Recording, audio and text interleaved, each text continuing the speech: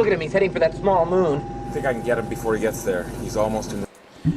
What's up and what's going on, fellow fanatics? It is a beautiful, happy, joyous day today, and I am so happy to be here with all of you guys. And it's not just myself today, it is myself and Corey, and we are in here to hang out with you guys and talk about some different things. I'm actually in a really good mood today. Don't ask why. I'm in a good mood today. I'm not gonna question it. It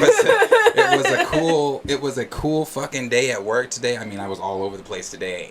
I have to be at work super early in the morning because I got to go 2 hours to Tulsa, spend time in Tulsa, get some people's cases and teeth and all that shit. I gotta do all that tomorrow, but I'm happy about it. I don't complain about, you guys remember I used to come in here and complain about the job. I don't complain anymore. But yeah, I love delivery. I love it. I love it. Like, I'm not about to sit here and say I want to be doing it because by fall of this year I plan to just do YouTube. By fall of this year, I should be in a spot where I should just be able to do YouTube. To where I can do the 2 streams a day and blah, like all that good stuff. But I'm in a good mood today. So Corey, how the fuck was your day? my day was pretty good as well. School was good. I'm like literally in crunch time, guys. The 31st is my last day, and then I take state boards all next month. So I'm just like getting everything ready. I've been studying, that's right. I've been doing hands-on. So I'm like, I've been getting excited more and more every day. So it was a really good day. That's fun. You are almost done. How does that feel? I'm excited. It's so good. I've been in school for like 2 years because I went back to back to get 2 licenses, and I'm just like, oh, yes. Yeah, I bet. Yes. I bet you are glad. I'm so happy. So yeah, but yeah, no, we got some things to discuss with you guys today, and I'm gonna do a giveaway today. But here's how the giveaway is gonna work today. Today for the giveaway, I'm going to be giving away the Black Panther Funko here, and so we'll give that away. How the giveaway is going to work today, it's not going to be a game where Corey is going up against someone else. The game is going to be between 4. No, how am I going to do that? I think I'm going to make it between 4 different viewers, and we'll draw names here. We'll do a whole spin thing, and then we'll make it work. We're going to draw 4 different names, and then through those 4 names, I have one of the new books that I got, and it's the Ultimate Marvel Studios quiz book, and it is a Marvel student. Now, it's not a Marvel comic quiz book; it's a Marvel Studios quiz book. So this is all the movie quiz trivia, and some of it's not that easy. Some of these questions, I was like, I don't remember that shit happening, but the tiny details. Yeah. But we'll do that today, and we'll have you guys in the chat go against each other, 4 of you at least, and we will see who comes out on top, who really knows their Marvel Cinematic Universe knowledge and can win this T'Challa Black Panther Funko. So, a little later in the show, we're going to get that going for sure.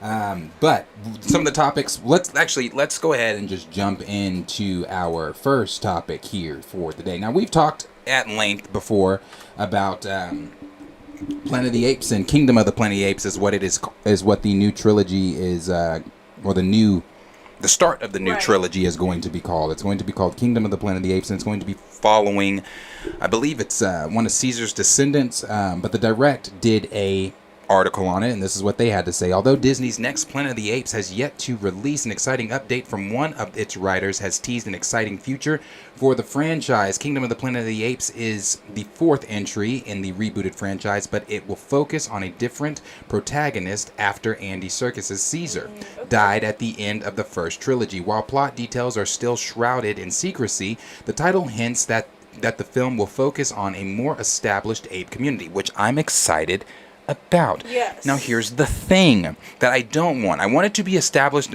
focus on an ape community, but I don't want it to be, what I really want, I don't know if you've seen Mark Wahlberg's Planet of the Apes or not. Yes. At the end of that, when Mark Wahlberg his character believes he was coming back to Earth, the regular timeline, or whatever it was, when he walks up to the Lincoln Memorial, it's not Lincoln, it's an ape. And then all these apes pull up in their cop cars, and they got their guns out on him, and he's like, what the fuck is going on? Right.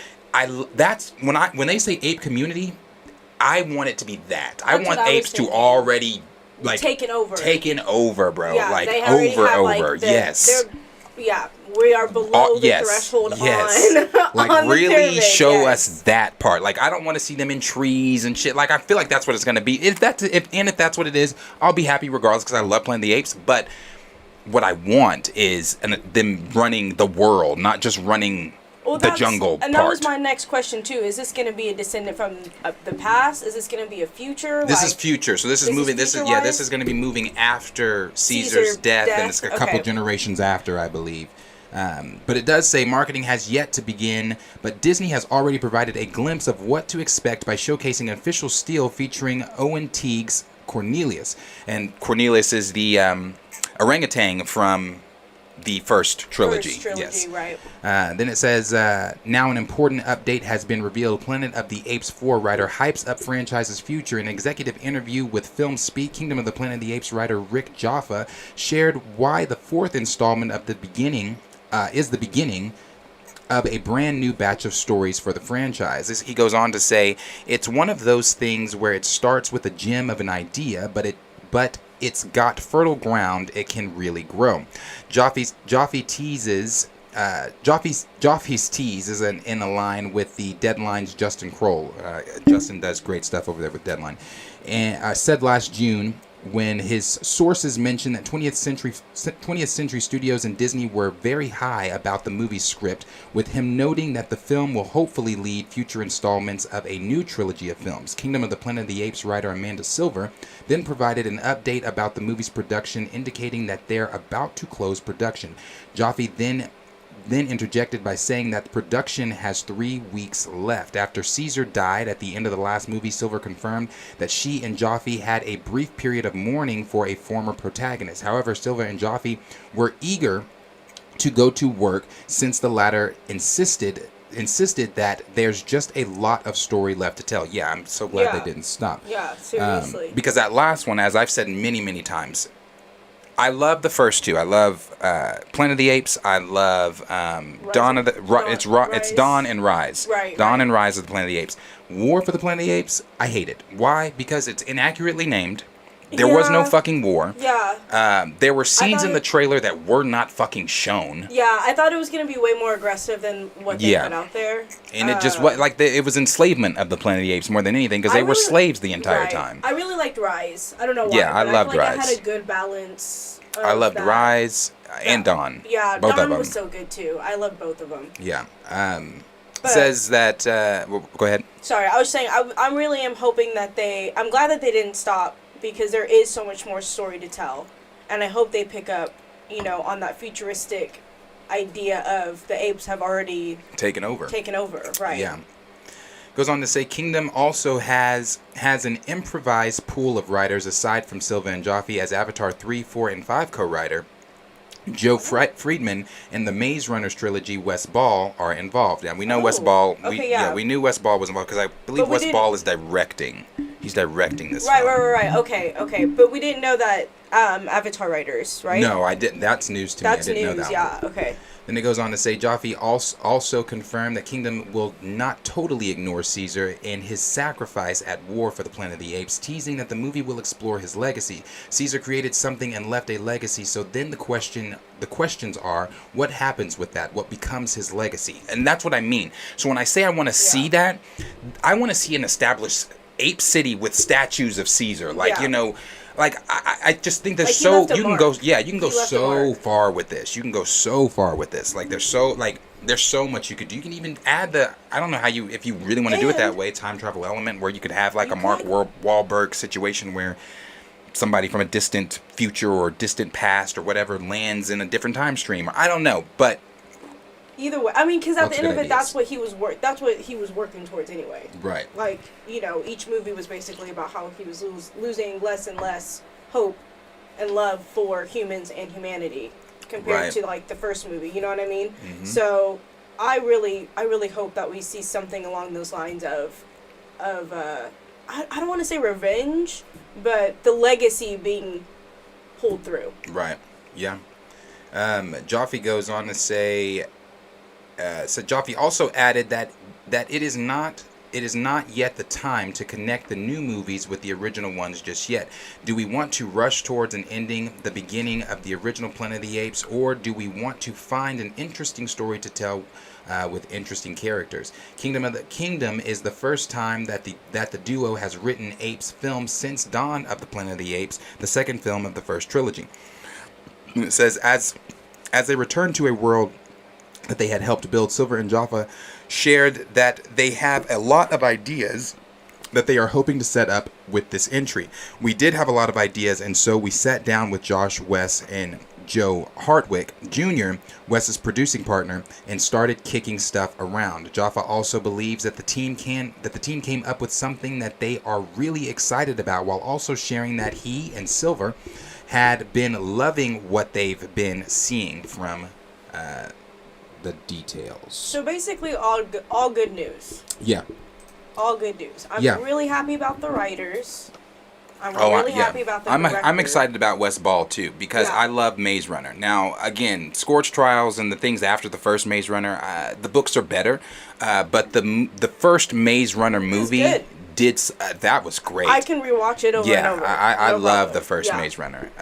He did really well with that one. He did. So I'm excited because Wes Ball's attached. I'm excited, and also because I really love the Planet of the Apes franchise, not just the new ones, but Mark Wahlberg's in the original Planet of the Apes films. Like, they're all. Get your hands off of me, Daddy. I really love him, bro. Like, and I hate that Andy Serkis may not be involved. I don't know if he really is going to be involved. I would assume he would be involved, just because nobody does mocap like Andy. Nobody. Like, the way he is able to do the facial transitions and things like that. I mean, he was Snoke, he was Caesar, he was Gollum. I mean, give this man his flowers. Andy Serkis is, and not that people haven't. People have been giving Andy his his flowers for a long time now, and well deserved. He's a great actor. Yeah, he's amazing. Great He's actor. Really so I'm excited for this trilogy. But as always, question is for you guys. Let us know down below in the comments what you guys are thinking of what's coming with Kingdom of the Planet of the Apes, with Wes Ball being attached. Is Andy Serkis going to be attached yet? We do not know. What are they going to be doing with Caesar's legacy? Are we going to be seeing some type of formation of a, or an already established ape, not just community, but a society? I don't like the word community that they use, because it's small to me, but a society, an ape society, I think that would be something that would be great to see. But as always, like I said, let us know down below in the comments what you guys are thinking, and if you are excited for this trilogy. What are they saying in the comments? Everyone's, a lot of people just checking in. To get right into it.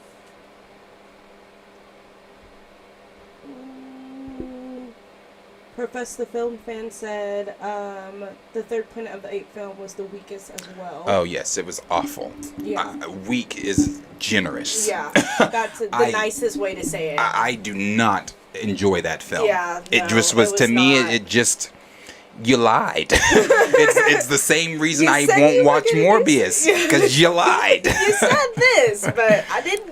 It wasn't given what it was supposed to give. Yeah, so I'm not interested. Raymond 2000 said, I haven't seen not one Planet of the Apes movie, you uncultured swine. Raymond, you should definitely watch them, because they are great, bro. Like, the first one, when Caesar spoke for the first time. Oh my gosh. And yelled no. Bro, goosebumps till this so day. Good, so fucking till this good. Day. Yeah, bro. And the second one, Rise of the Planet of the Apes. Oh my gosh, man, I love that one. I'm sorry, Dawn of the Planet of the Apes. The second one, Dawn of the Planet of the Apes. Rise, he was pissed. Yeah. By Rise, he was pissed. That's why I liked Rise, because it was I feel like you just saw him. That's when you finally just saw him realize, like, I'm done with humanity. Yeah. Like, I'm just completely done with y'all. Yeah, I like the second one too. It's my favorite out of the three. It was so good. Yeah. Dan the Man said War was the best one in my opinion. That's the one I rewatched the most. Can't stand the villain in Dawn because of what he did to the other ape's son. War just hit different for me. Are you talking about Koba and what Koba did? I liked Koba as the antagonist of that film. Yeah, it made sense to me. Yeah, I liked him as the antagonist, because Koba really... He pissed me off, don't get me wrong. You even saw Koba go down his own path in the first Planet of the Apes film. Like, when all the apes were being released from that facility, Koba went his own way to find, he had his own agenda. He has his own... Like, even when he was a part of the ape clan with Caesar and everything, there were moments before he truly defied Caesar that he would defy Caesar.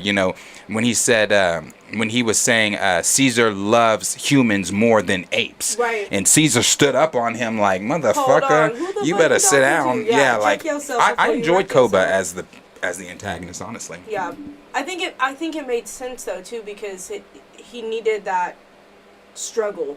You know what I mean? Of like, is this the way I'm gonna go, or am I gonna go the other way? So it makes sense. I liked him. Yeah. As the antagonist. I liked him. Dan the Man also said, translation, do we want to milk this franchise down to its last ape? Yes, I agree. Well, we will definitely see. Ashura, wait, Disney made the modern version of Planet of the Apes. Get ready to be Disneyfied. Yes, Disney owns who owns the Planet of the Apes franchise? I believe it's Fox own them, and Disney, of course, owning Fox now owns that franchise. So it'll be I was like, they've been owning. Disney's been owning Planet of the Apes for a cool little minute, though. Because Disney's owned Fox for a cool little minute. They've owned Fox, I believe, correct me if I'm wrong, but I believe 2019 is when Disney acquired Fox. Was it? I thought it was 2018? I thought it was like a couple years before the pandemic. Because I remember there was a lot of shows on Fox that was like getting canceled around that time. Yeah, they acquired Fox March 20th, 2019. Okay. Yeah. Ashura also said Mark Wahlberg's version was trash. You're crazy. Okay. There are moments, there are things I don't like about Wahlberg's, but I do like Wahlberg's. Especially the ending. That's my complaints with Wahlberg's, or that it didn't continue. I wanted to see more. I think that's my only complaint. Yeah, I liked it. I wanted to see more of where we got. Yeah, notes. Like what's going on with him? What's going on with his character in the Planet of the Apes?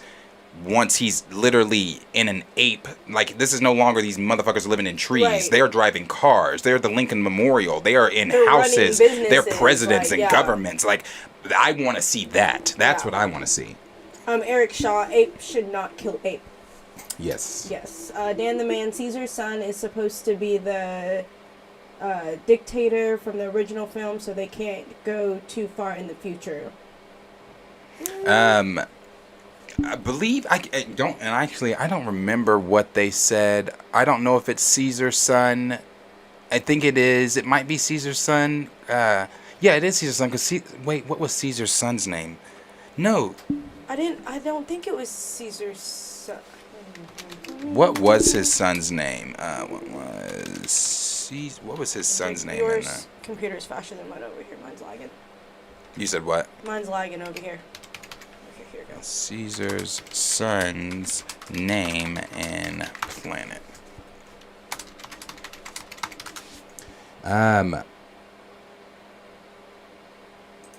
Caesar's son's name. Okay, so his second son is Cornelius. Okay, yeah, that's what I'm reading. I'm like, wait, his first. Cornelius the second. That's right. Yeah. So Cornelius is the one that they're Oh, that's right. His son is named after the orangutan. Yeah. Cornelius. That's right. Okay. Yeah. So this will be the one that they are following here. So no, they can't go too far in the future, but they can still go enough in the future to where the apes are running shit. Like there were no humans. The only humans that were left were the ones that all died at the end of the war. I haven't seen War in a long time, and it's not one that I will want to rewatch, not willingly. So I don't know, but definitely his son. Yeah, his other son is Blue Eyes, the little boy, the little one. Yeah, Blue Eye. Yeah. Mind of Inception said, wish we could see the apes have more of an authority or domain where they rule. Would be awesome to see. Yeah, it really would be. It really would be. Kenny Pierce said, I hope they can make the Planet of the Ape franchise bonkers in a way the old ones were. Like the whole time they thought they were on the other planet, but in the end it was Earth the whole time. That's what I mean. Crazy. That's what I mean. Yeah. Like that's There's so many things you can do. The last part you were reading in the article, they were saying how like it would be cool to kind of make more of an interesting story to wrap around back to the beginning. Right. Yeah, and right. I would love for them to see that. Let's see. Network said Andy is phenomenal as Caesar. Yes, sir, he is. He is. Oh, it went up. Dang it. Thank you, Kenny. Thank you, Kenny, for the support. Thank you so much, Thank you, Kenny. That really means a lot. Yes. There we we go. Astra said, why were the apes tall as humans in the original and the modern Wahlberg run while the new franchise has them? Technology. Yeah. We were in a... Mark Wahlberg's, I believe, came out early 2000s. I want to say like maybe 2003. Let me get the exact time of when that came out. Planet of the Apes for Mark Wahlberg, that movie came out in, of course. I think you're right. I think it is 2000. It was like early 2000s. It was early 2000s. 2001. 2001 is when it came. Is when the Mark Wahlberg one came out. So technology, mocap, where we currently are, we were not there. Yeah. We were not there in 2020 in 2001. So that's why the apes were practically like it was practical costumes. They were in costume. Like it wasn't the apes that we see in the new version of Planet of the Apes. That's all mocap. They go in and digitize that shit and make them apes look the way that they look. But when Mark Wahlberg was on set in 2001, people had to actually get in costume and be that. But now, since technology has progressed in the way that it has, that's why the apes actually look like real apes and not exactly. Yeah. So we'll move here to the next, last one there. J. Rob said the original Planet of the Apes twist was better than Mark Wahlberg's one, in my opinion. Oh, I agree with you too. Yeah, definitely. 100%. Dude had a mental breakdown in the end. Yeah, no, I wasn't I agree. expecting the twists in Mark Wahlberg's either. I was like, oh. The original Planet of the Apes to me are still untouchable. Yeah. It's just like with the original Star Wars stuff. You can't touch some of the original shit. Like that's why they say if it ain't broke, don't fix it. Yeah. So sorry, I'm gonna go to the restroom real quick. Even I know what you mean, Asher. Their size. I mean, they were tall because they were actual people in costumes, and they had to, they were. I mean, I don't know how. I mean, there were parts in the Mark Wahlberg's movies where they would be hunched down or whatever, but for the most part, the actors were just gonna stand straight up. I mean, you got most parts where they were hunched down sometimes, but not all the time. So we'll move to the next topic here. The next topic I'm going to move on to is going to be Mark Hamill. So, Mark Hamill has come out and said that he is not wanting to return as the Joker. And he's not wanting to return as the Joker because Kevin Conroy has passed away, as we all know. That being the sad news that we received, I want to say last month.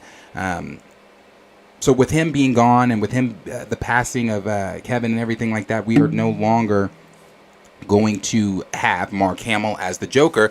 As if you don't know, Mark Hamill voiced the Joker on the original Batman series. He voiced the Joker in some of the video games. He's voiced the Joker in a lot of the animated films. He voiced the Joker in the Batman Beyond, Joker Returns film, all those things. So he's not wanting to come back as the Joker without Kevin Conroy there, because the relationship that they had, he just said, without Kevin as Batman, it doesn't seem right for him to continue on as the Joker. And this is what Mark Hamill, kind of had to say about it. It says, throughout his journey as the Joker, Hamill has had one constant partner, Batman's voice actor. Oh, thank you so very much. So much. From Rhymes, thank you so much. Just dropping some love while tuning in. Thanks for the content and keeping up the good work. P.S. Love your dogs as well. Hope he's good now. Thank you so much. It really means a lot. And thank you so much for the generous, and I do mean generous, super chat. Thank you so much. Yes, Capone is okay because I've had people. So I'll pause this before we go back into Mark Hamill. But people have been asking, how is Capone? Capone is fine. He's doing better. He has senior citizen food now. He cannot eat the regular food. But Capone's only 8. I say only because Capone's dad lived to be 16, and I want that for my baby, and I take very good care of Capone, so he's healthy. Every time we go to the vet, they always say he's fine, he's healthy. He was sick though. They thought maybe something was blocking his stomach, but it wasn't. Thank God nothing was blocking his stomach, because if it was, they were talking about a $3,000 surgery. Oh my God. And I'm like, oh my God. So I'm so glad that he's okay. That's my baby, man. I appreciate everybody for the kind words and things like that. I literally, that Friday, we came home from being at the vet all day, and I got my blankets, got on the floor with him, and I just laid with him, because I'm like, That's my baby. Yeah. That is my And baby. you guys know, like, Darius is not, like, an emotional person, and I felt kind of bad, but I didn't, because, like, I think every day for, like, 3 days, I was like, hey, you okay? Your phone okay? Yeah. You guys see anything? Yeah, it's my baby, Because I just man. knew he was probably on the floor, just sleeping and laying with him, and I was like, oh. So I appreciate you. Thank you so much for that, and thank you guys for all the ones that have asked about him. I appreciate it. But yes, so like I said, Mark Hamill. This is what the article has to say here for Mark. It says throughout his journey as the Joker, Hamill has had one constant partner, Batman voice actor Kevin Conroy. And speaking with Empire magazine, he reveals that he does not believe he will return as the Joker following the death of his longtime friend and collaborator. Batman the Animated Series, Conroy's version of Batman, was extremely important to the future of the character, bringing directly to mainstream audiences the most faithful adaptation of The Dark Knight from the comics. That is very true. Perhaps to this day, the cartoon perfectly represented Gotham City, with the characters and storylines being so rich they would become the default traits of some iconic villains such as Mr. Freeze, Conroy's Batman, and Hamill's Joker carried the show, with their interactions being lauded to this day as the best representation of the character's dynamic. Sadly, Conroy passed last year after a battle with cancer. Check out an excerpt from the magazine below. This is what Hamill had to say. Hamill doubts whether he'll whether he'll ever take up the Joker mantle again with Conroy there to trade lines with. It was heading that way anyway, he says. They would call and say they want you to do the Joker, and my only question was, is Kevin Batman? If they said yes, I would say I'm in. We were like partners. We were like Laurel and Hardy without Kevin. There doesn't seem to be Batman for me. Honestly, that's like the sweetest thing I've ever heard. I love Mark Hamill. I love Mark Hamill, and I love him as the Joker. And I hate to hear him say that. I understand why he says it, because that is his friend, and I agree with everything that article just said about Conroy's Batman and the elevation that it did for the Batman animated series, not just the animated series, but Batman in general. It was the series I grew up on after I moved to Batman Beyond. So it was definitely, I enjoyed that series, and I enjoy Mark Hamill as the Joker. I think he is fantastic as the Joker. I think that his not just his ability to, it's the way he portrays that he's the Joker. He is the Joker. The way he portrays the Joker. He's the Joker, and the way he portrays him. I wanted to share this with you guys. This is he was on stage at Star Wars Celebration. And they asked him about the Killing Joke, to where he did the monologue for it, and it was great, fucking phenomenal. And I look forward to Killing Joke. Oh yeah. You know about that? I'm telling you, be careful what you wish for. Because I kept saying, when Joker was over for me, I said, you know what we ought to do? Is we ought to do Killing Joke. And the thing is, it's not for kids. And I really apologize. It's rated R. Oh, thanks, Chelsea. But it's really mean and nasty. And by the way, for you Alan Moore fundamentalists, of which I am one, it's not, because I thought of it as a book on tape where we can do every single word, right? And just do music and sound effects. Because Alan Moore doesn't like anything that they do. V for Vendetta, he didn't like Watchmen.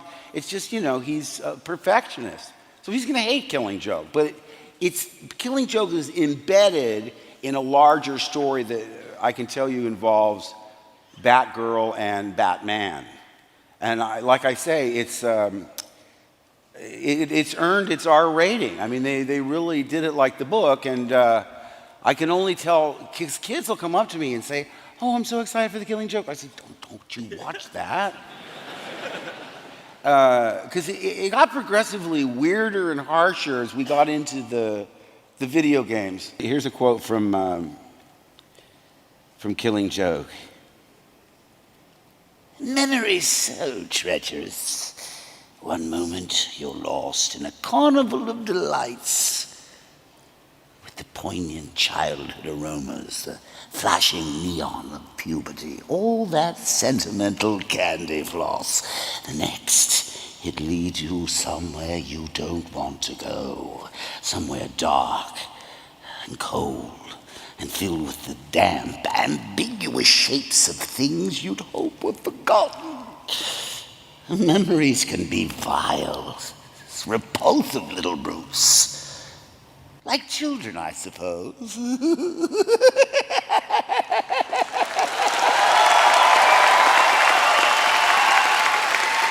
Thank you.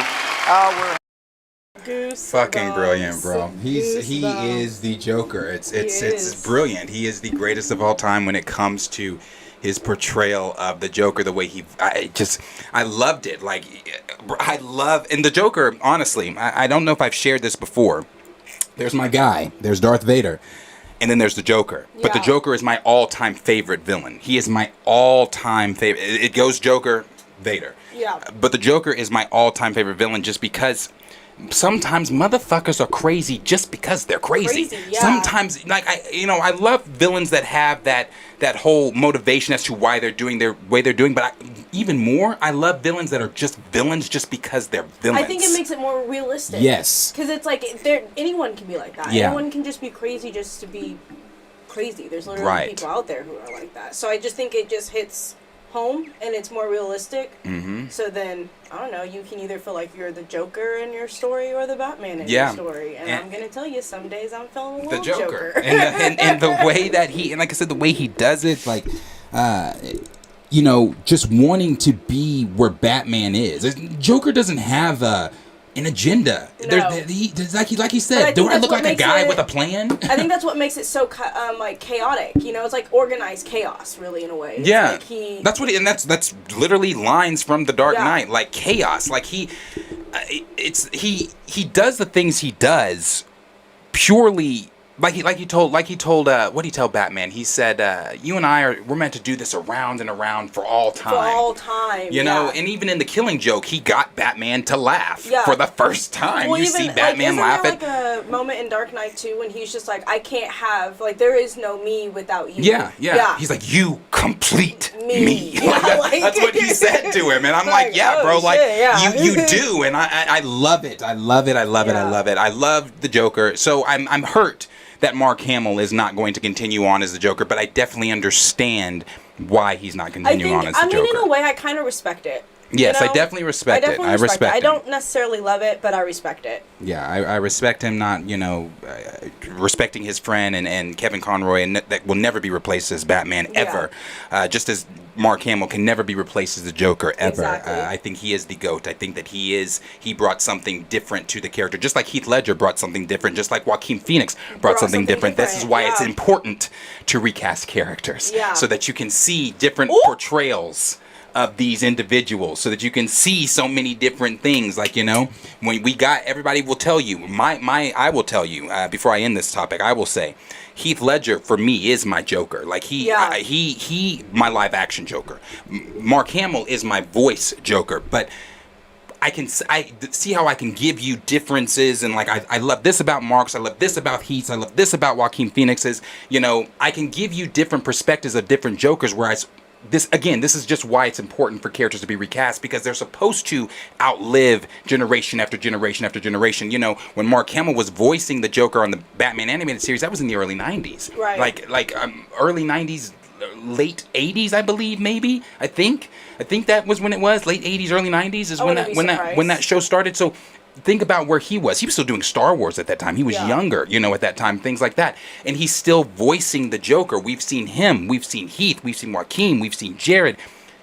And every single one of them have brought something different to the table of the Joker. I was just about to say, Mark leaving Joker probably gives them an opportunity to open up a new world for Joker and Batman with somebody different. You know what I mean? You're giving someone else the opportunity to cut their teeth on a role that is going to outlive that person, going to outlive that next person and the next person, because these characters are immortal. So I'm upset that Mark Hamill's not continuing on, but that does not mean that the Joker is not going to continue on. The Joker's going to continue on. Mark Hamill, his rendition of the Joker has just come to an end. And again, sad by it, but you after showing that clip, you can understand why I'm sad, because the man's brilliant. Man's brilliant. I still get goosebumps.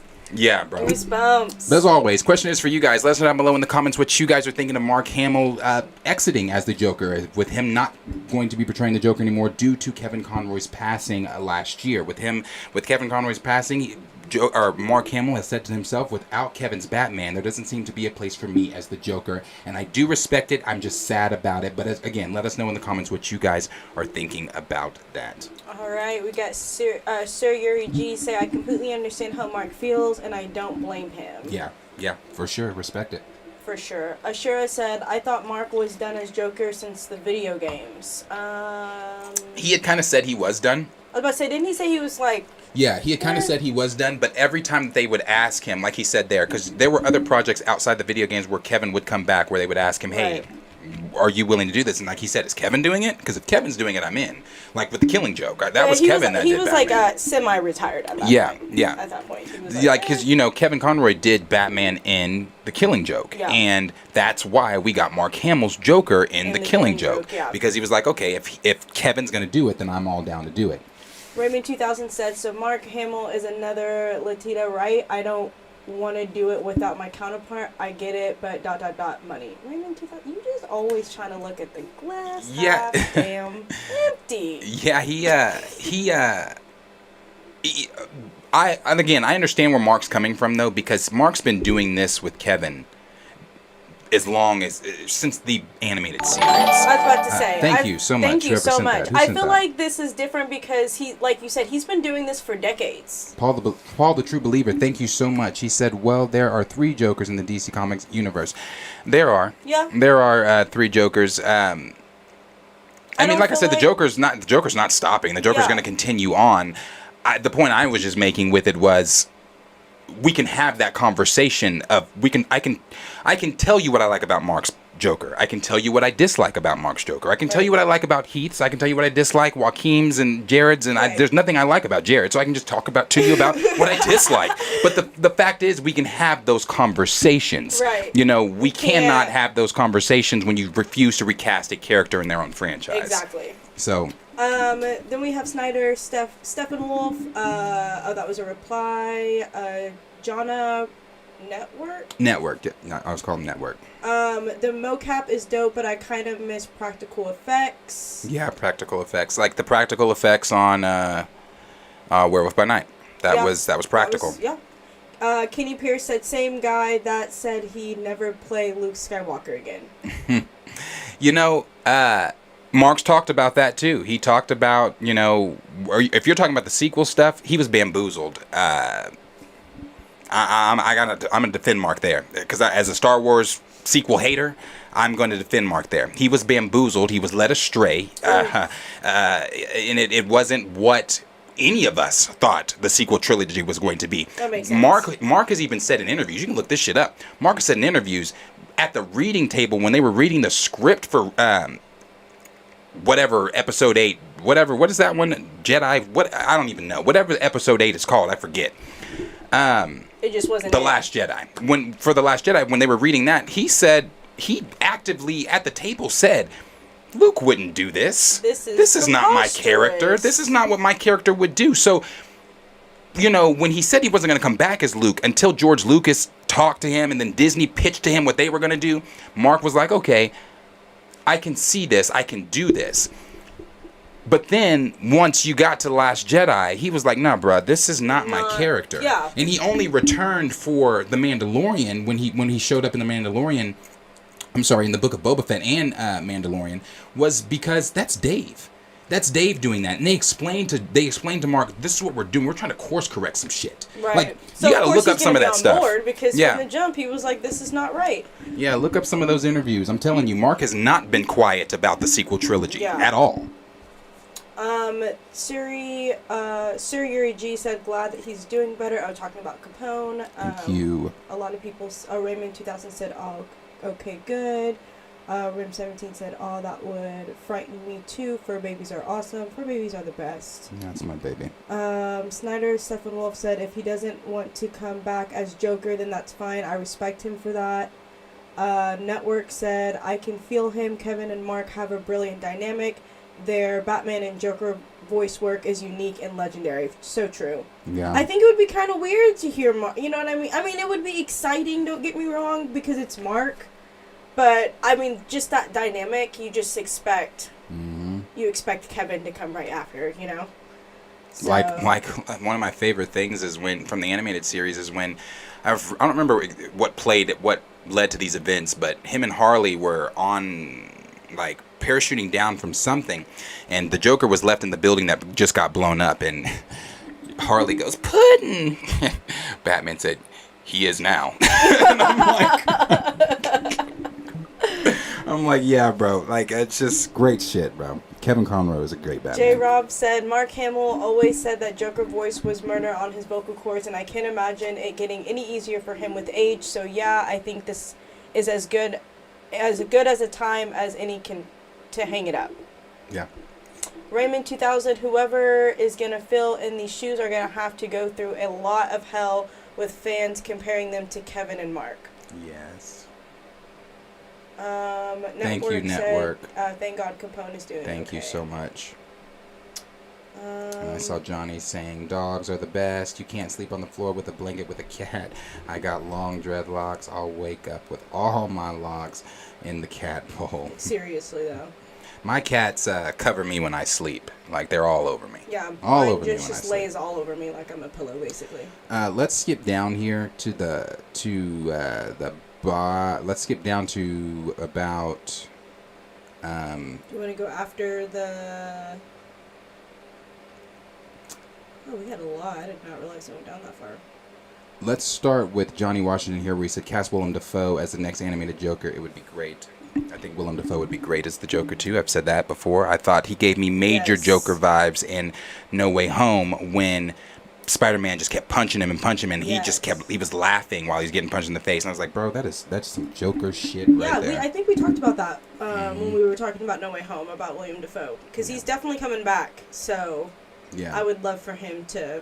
Ooh, I would not be mad about him being a Joker whatsoever. Yeah. I'm trying to find... You can go after the Super Chat. After Super Chat? Yeah, because we got to move to the next topic.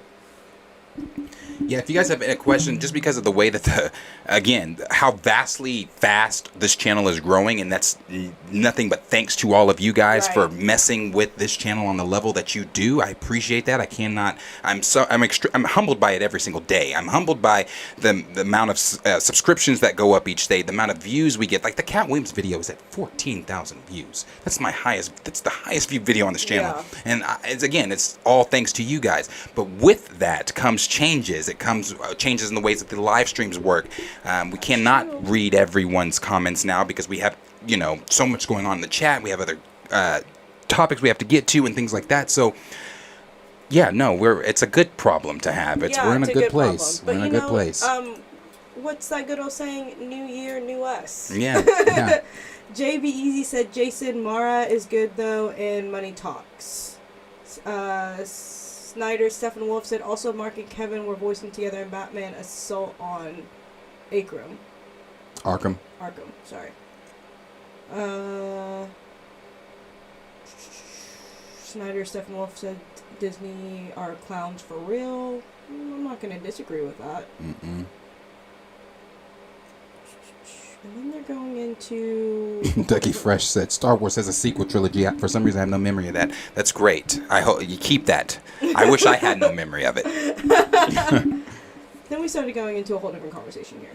Okay. We'll move to the next topic. Next topic that we're going to move on here to is going to be... Let me get out of this.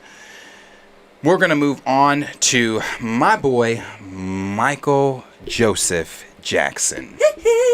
And I did see Raymond say earlier I meant to read it earlier, but he did say, said thank you for getting a decent picture of Mike on the thumbnail, like unlike some of these other YouTubers that have been doing, talking about the biopic and been using a less than flattering picture of Mike. Yeah. Here's what I'll say. I adore Michael Jackson, and this is why I was telling you before we even started. I'm not a fan of Michael Jackson. I'm in the cult of Michael Jackson. Honestly, because the way when Mike died, passed, I hate saying that, when Mike passed, you would have thought I personally knew Like, this that man. was your best friend. Yes, you would have thought I personally knew this man. So I'll paint the picture here quickly. 2009, it was summer, it was June, I remember. 2009 in June when Mike passed. I was watching 106 in Park when 106 in Park was still a thing. It was Roxy and Terrence. They were hosting it. Who was the host? Roxy and You Terrence. already know. Roxy and Terrence were hosting it. And we were on like song number 5, countdown. Damn, and next thing I know, they top cut off the song. And I'm like, what the hell is going on? They pan the audience, and everybody's like in tears. And I'm like, what the fuck is going on? And next thing you know, Roxy starts talking, and she's like, I can't. So she stopped, and then Terrence says, we just lost the greatest entertainer of all time, Michael Jackson. And I said, I had to go check, is this real? Is this, blah, blah, blah. So when Mike passed, you would have thought the way I acted, because all summer, you couldn't get away from Mike, and I loved it. They played his music nonstop on VH1, nonstop on MTV, nonstop on the radios here, like all summer, bro. Not just like a week, not a month. It was all summer. Yeah. And why? Because Michael Joseph Jackson, your mileage may vary. Your negative comments about Mike, please, if you don't want to get cussed out, keep that shit to yourself. He said keep it at home. Because I'm telling you, Michael Joseph Jackson, regardless of the negative shit that people say about Mike, that's untrue about Mike, because innocent until proven guilty.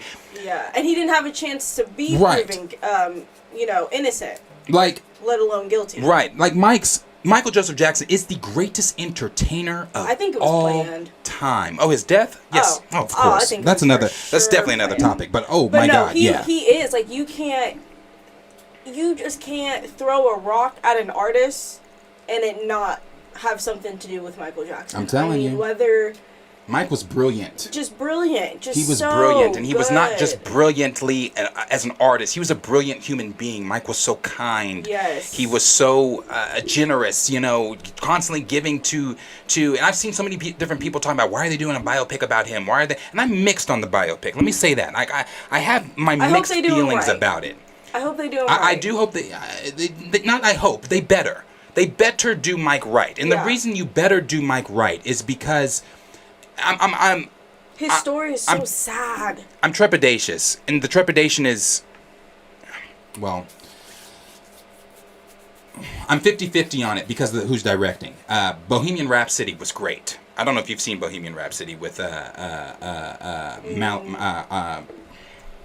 it the guy that was Rami in Malek? Yeah, the guy that was in what's that show? Robot or something like that? I'm not sure what else he's done outside of Twilight. But I'm not sure when he showed up in Twilight. But I know who you're talking about. Yeah, Rami Malek was he was brilliant in Bohemian Rhapsody. Queen, getting to see how Freddie Mercury, his portrayal of Freddie Mercury was just great. I thought he was great. It was great. The direction of the film was great. So if we can do a Michael Jackson biopic in the same vein that Bohemian Rhapsody's done, and some of the things in Bohemian Rhapsody were exaggerated. Some things didn't go exactly how they went, like the whole, like the meeting scene that he had, about the whole 7-minute song that is the Queen song there. I forgot. Oh God, don't kill me in the comments, please. I know the song. I listened to the song. Mr. Robot. That's what it was. But yes, actually he was. Yes, now that you Mr. I do remember. Yeah, I didn't Mr. watch Robot. it, but I remember that. So yeah, if it's done in that same vein, and it's not, obviously there are going to be things that you're going to have to touch on, like the things that happened within his life. Yes, but you got to do this right. Like, don't paint Mike to be a villain, because I've seen people saying that. People saying like, "Oh, you can't do this if you don't actually tell what he really was." Well, what the fuck was he really, since you knew him? Yeah. What was he really? Yeah, no, a lot of people have never seen. You and I have seen it, but Yeah. a lot of people have never seen Jackson's The American Dream. A lot of people have not seen that. Which is kind of crazy to me. Mm-hmm. I just feel like it's one of those like classic movies that you have to see. Yeah, it's one of those cultural classics, like, that you just for the culture have to see. That you, like, if you haven't seen Jackson's The American Dream, it's like, okay. My mom was here's the thing. My mom was obsessed with Michael Jackson, and my dad was the biggest Prince fan you'll probably ever meet. So I got the best of both worlds. Mm-hmm. So when Prince died, I was like belligerent. Mm-hmm. I was like, oh my God, this cannot be happening. And I played nothing but Prince at Hard Rock like for 2 months straight after that. But even when Michael died, I was like, I was so lost for words because it just didn't make sense. It just kind of felt like it was out of nowhere. Sad. Yeah. It was very sad. It was out of nowhere. The man was just murdered. very sudden, yeah. And I don't. It never felt right. His death never felt right to me. Yeah, so I'm, you know, like I said, I do want to see a biopic of Mike. I would love to see a biopic of Mike. I love biopics in general. They just better do him right. Yeah, it's got to be done right. Like I said, if you're gonna do it, do Jackson's The American Dream type of style too. Like Jackson's The American Dream was great. It was accurately told. You didn't leave shit out. It was great. Like. We need, if you're going to do a biopic, we need to see, like, because people like to, you know, again, if you haven't seen Jackson the American Dream or you're not, you know, well versed in Mike's upbringing, those children were beat. They were beat. I mean, as a result, verbally, physically, emotionally, I mean, they were beat. Like, you know, the result was they became the Jacksons. Yeah. But, you know, Mike didn't have a childhood. That explains the amusement park and the childlike things he would always do because he didn't get to have a childhood. You want to go outside and play? No. We're working on the next show, or we're working on this, or we're working on that. Yeah, so now when you have all this money... He didn't have fucking friends. Yeah. Like, that's why he had that's why they has the song Ben about the mouse, because that was one of his only fucking friends outside of his siblings. Like, they weren't allowed to be children. So if you're going to show all of that, if you're going to do a biopic, show that shit. Make people understand why Mike was painted as Wacko Jacko. Why Mike was painted in the light that he was painted in, because you didn't understand Mike. Yeah. But all their, just the whole story, their whole brought up, just... It was just sad. It was just really, really sad. And I mean, I don't blame him for, you know, liking things that children would like at his age because, like you said, he didn't have a childhood. No. So imagine you finally being on your own and you're making your own money and you can create your own time pretty much. Yeah, if I can go to an amusement park, I'm going to go to... I'm 27 and I still go to an amusement park. Yeah, but you know, it's like even you can listen to recently passed, very sad, Aaron Carter. Aaron Carter has done interviews talking about Mike wasn't that. He's like, never once, bro, when I was at Mike's house, did any of that shit go down like that. Like, there's been so many child stars that have came out and been like, that's never been a thing with because me. that wasn't who Mike was. That's not who Mike was. Like, it's just not who Mike was. People said, would you let your children? Yeah, I would have. I would have let my kids go over Mike's house. You take that how the fuck you want to take it. I would have let my kids go to Mike's house. So no, it's not. It's just not one of those things for me. Again, Jackson the American Dream, though, fucking brilliant. I saw someone say on Twitter, make Angela Bassett Catherine again. Catherine, yes. Why not? It worked the first time. Let's do it again. Do it again because she was... A lot of people, like when we talk Wakanda Forever, like when we see Angela Bassett, a lot of these newer people that are new to Angela Bassett don't understand. Sister has portrayed many roles. Many roles. She should... I'm looking at you, Academy Awards. She should have had an Oscar a long time ago. Sorry. She doesn't have one. I'm sorry. Side note. Don't get me wrong. I love that she won the Golden Globe? The Golden Globe, but I'm so mad it was over this dumbass shit. Oh, yeah. Even though I will say this. I hate Wakanda Forever, and everybody knows that. Woo! But she, in Wakanda, the minute that trailer played, it was her for me in the trailer. Yeah. It was her for me that made the trailer beautiful. She didn't bring it. She brought it. Oh yeah, she definitely brought it. I just feel like out of everything this woman has done, everything she's done, this is what she's getting the Golden Globe for. This is what we're going for. Right. And like I said, because she was nominated for an Oscar for What's Love Got to Do with It. She just didn't win. She didn't win, and she was, bro. And the fact that she didn't win because she portrayed Tina Turner. Ooh. I think it. Especially the end, bro. The ending scene where she's Tina by this time. Yeah. And she's got the hair and she's doing the makeup and Ike walks in the dressing room. You can't tell me that ain't Tina fucking Turner the way that Angela Bassett portrays her. So I think, again, if you're going to do a biopic, bring Angela back. Let her be Catherine. Whatever worked the first time, let's bring that back to the table. Yeah. Let's just do it right. Yeah, bring all that back. And I'll read here very quickly just this first part. It says, Michael Jackson is getting a biopic treatment. This is coming from the Hollywood Reporter. Michael Jackson is getting the biopic treatment. Lionsgate and director Antonio Fuqua are taking on the musician's life in a film titled Michael. The Hollywood Reporter has confirmed, which I love the title, Michael. I like that. Just keep it that, Michael. Nice and simple. Yes. Graham King, a seasoned hand at biopics with the Oscar-winning Queen film Bohemian Rhapsody under his belt, is producing along with John Branca and John McClane, who are the co-executives of the Michael Jackson estate. John Logan, who penned Gladiator and The Aviator, wrote the script. The first film of his career were music videos, and I still feel that combining film and music are a deep part of who I am, said Fakwa in a statement. For me, there's no artist with the power, the charisma, and the sheer musical genius of Michael Jackson. Never will be. There will I think never it's crazy be. when people try to compare him to Michael. And I just think it's crazy when people try to compare artists to other artists in general, because I'm like, at this point, there's so many different things out there. Like, everyone's in their own lane, and that's completely fine. The closest we're going to get to another Mike is Breezy. Chris. But he's even said, like, oh, yeah, I'm not even. Yeah, he's not. He's brother. Like, don't get me wrong. You ain't Mike. Yeah, he's None like, of y'all will ever be Mike. And he says, I ain't Mike, and y'all ain't Mike. Right. Mike is Mike. Nobody will ever touch the king of pop. But if we, like, the greatest entertainer of all time. We're talking about a man. I'm going to finish this article, but we're talking about a man who could come out on stage in a concert, not sing a word, not open his mouth, just stand there. Just stand, and motherfuckers is passing out. Then you reach for his glasses, and then the sound in the arena elevates just because he's taking his glasses off. And I think I read somewhere, like, Michael Jackson was the first artist that had an audience reaction like that since Elvis. Yeah. Since Elvis. And I don't care what, I know a lot of people like to say, oh, he's no Elvis. He surpassed Elvis. And that's Elvis is no Mike. A lot of people have said that too. Like, a lot of people, like, just his records alone, his legacy alone, they say, like, he surpassed his Elvis. Mike's music is still, I don't know who listens to Elvis's music. Maybe you do. I don't know. I'm not saying that. Anyway, Mike's music is one of those things that it's timeless. It's played. So it gets played. Timeless. Like, it's timeless because Mike is timeless, bro. Yeah, like, he did that. Yeah, so when you're talking about a man like that, bro, that could come out and make people are leaving on stretchers, and he hasn't even sung a word yet. He hasn't said. All he did was come out on stage.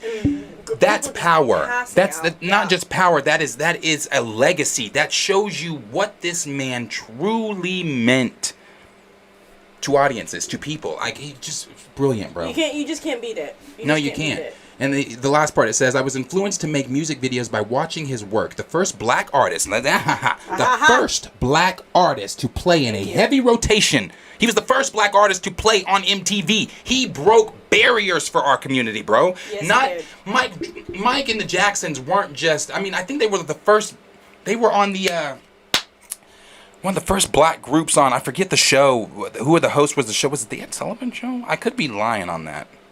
Anyway, he broke barriers for this community. Like, Mike, the first black artist to be in heavy rotation on MTV. His music and those images are part of my worldview, and the chance to tell his story on screen alongside his music was irresistible. Jackson, who won 13 Grammys and rose from childhood stardom in the Jackson 5, became the biggest pop star in the world, passed away in 2009 at the age of 50. So, oh, okay, hold on. According to Lionsgate, the film will address all aspects of Jackson's life through it, though it is unclear how the film will address the many controversies involving the late music icon, given that the film is made in conjunction with his estate, which has defended him against accusations of sexual abuse of sexually abusing children. Those accusations were returned to the public discourse thanks to the 2019 HBO documentary Leaving Neverland. In that fucking documentary should have been made. I didn't even finish that shit. I will never finish that shit because I started it and so I was fucking like, disrespectful. It was just weird. Yeah. It was weird how it was a money grab. It was weird that how Wade dude, ain't that his name? Yes, Wade? but it was weird how they were even just portraying the so-called victims. Money. The way they were, I was like, this is creepy. This is creepy, and I don't like it. Money, I don't like it. And this is the last thing I'm going to show on this topic. And this is because I adore Keke Palmer, and we were talking about this. Keke Palmer does an amazing portrayal of Angela Bassett. That's my girl. She does portrayals of Angela Bassett from What's Love Got to Do with It, but the one that I'm about to show is her portrayal of Angela Bassett from Jackson the American Dream. This is when Catherine hears on the phone Joe cheating on her. Yes, Joe had asked her to go to the store and get some ice cream, and meanwhile she heard the phone ring. She had answered the phone several times that day just to hear someone breathing and then click when Joe didn't answer. So she was going on her way to the store. She heard the phone ringing from one of the other rooms in the house. She goes to pick it up. She's listening to the conversation, and it's Joe and some mistress of his talking about blah, blah, blah. She walks in on him. She says, I heard every word. And then that's when she's like, I don't want you no more. Yeah, so fucking good, bro. So fucking good. But Keke Palmer sat down with we're Angela. both Virgos, so in my head, we're best friends. Yeah. Sat down with her. Look at Keke Palmer does an impeccable impression of one of Angela Bassett's iconic roles. You a lie, and you a cheat, and I don't want you. I don't want you. I don't want you no more. Yes! I'm telling you, that scene is too good. You a lie, and you're a cheat, and I don't want you. No, I don't want you. I don't want you. I don't want you. I don't want you. I don't want you no more. shit is so good. I love it. No, I don't want you. I don't want you. I don't want you no more. You know, and this is the last thing I'm going to say. I competed in a talent competition when I was in eighth grade. In eighth grade. My mom put me in this talent competition. I made it to the rounds in Dallas. We had to do some competing here in the city. Then after this was serious. My mom wanted me to be one of those Disney Channel kids really bad. We competed here in the city. Then I made it to the rounds in Dallas. The next round we're going to be in L.A. I didn't make it to those, but I made it to the stuff in Dallas. And you know, the hotel we were at in Dallas, so many different kids, some all ages. So they wanted you to come in. You had to model, you had to sing, you had to act. Model, sing, and act. We had to do all three of those. Right. Thank God I can sing. So I sung. I don't remember what I sung. But I sung the song. But let's get to the monologue part. The monologue I did was the Jackson's American Dream monologue. No. Where Joe gets the towels. He's like, Michael, Marlon, who left the towels by the swimming pool? And then goes up there and blah, blah, blah. She's like, Joseph, get in here. You could wake the dead. No more beatings. You hear me? No more. And then he's like calling for Michael and Marlon. She's like, I've had enough, Joseph. All these years I've had enough. Wait, did you do her part? Yeah, I did her part. Oh! I was like, you cannot keep doing these boys like this. Oh, bro, yeah, I pulled a Catherine. Oh, baby. It was great. They made me do another monologue too. No, unfortunately. But they made me do another monologue. And the other monologue I did was the Fresh Prince monologue when Will finds out that his dad doesn't want him. Oh, my God. Yeah, bro. So, anyway, I am pretty high on a Michael biopic if done correctly. I have my mixed feelings because don't disrespect my guy. True. But I have my mixed feelings, but I still want to see it because I adore biopics. I think biopics are good when they're done correctly, like Bohemian Rhapsody, like What's Love Got to Do with It, like Jackson's The American Dream, and some of the others out there. So, but as always, questions for you guys. Let us know down below in the comments what you guys are thinking. Are you checking for a Michael Jackson biopic? Are you asking yourself, as like I asked at the very beginning, for why? But at the same time, and I'll say this too, I wish they would just leave Mike alone. I want to see a biopic, but because you drug him through the mud through his last days here on Earth, not just his last days, drug him through the mud for years and years and years and years, drug him through the mud. Like he said in his song, just leave me alone. Yeah. Leave him alone and let Mike rest. But again, I pose a question for you. Let us know what you guys are thinking. Okay, we'll start here. Mr. Parks 212 said the real king of pop.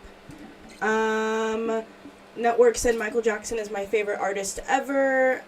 Snyder Stephen Wolf said, oh yeah, I remember in 2009 being in grade 2. It was huge, man. I'm assuming grade 2. I was a freshman in high school. Whoa, the age is showing. The Mind of Inception said Billie Jean is timeless. Network said, I hope they do him justice with this film. Raptor Cloak said, not a day goes by that I don't hear Beat It in my head. That's true. There's not a day that goes by where just a Michael Jackson classic. So many classics. Hits. So many hits. I think it was I think it was, hold on. You can keep reading, I'm sorry. No, you're good. Profess the Film Fan said, I was not happy with Capia and Chris K's comments on Michael J's biopic. And I didn't watch it. Really? You didn't watch it? I didn't watch John's John and Chris. I'm glad I didn't. I'm glad I didn't see there. I saw that they talked about it, but I didn't watch it because they have said negative things about Mike in the past. True. Now, see, that's the day where I will send a super chat in just so you read my shit, so I can let you know, because, see, they don't read the chat stuff. They only read super chats. So I would have sent a super chat in that day, and to prevent myself from sending in a $100 super chat that would allow me to type whatever the fuck I wanted to type, to go off on Chris and John, I didn't. Because, I'm not tolerating the Mike disrespect. I saw the, just clips of it, and I was just like, oh, why do you guys talk sometimes? Yeah, no, I'm not playing that game with John and Chris. Continue, it says MJ the... You better go talk about musical... fucking, what's that motherfucker's name that did talk about, who Elvis? No, who did Can You Feel the Love Tonight? Who wrote that? What's his name? Elton John. You want to comment on something? You better comment on Elton. You better go... Get the fuck away from Mike. You better go talk about Elton real quick. MJ the Musical has been top 5 to 10 Broadway shows with a lot of celebs watching. That's true. MJ the Musical is really good. Oh yeah, and not just that. This Is It was great. I liked This Is It. I still believe it or not, I still have my ticket stub to This Is It. I do. I still have. It's laminated. I still have my ticket stub to This Is It. Yeah. Raymond 2000 said, I was watching I'm assuming that's an anime show. Naruto? Yeah, Naruto at my grandparents' house, and it came on the news he had a heart attack, and I knew my mom loved him, and by the time she got home from work, he was gone. Yeah. Damn, that was sad. It was sad. MJ the Musical in New York is incredible. That was from Network. Yeah, it is. Yeah. Trying to see where you are. Mind of Inception said that man changed music forever. Profess the Film Fan says his nephew is coming out with his own documentary. Snyder Stephen Wolf said Janet Jackson is wifey, in my opinion. Love that woman. Love Janet too. Raymond 2000, but I love MJ. He's the greatest artist that ever lived. He changed the fabric of music industry. He was a humanitarian. And it's just a shame that people want to lie on him and rewrite his history. Yeah. I see Gertrude Dwack said it would need to be a fantastic actor to pull that off, I think. Let's talk about that for a second. Just really quick. Caleb McLaughlin is rumored to be playing a young Mike. And I still don't know how I feel about that. I guess I'm going to be... I'm just telling you now. I'm going to be covering this since they're doing it. All the stuff that's going to come out about it, about the casting, I'm going to cover it since they're doing it. I'm not feeling Caleb. I don't know why Caleb has been the go-to for everything. Caleb's been the go-to for, not to say that I don't like Caleb, because I think that he's great. Yeah. But he was the go-to for Miles. I don't want him to be Miles. He's the go-to for this. I don't want him to be a young Mike. No. No? No. I mean, I wouldn't take him off my list. Not off my list. But I wouldn't. But he's not my first choice. Yeah, I wouldn't put him in my top 5 for sure. He did play Ricky in New Edition. He did. I'm trying to figure out where you are now. Oh, that was at the bottom. But you can... No, I'm pretty much at the bottom. Okay. Let's see. Zen Man said, "What's good, everyone? Just joining in on a great topic about my favorite artist, MJ. Off the Wall is my favorite album. Yeah, I love Off the Wall too. I think it was Mr. Parks 212 asked earlier on top 5 Mike songs. So for me, it goes Man in the Mirror is my number 1. The Way You Make Me Feel. And these are number 1, Man in the Mirror. These others you can put in any order you want. The Way You Make Me Feel. I'm gonna go Smooth Criminal. I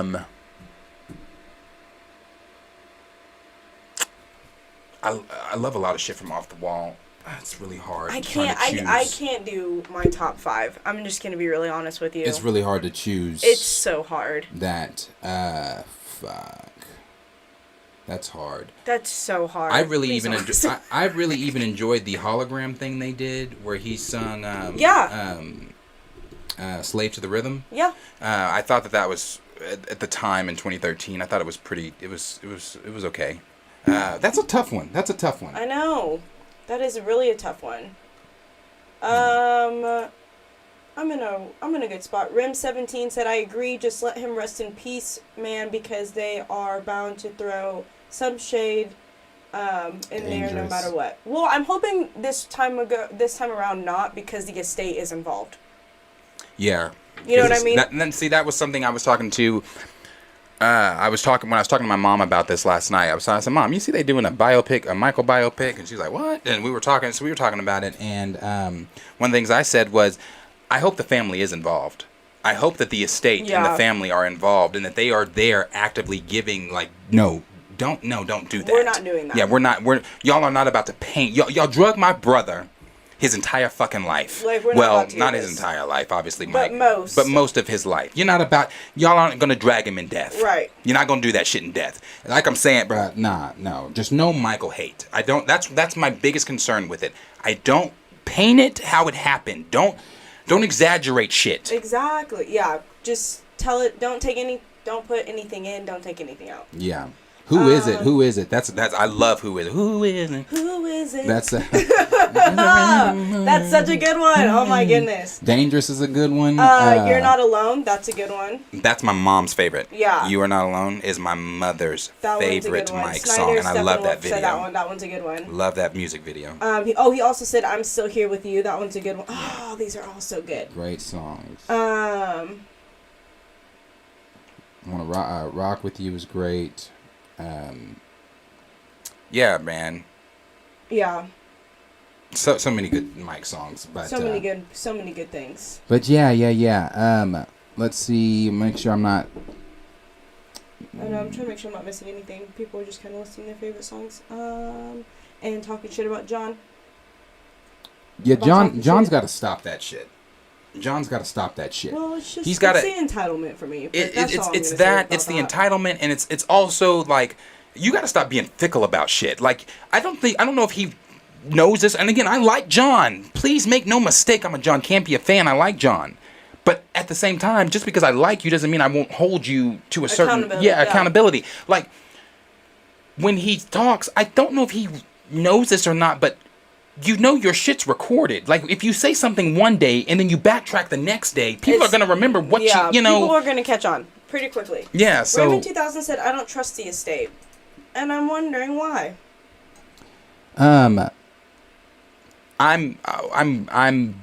We'll have to see. Because it's not just the estate, though. The family is involved themselves, not just the estate. And I bet you who's going to be involved the most is probably going to be Janet. You think? No, not Janet.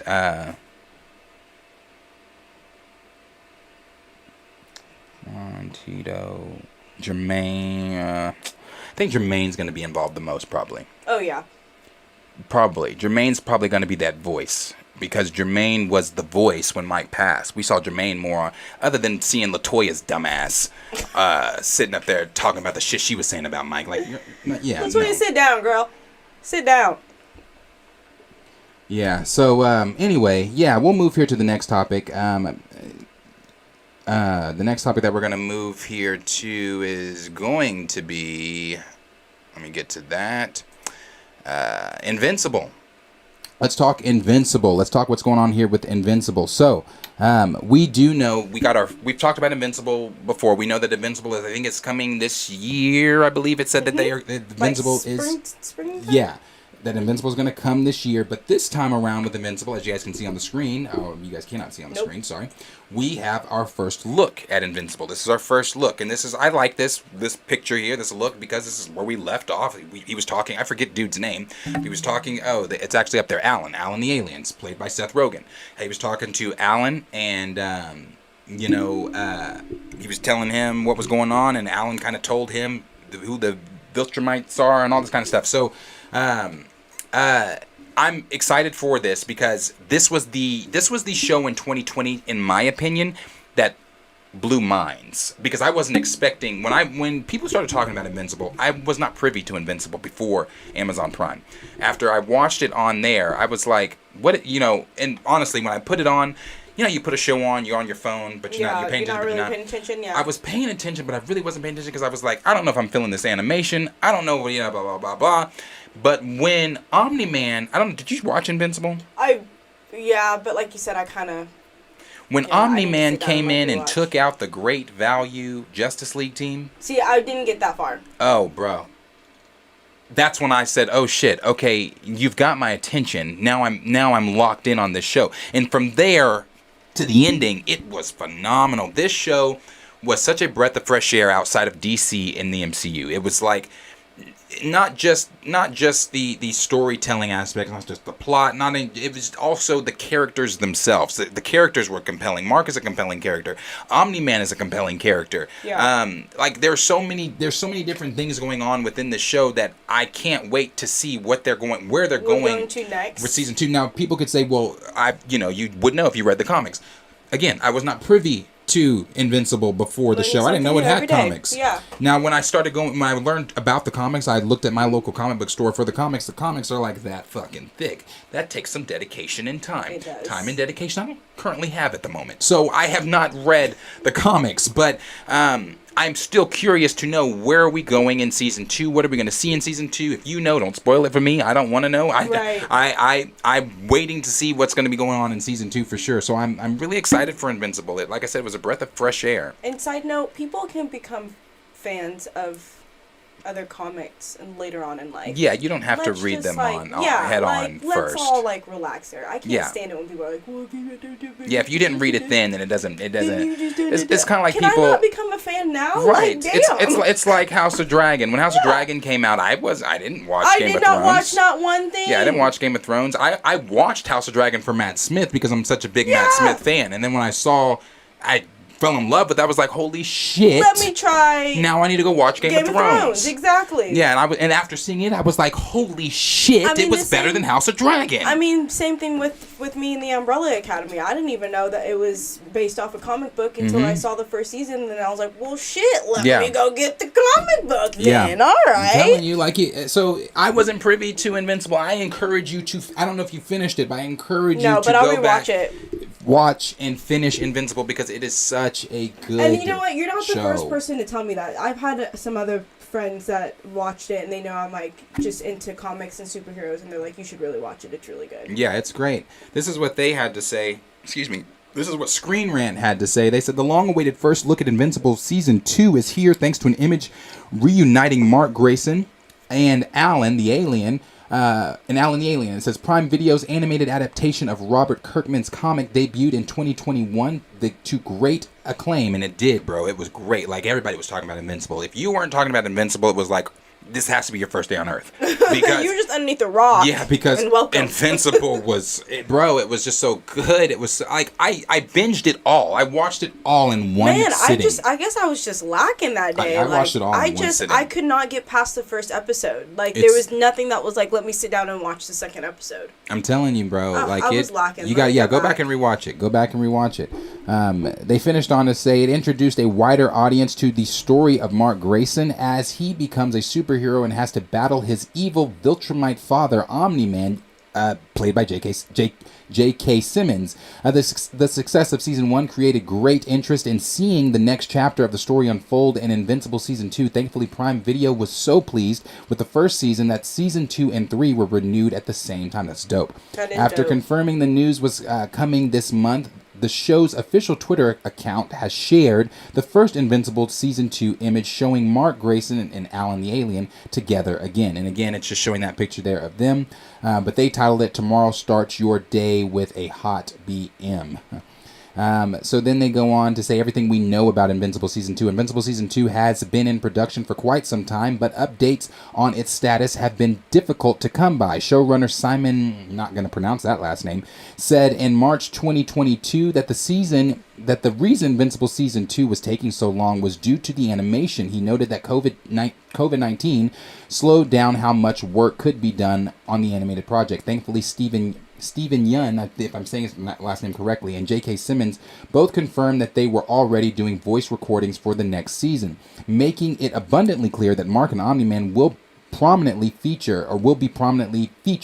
It is expected that the rest of Invincible's main cast members will also return. Story details of Invincible Season 2 have been teased at various points by Robert Kirkman. He has indicated that Angstrom, if this is a name in the comic, I'm sorry. Levy and Conquest could both appear in the new season as villains that Mark must fight. The show has already set up the Viltrumites villain for seasons 2. Invincible's ending also teed up Cecil Stedman's for a major role. Yeah, Cecil is the Nick Fury type character. Oh, okay. He was dope. I liked him a lot. I like Cecil's character a lot. Then a major role, while Omni-Man's role is sure to surprise those who have not read the comics. I'm telling you, I cannot wait. Both will factor heavily into Mark's story as he assumes the mantle of being Earth's primary and strongest protector based on Invincible Season 2 image. That could include getting help from Alan the alien. Prime Video has yet to confirm many other details about the show, such as when Invincible Season 2 will be released. All that is known right now is that the new season arrives sometime in 2023. If a trailer is right around the corner, then an announcement for the show will finally return. When the show will finally return could be included. In any case, the Invincible Season 2 first look image news should be a good sign that the show's return is happening sooner rather than later. Again, great show. I love Invincible. It was the breath of fresh air for me in 2021. I thought it was 2020, but maybe it wasn't. 2021 when it came out and got to view it and everything like that. The story, there's a scene in there, since you didn't watch, there's a scene in there because his father, Omni-Man, he comes from this planet called, he's a Viltrumite. I think it's Viltrum is the planet he comes from, I think. Please correct me if I'm wrong. But I believe it's the planet he comes from. So he comes from this planet and they don't, like they live for long periods of time. And he was explaining that to Mark when he was telling Mark, like, we're here to destroy this planet. Like, you are my offspring, is going to help me destroy this planet, We're not destroy the planet, but enslave the planet, basically, to make them become servants to them. I believe that was the plot there that they were going to do. Anyway, Mark wasn't for that shit because Mark was like, what about mom? What about my friends? And his dad was like, you're going to outlive your mom. You're going to outlive your friends. He's like, when your friends are going to be old and you're still going to look like this. He's like, so what, blah, blah, blah, blah, blah. And Mark wasn't feeling that, so they fought. But then, I say fought. Omni-Man beat the shit out of Mark. Beat the dog shit out of Mark that had me questioning why the motherfucker was named Invincible. Because he beat the dog shit out of Mark. There's a scene where he takes Mark down to the subway, grabs Mark by the head. The subway train is coming. And he just lets the subway train go through them while all these people are just bodies blowing up, dying, and all this shit. It's crazy. And the whole time he's just calmly talking to Mark. See, Mark, they don't. Why do you care about these people? Like, I'm just like, bro, this is insane. But it got even more insane when Mark was asking, like, what about mom? He's like, your mother? I look at your mother like a pet. She's like a pet to me, and which is wild, bro. And the mom's listening to all this. She's like crying, breaking down. He's like, your mother's like a pet to me. He's like, I'm gonna outlive your mother. Blah blah blah blah blah. All this kind of stuff. It's a good show. Well, damn, I'm gonna have to sit back down. Yeah, it's a good show. I really enjoyed it. I can't wait for this next season. Invincible, again, it was that breath of fresh air, and with the way that DC is going right now, with the way that Marvel's going, yet to be seen with the course corrections made in Phase 5. Again, I'm looking for this to be that breath of fresh air of superhero content. So, okay. So yeah, I encourage you to watch it. But, as always, guys, question is for you. Let us know down below how excited you are, if you are excited at all. Are you anticipating Invincible Season 2? What do you think of, it's not really much of a first image. It's just Alan and Mark sitting down at I believe that's Mark's old job, the burger joint, or Mark's current job if he still works at the burger joint. Don't remember. But I believe that's where it is. They're sitting down there talking. We know that that the show is coming back. It's going to come this year, so a trailer could be around the corner, as Screen Rant suggested. But what are you guys thinking? Are you excited? And what are your thoughts on this first image? So let us know down below in the comments. Alrighties. Mind of Inception said Invincible is hype as fuck. Yeah. Snyder Stephen Wolf said trailer is coming tomorrow, apparently. Oh, is it coming tomorrow? Okay, well, I'll be reacting to it. There you go. CGZ said finally. Dougie Fresh said I wasn't feeling season 1, so hopefully season 2 can pick it up. Oh, you didn't like season 1? When people say they didn't like season 1, I'm always obviously feel how you want to feel. That's right. Great. But I'm always curious as to what in season 1 just didn't do it for you. You know, again, I respect that you didn't, but just curious. Anytime it's superhero, villain, anything like that, I just expect it to just grab my attention from the jump. And I think it was such a slow burner for me that I was like... It was slow at the beginning. And at the time, I think I just was like, it's just not something I'm interested in. Like, but I just want something that just gets straight to the action. Go ahead and you can go ahead and finish. Because I'm gonna pull this up while you're going. But because this is within, I want to say maybe the first 15 minutes of the film or the show when...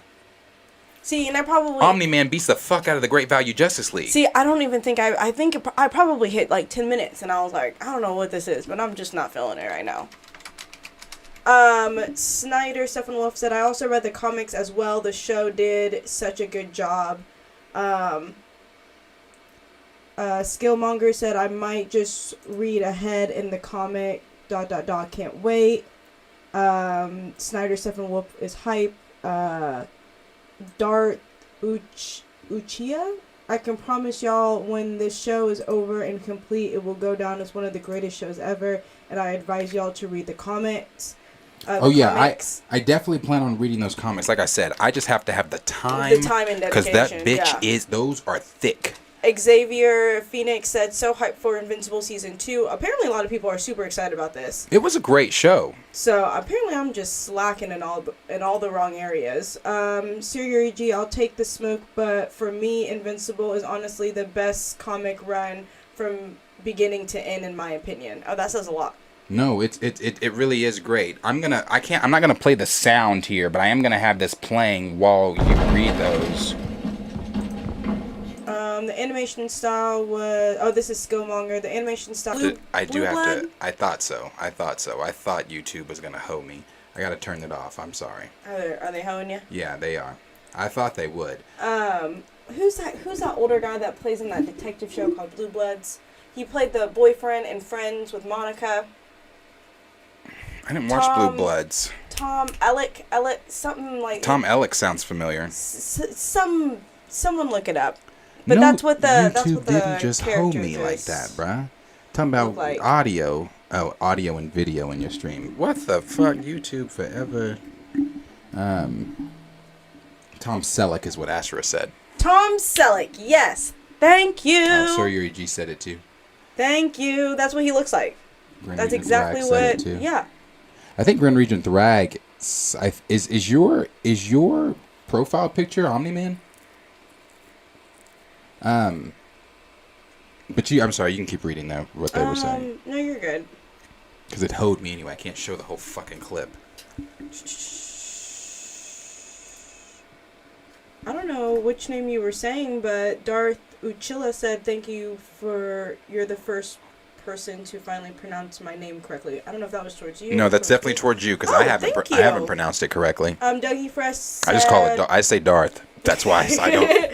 Dougie Fresh said, from what I've seen online about people hyping up the comments, I'm interested in seeing where it goes.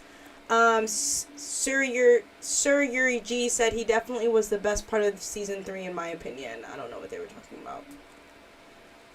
And then everyone was trying to tell me it was Tom Selleck. Doesn't he kind of look like Tom Selleck? Magnum P.I.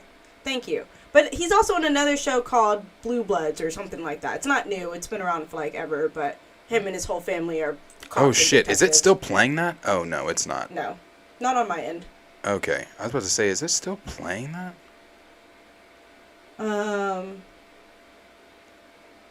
Kenny Pierce said, I agree, Flash. A lot of subplots were put away for the sake of another season. Yeah.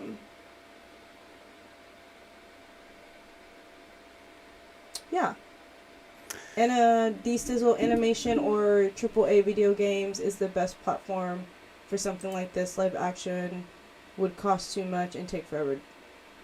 Oh yeah, I wouldn't want to see this in live action. Yeah, no. It would need to stay animated. Yeah. There's just some things it's like, let's not go there, you know? D-Sizzle agreed with you. He said yes, Blue Bloods. Yeah, thank you. Alright, and that was basically the end. That's where we're at. Okay. Well, we'll move on here to the next topic. I see Valley Superb said, read the comics some years ago and loved it. Watched the first couple episodes and show and just couldn't get... Did you read that one? No, sorry. Just couldn't get into it. No, I didn't know if I didn't want to double read. I didn't know if you read that. Yeah.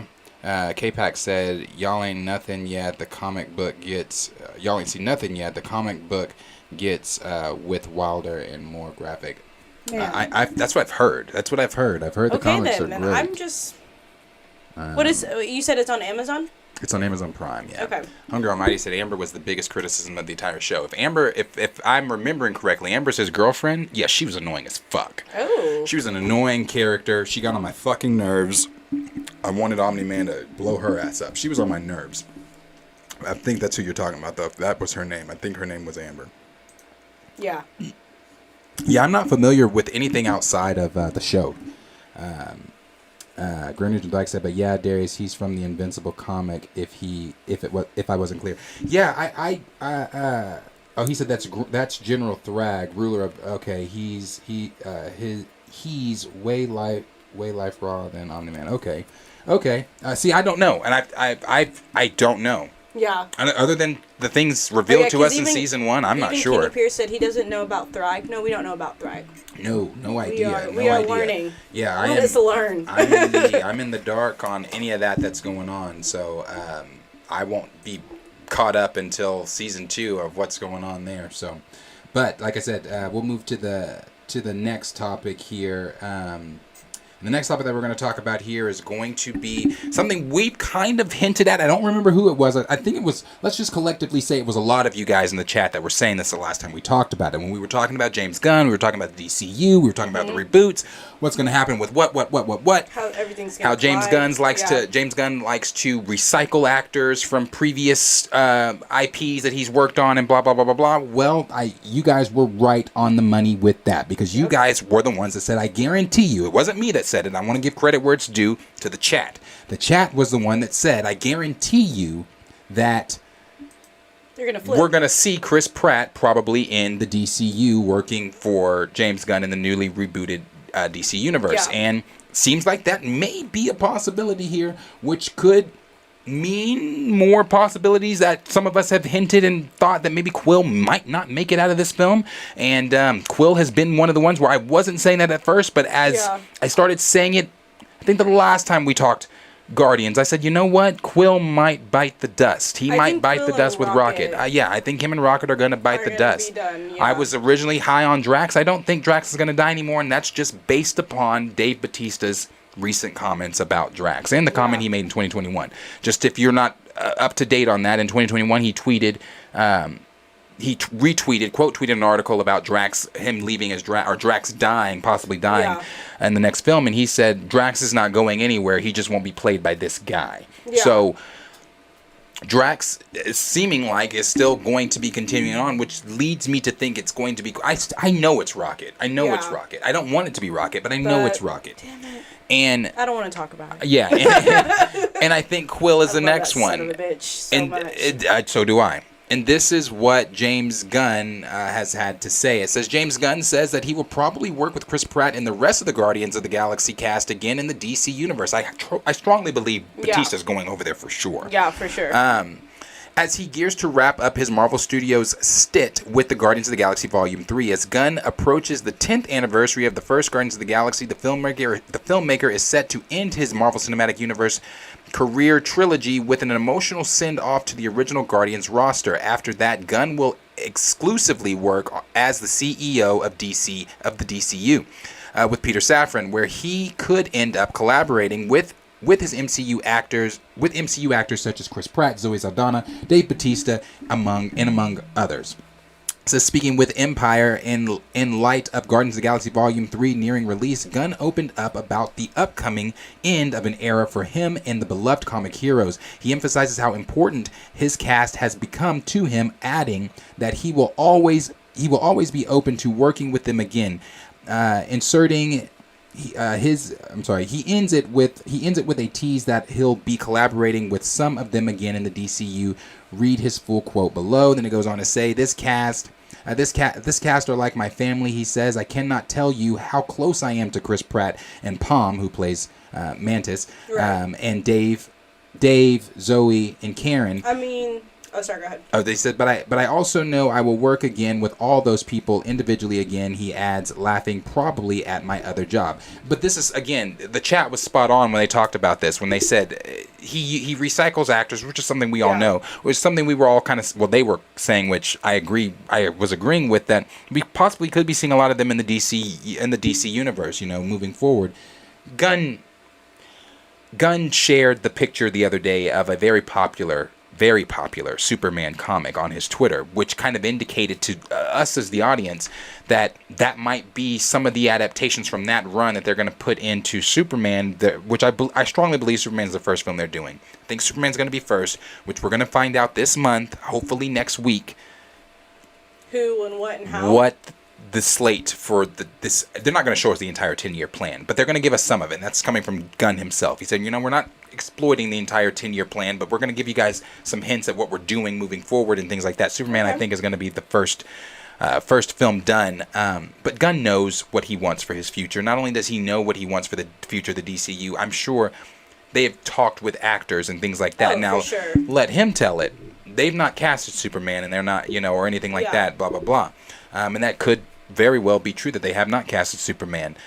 But I feel like if you're going to get this plan going, you gotta get on the ball. You should have had him cast it. The minute you knew you weren't going with Henry Cavill anymore, you should have had someone booked and ready to go. Yeah, you should have had something on the table as a name. I'm not surprised because when everything was going down with Gunn and Disney and Marvel early on, with the tweets and shit. I think just with them and having their back, and David even said, I'm not gonna do a third movie if James Gunn is not. He wasn't doing it. So I'm not surprised if we do see them in the DC world just because of their connections. So.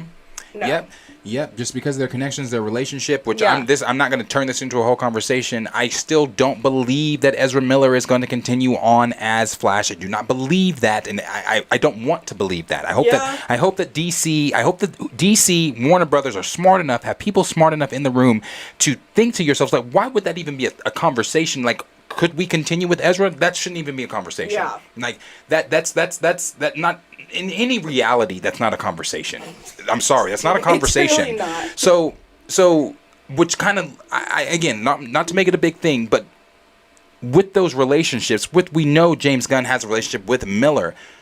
That's why I was one to still think the possibility of him coming back as Flash is still there, because just the relationship aspect that Gunn has with some of them. He likes to recycle actors and actresses, like you just said. So I wouldn't be surprised. I wouldn't be surprised if it went either or. Yeah, I'm not surprised for it. I tell you one thing I do want, though, because after he shared that picture of the Superman comic, I shared what he shared on my Instagram story, and I said, "This is all fine. That's great, but let's talk about this plan." Let's get to that point. I know it's coming this month, but here we are on the 19th.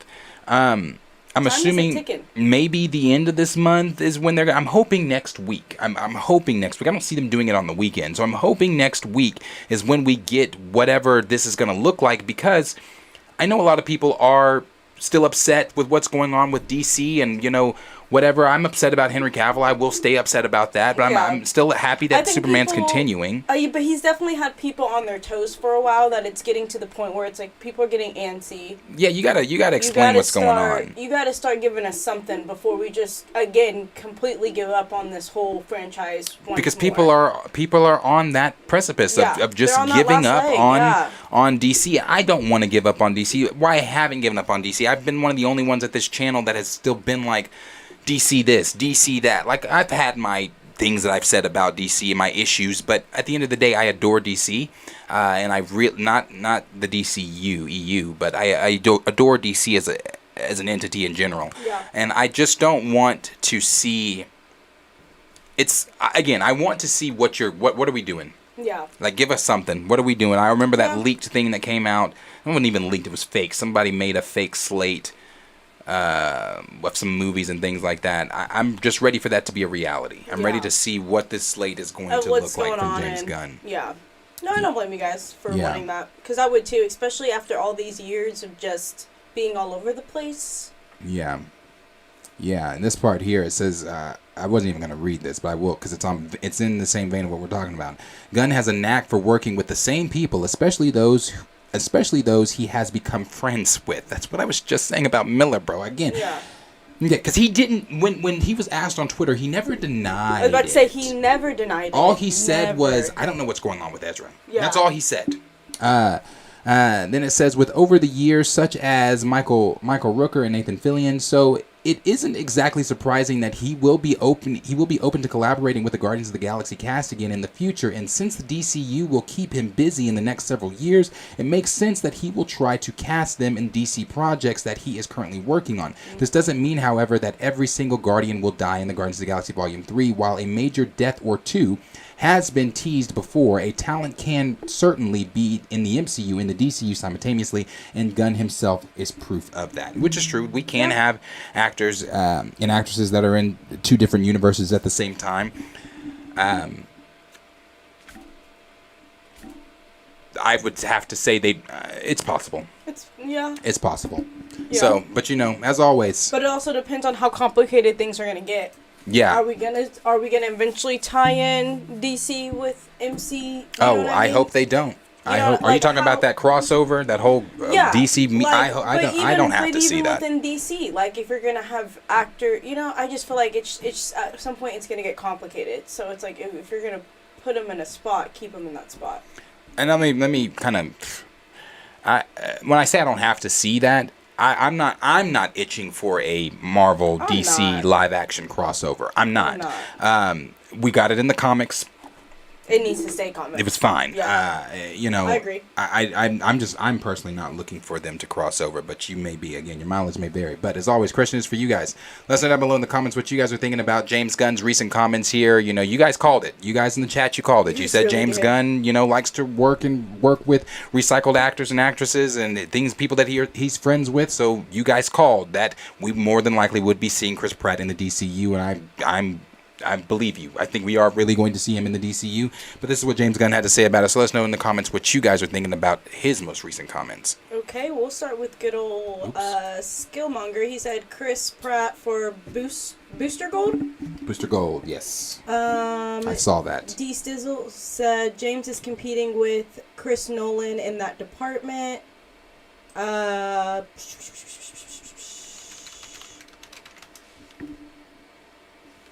Oh, it always does this to me. I'm so sorry, guys. Did it go down? It did. It really... Oh, here I am. Okay. Kenny... Oh, no. CGZ said Chris Pratt for Hal Jordan and Michael Rookie for Guy Gardner. Kenny Pierce said Chris Pratt as Ben Affleck as Batman. Do you guys really want Chris Pratt as Hal? I don't know if I can see him as Hal. Vili Superb said Batista has always wanted to play Bane, so I can see that happening now that his homeboy Gunn is with DC. D Sizzle said, I think Chris would be a good Guy Gardner. Their personalities are similar. However, is Hal and John supposed to be top tier actors? Yeah, okay, thank you. Who said that? Who said that? D Sizzle said whoever is Hal you. and John should be top tier actors. Yes, I agree with D Stizzle there. I can see him as a Guy Gardner. That's why I said, do y'all really see him as Hal? I don't see him as Hal. I don't dislike Chris Pratt either. I just don't. I don't want to see him do this Mario shit, but I don't see him as Hal Jordan. I can see him as Guy Gardner a lot more. Skillmonger said we know Lobo is coming for sure. Oh yeah. Ashura said, what Superman comic story is it? I don't think we have that detail yet though. No. Of like where he's gonna pick up in. All we have. Keep reading. Let me find it. Felicity, I don't know if I said that. Felicity, yes. Felicity said Pratt and Saldana would cost a pretty penny. WBD is not going to pay high rates for talent. That is part of the reason why Cavill, Henry. Yeah, Cavill, Affleck, and Gal Gadot. Oh my gosh, aren't involved heavily anymore, in my personal opinion. Words are hard today, guys. Sorry. Yeah, and that I would agree too, because I mean, they're gonna, especially Chris Pratt and Zadana, like she said, that's gonna cost you some money. And Zaldana, I think, is trying to move away from some of these superhero type roles. I was just about to say, I think she's not trying to get locked into another 10-year contract. If we're being completely honest, because she made it very clear in her last when we last interview, talked about it. Yeah, like she's tuckered out. Like she said, she's not mad. She loves the role she's taken on. She's like grateful. It's kind of like the same Tom Holland saying, you know, although he is Spider-Man, sorry, Tom. I can see why he would want breaks in between or after, or just, you know what I mean? Because it's a lot when that's just the only character that you're connected to. Raymond 2000 said they need to have someone by the end of January. I'm wondering what kind of announcement this will be.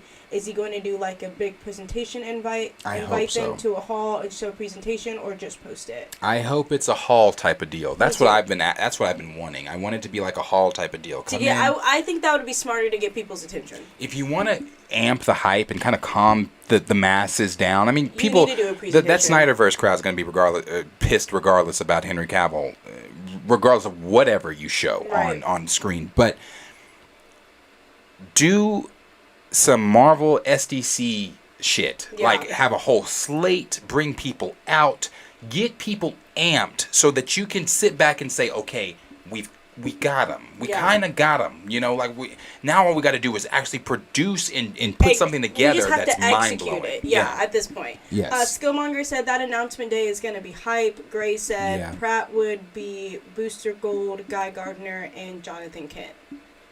CGZ said, I think Rocket will survive and will manage nowhere and lead the Guardians. Oh, talk about a plot twist. That would be nice if he did survive. DJ Effin Nice said Chris Pine should play Hal Jordan. I can see that. Chris Pine instead of Chris Pratt. I wouldn't mind Pine as Hal. He's not my first choice. I mean, I agree. Not my first choice, but I wouldn't take him off the table. Yeah, no. D Sizzle said, I don't want any mixtapes, gimmicks, and a Green Lantern Corpse film. LOL. Black Claw 2 said Pratt as Guy Gardner or Booster Gold. I'm really with that Booster Gold. That Booster Gold one I'm with. Raymond 2000 said, I gave up a while ago. Pacemaker changed that for me, and I had hope, and I think this reboot is the best thing they can do. I'm optimistic. I don't know why. Maybe I'm sick. Oh, I'm optimistic. I'm optimistic again because you guys have heard me talk so many times over here about how much I love DC. Yeah. I'm optimistic. It's muddy right now, but I'm still very optimistic. Ashera said Chris Pratt will be Clark Kent. I don't see that. D Sizzle said Ryan. Wait, he said Chris Pratt will be who? Clark Kent. No. That Ash was joking. He's joking. He didn't mean that shit. He didn't mean that. D Sizzle said Ryan Reynolds playing Hal was a stretch for me. Yeah, I don't see that either. It's All-Star Superman. What? All-Star Superman is the I'm sorry, hold on, keep going. I want to make sure that this is the right one. Yes, All-Star Superman is the comic that he shared. Oh, okay. To answer Raymond 2000's, I think it was Raymond 2000's question of which Superman they're going to pull from.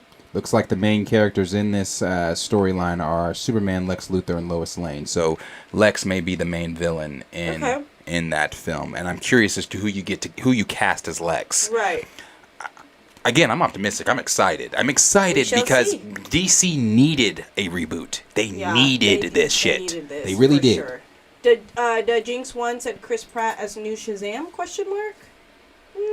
I'm not feeling that. Can we just not bring in Shazam at all? Like, I love Shazam. Really? I do when he's done right, bro. I'm telling you, like Zachary Levi's Shazam. Again, I know a lot of you guys do like Zachary Levi's Shazam. I don't. It was not hitting it for me. It was not hitting it for me. Like Shazam can be goofy, but when he needs to be serious, Shazam is fucking serious. And I feel like he just did not portray that at all. No. Sir Yuri G said, I still say a good Superman story to adapt to a live action would be Earth 1, in my opinion. Earth 1 is good. Earth 1 is pretty decent, yeah. Earth 1's good too. I've not read All-Star Superman. Oh, that was Ashura who was asking which comic book inspired page. So. Yeah, I've not read All-Star Superman.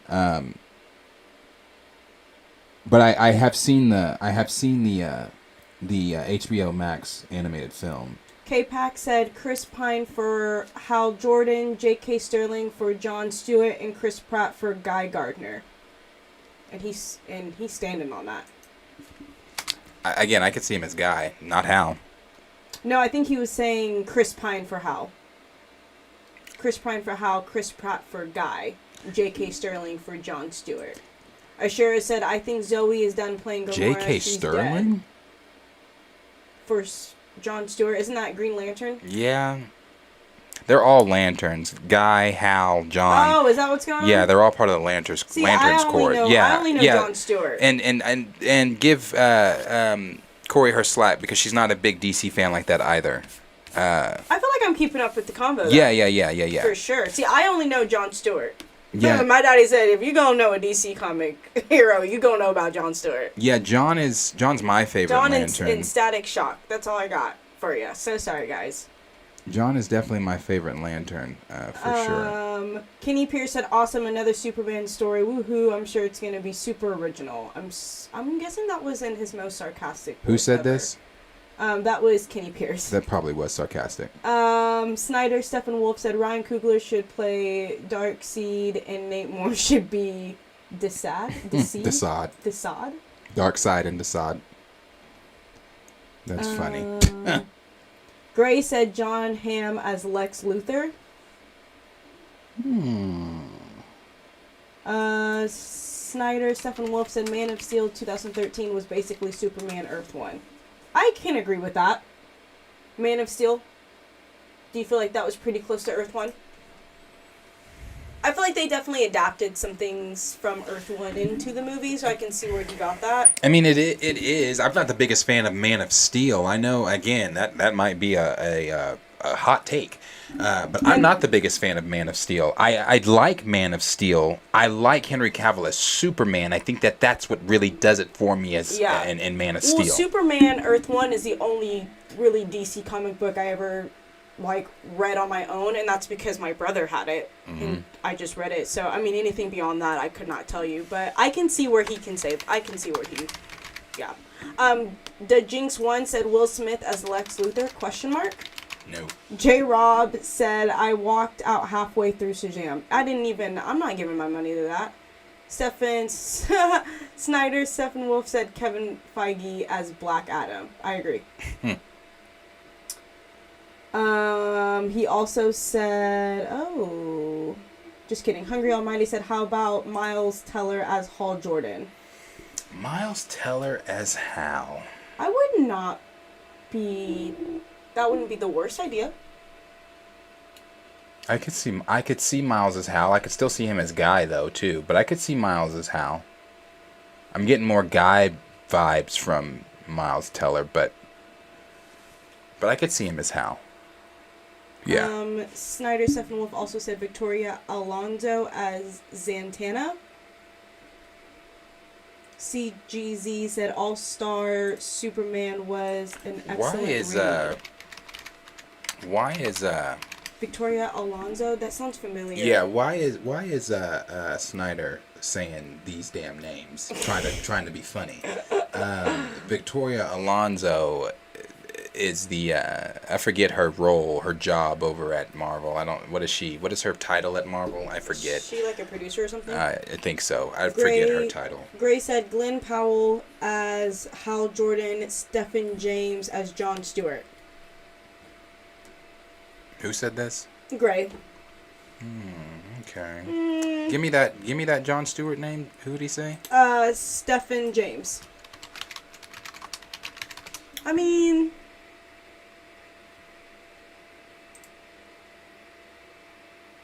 Stephen James is who?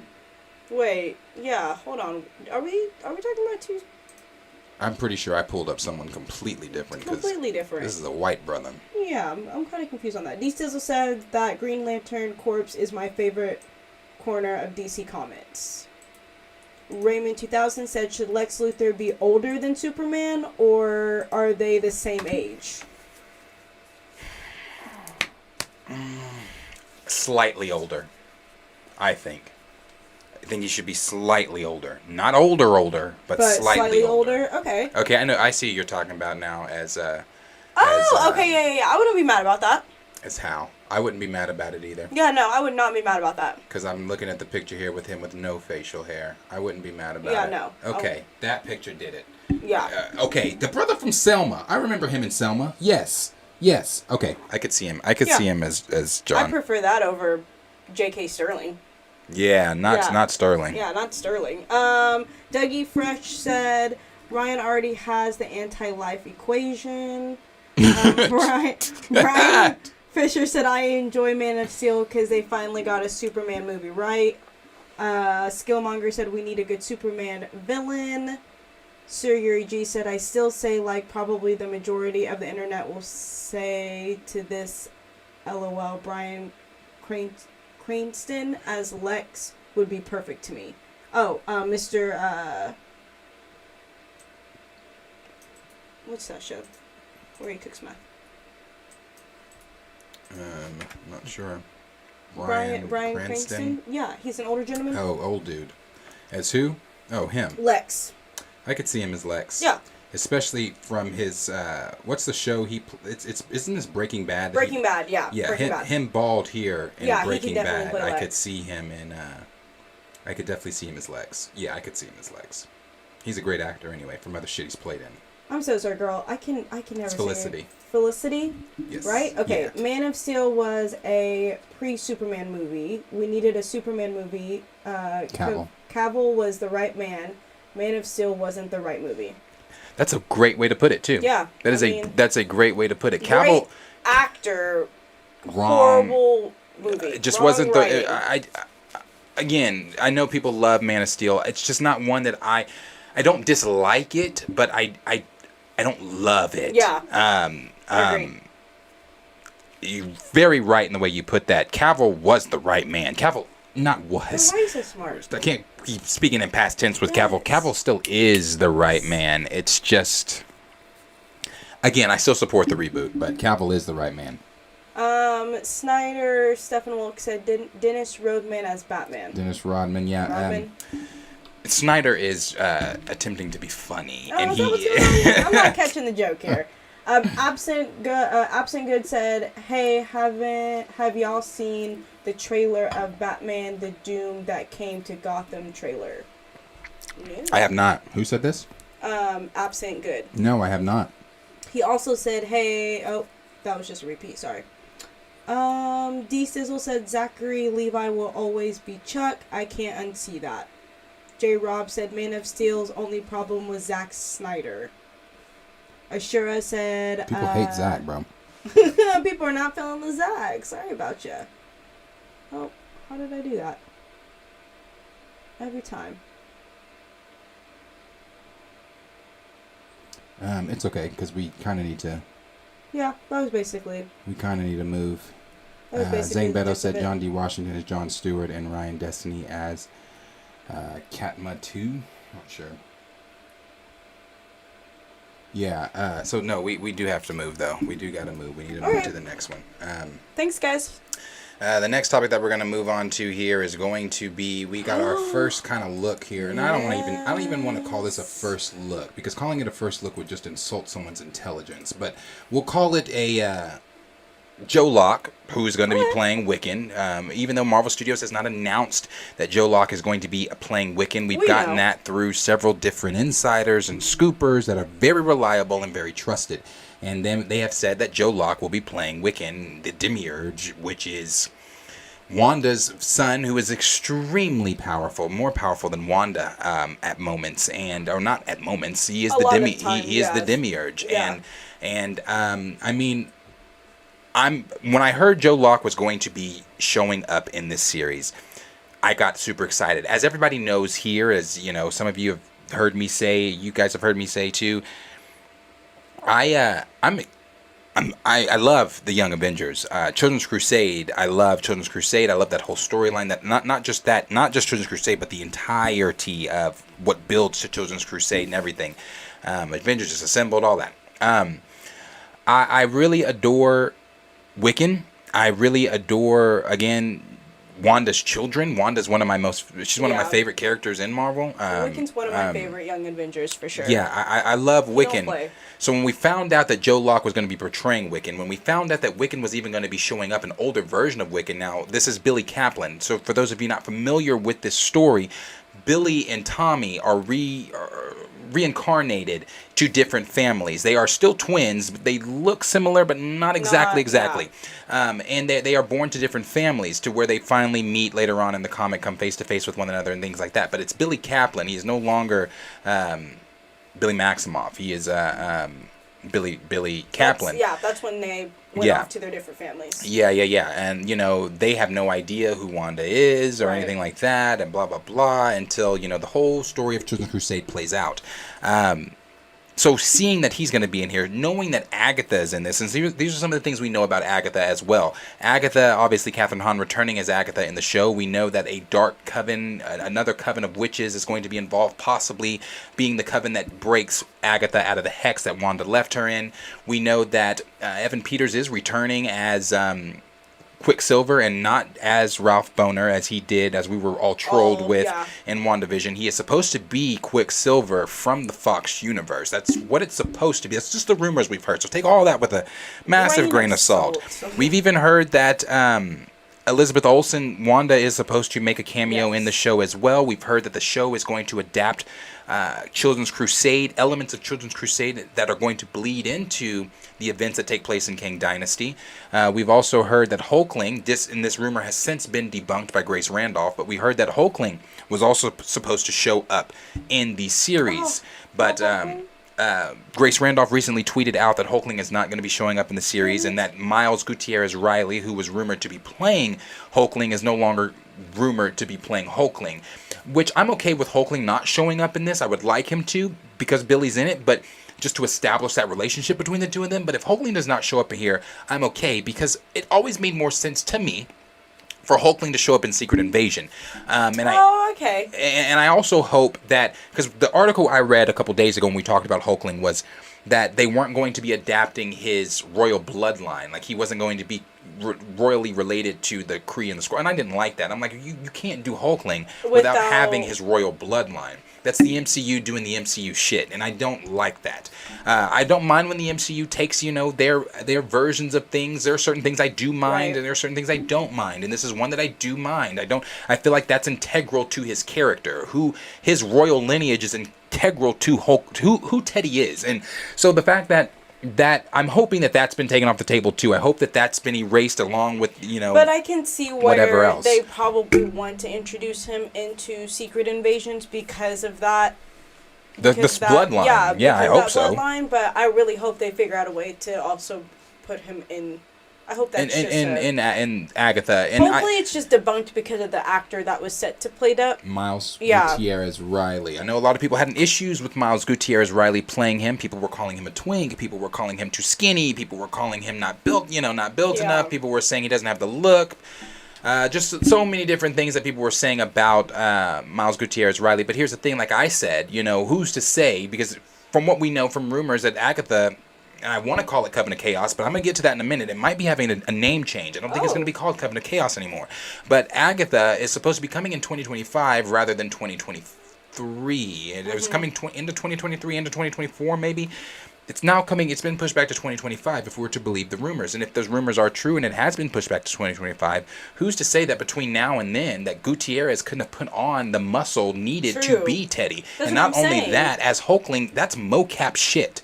Like, he's not gonna, like, as Hulkling, that's gonna be mocap. That's gonna be all digitally fixed and edited with VFX effects. That's exactly. So him, I still feel y'all on him needing to, even when he's not in the form of Hulkling. It's Marvel. Like, you have the top trainers, you have the top nutritionists. Like, you could have bulked that kid up. You could you can bulk him up. I mean, pulled a Captain America. I don't really know if he's not going to be playing him. That's just what Grace says. Because Murphy's Multiverse did say that he was playing him, but Grace says he's not, and Grace has good scoops. Say what you will about Grace. You have your issues with Grace, your personal feelings with Grace. I mean, I'm not a Grace fan. I'm not going to sit here and pretend like I am, but I'm always going to give credit where credit is due. And she's good. She's good with her scoop. She knows what she's talking about. She has inside help.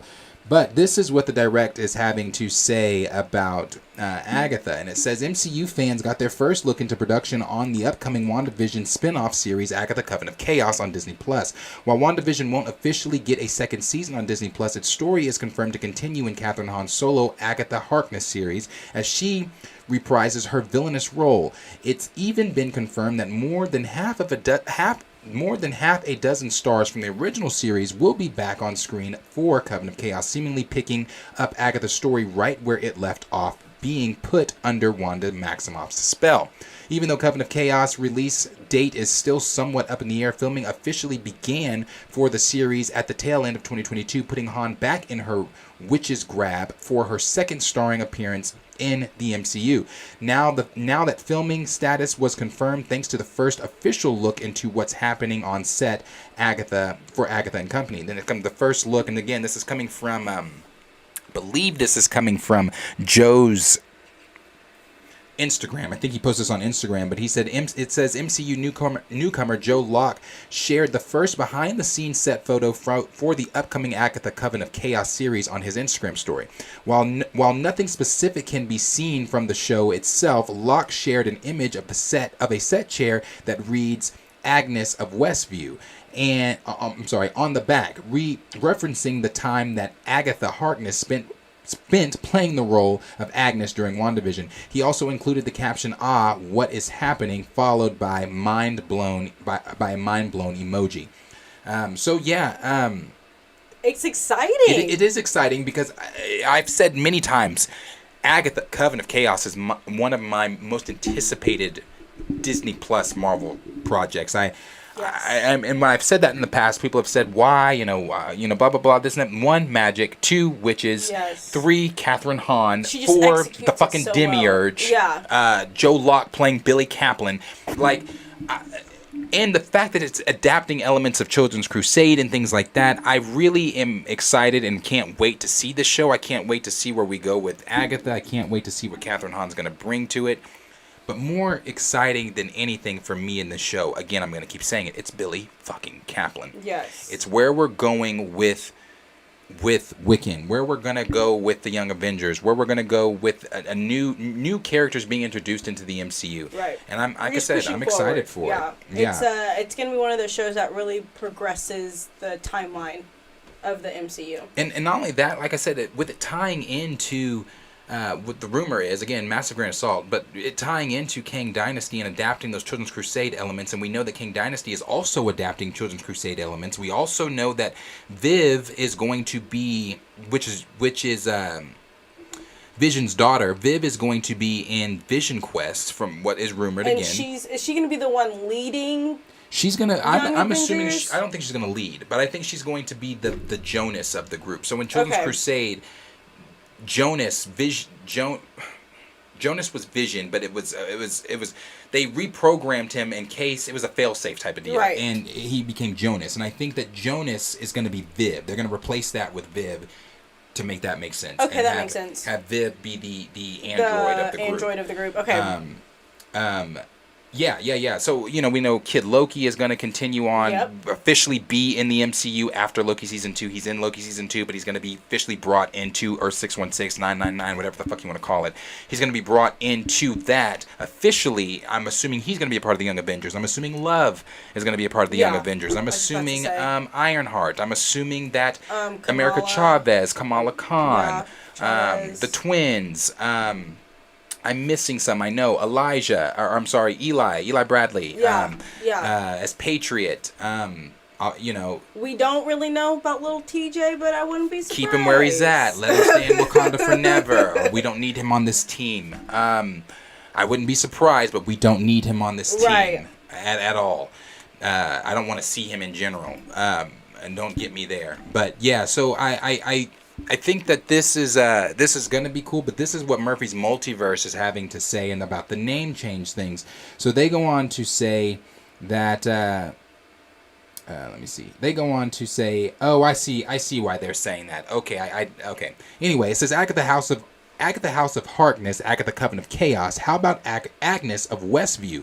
Production on the new Catherine Hahn-led series has just gotten underway, and it seems that it may have a new title. Star Joe Locke, who is believed to be playing Young Avengers Billy Kaplan in the series, revealed a set photo in which a chair reveals a brand new logo on potentially a new title. Then it says the series is slated for late 2023, early 2024, but we're hearing late 2025 now. Release, though rumors of a delay. Oh, he's talking about it. Rumors of a delay have swirled for months or so. Production on the rumored 9-episode series was tentatively scheduled for to last until May, making a late 2023 release possible, but also potentially tough. With no update from Disney yet available, it's unclear if the title has officially been changed or if a new logo represents something other than the series title. So Murphy's Multiverse is kind of suggesting that the title may not be Agatha Coven of Chaos. We know it's not Harkness anymore. Yeah. Agatha Harkness, or whatever it was, Agatha House of Harkness. Either way, I don't care about the title. I don't care about the title. Just give me what it needs to give. Yeah. I don't care about the title. Just go ahead and give me that again. Yeah. My favorite season of American Horror Story is Coven. And it's a coven for a reason, because Coven, it deals with witches, it deals with witchcraft, voodoo, all of that stuff. Yes, yeah. And I think it's very, very cool. And that not only that, we are now getting closer to that darker supernatural side on the MCU. And now that we're starting to see some of that, I want to see a lot of that. In this series. I want to see it be dark. Yeah, don't be slacking at all. So like I said, I'm really excited for this series. Those are some of the things that we do know there for an update for Agatha. That is exciting. Yeah, I can't wait to see. It's one thing when that's like something's confirmed, but when it's like a visual representation of like, okay, this is really happening, and the fact that he posted that photo, it's like, okay, you're locked in. I'm ready for set shit to start leaking. Yeah, I'm ready for more plot storyline to start leaking. Yeah. I need the Marvel Studios subreddit team to get their hands on this plot so I can read and know what the fuck is going on in this show. Because I need to know. I need to know what's going on in this show.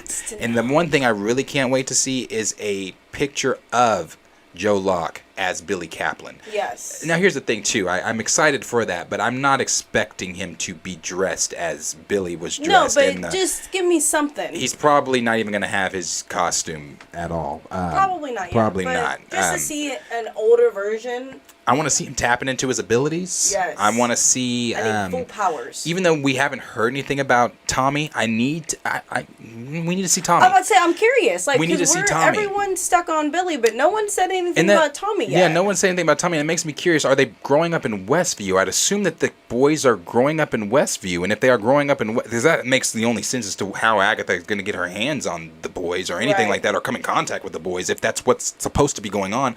So I'd imagine they're growing up in Westview, which is interesting. Like I said, I need to see more. But as always, question is for you guys.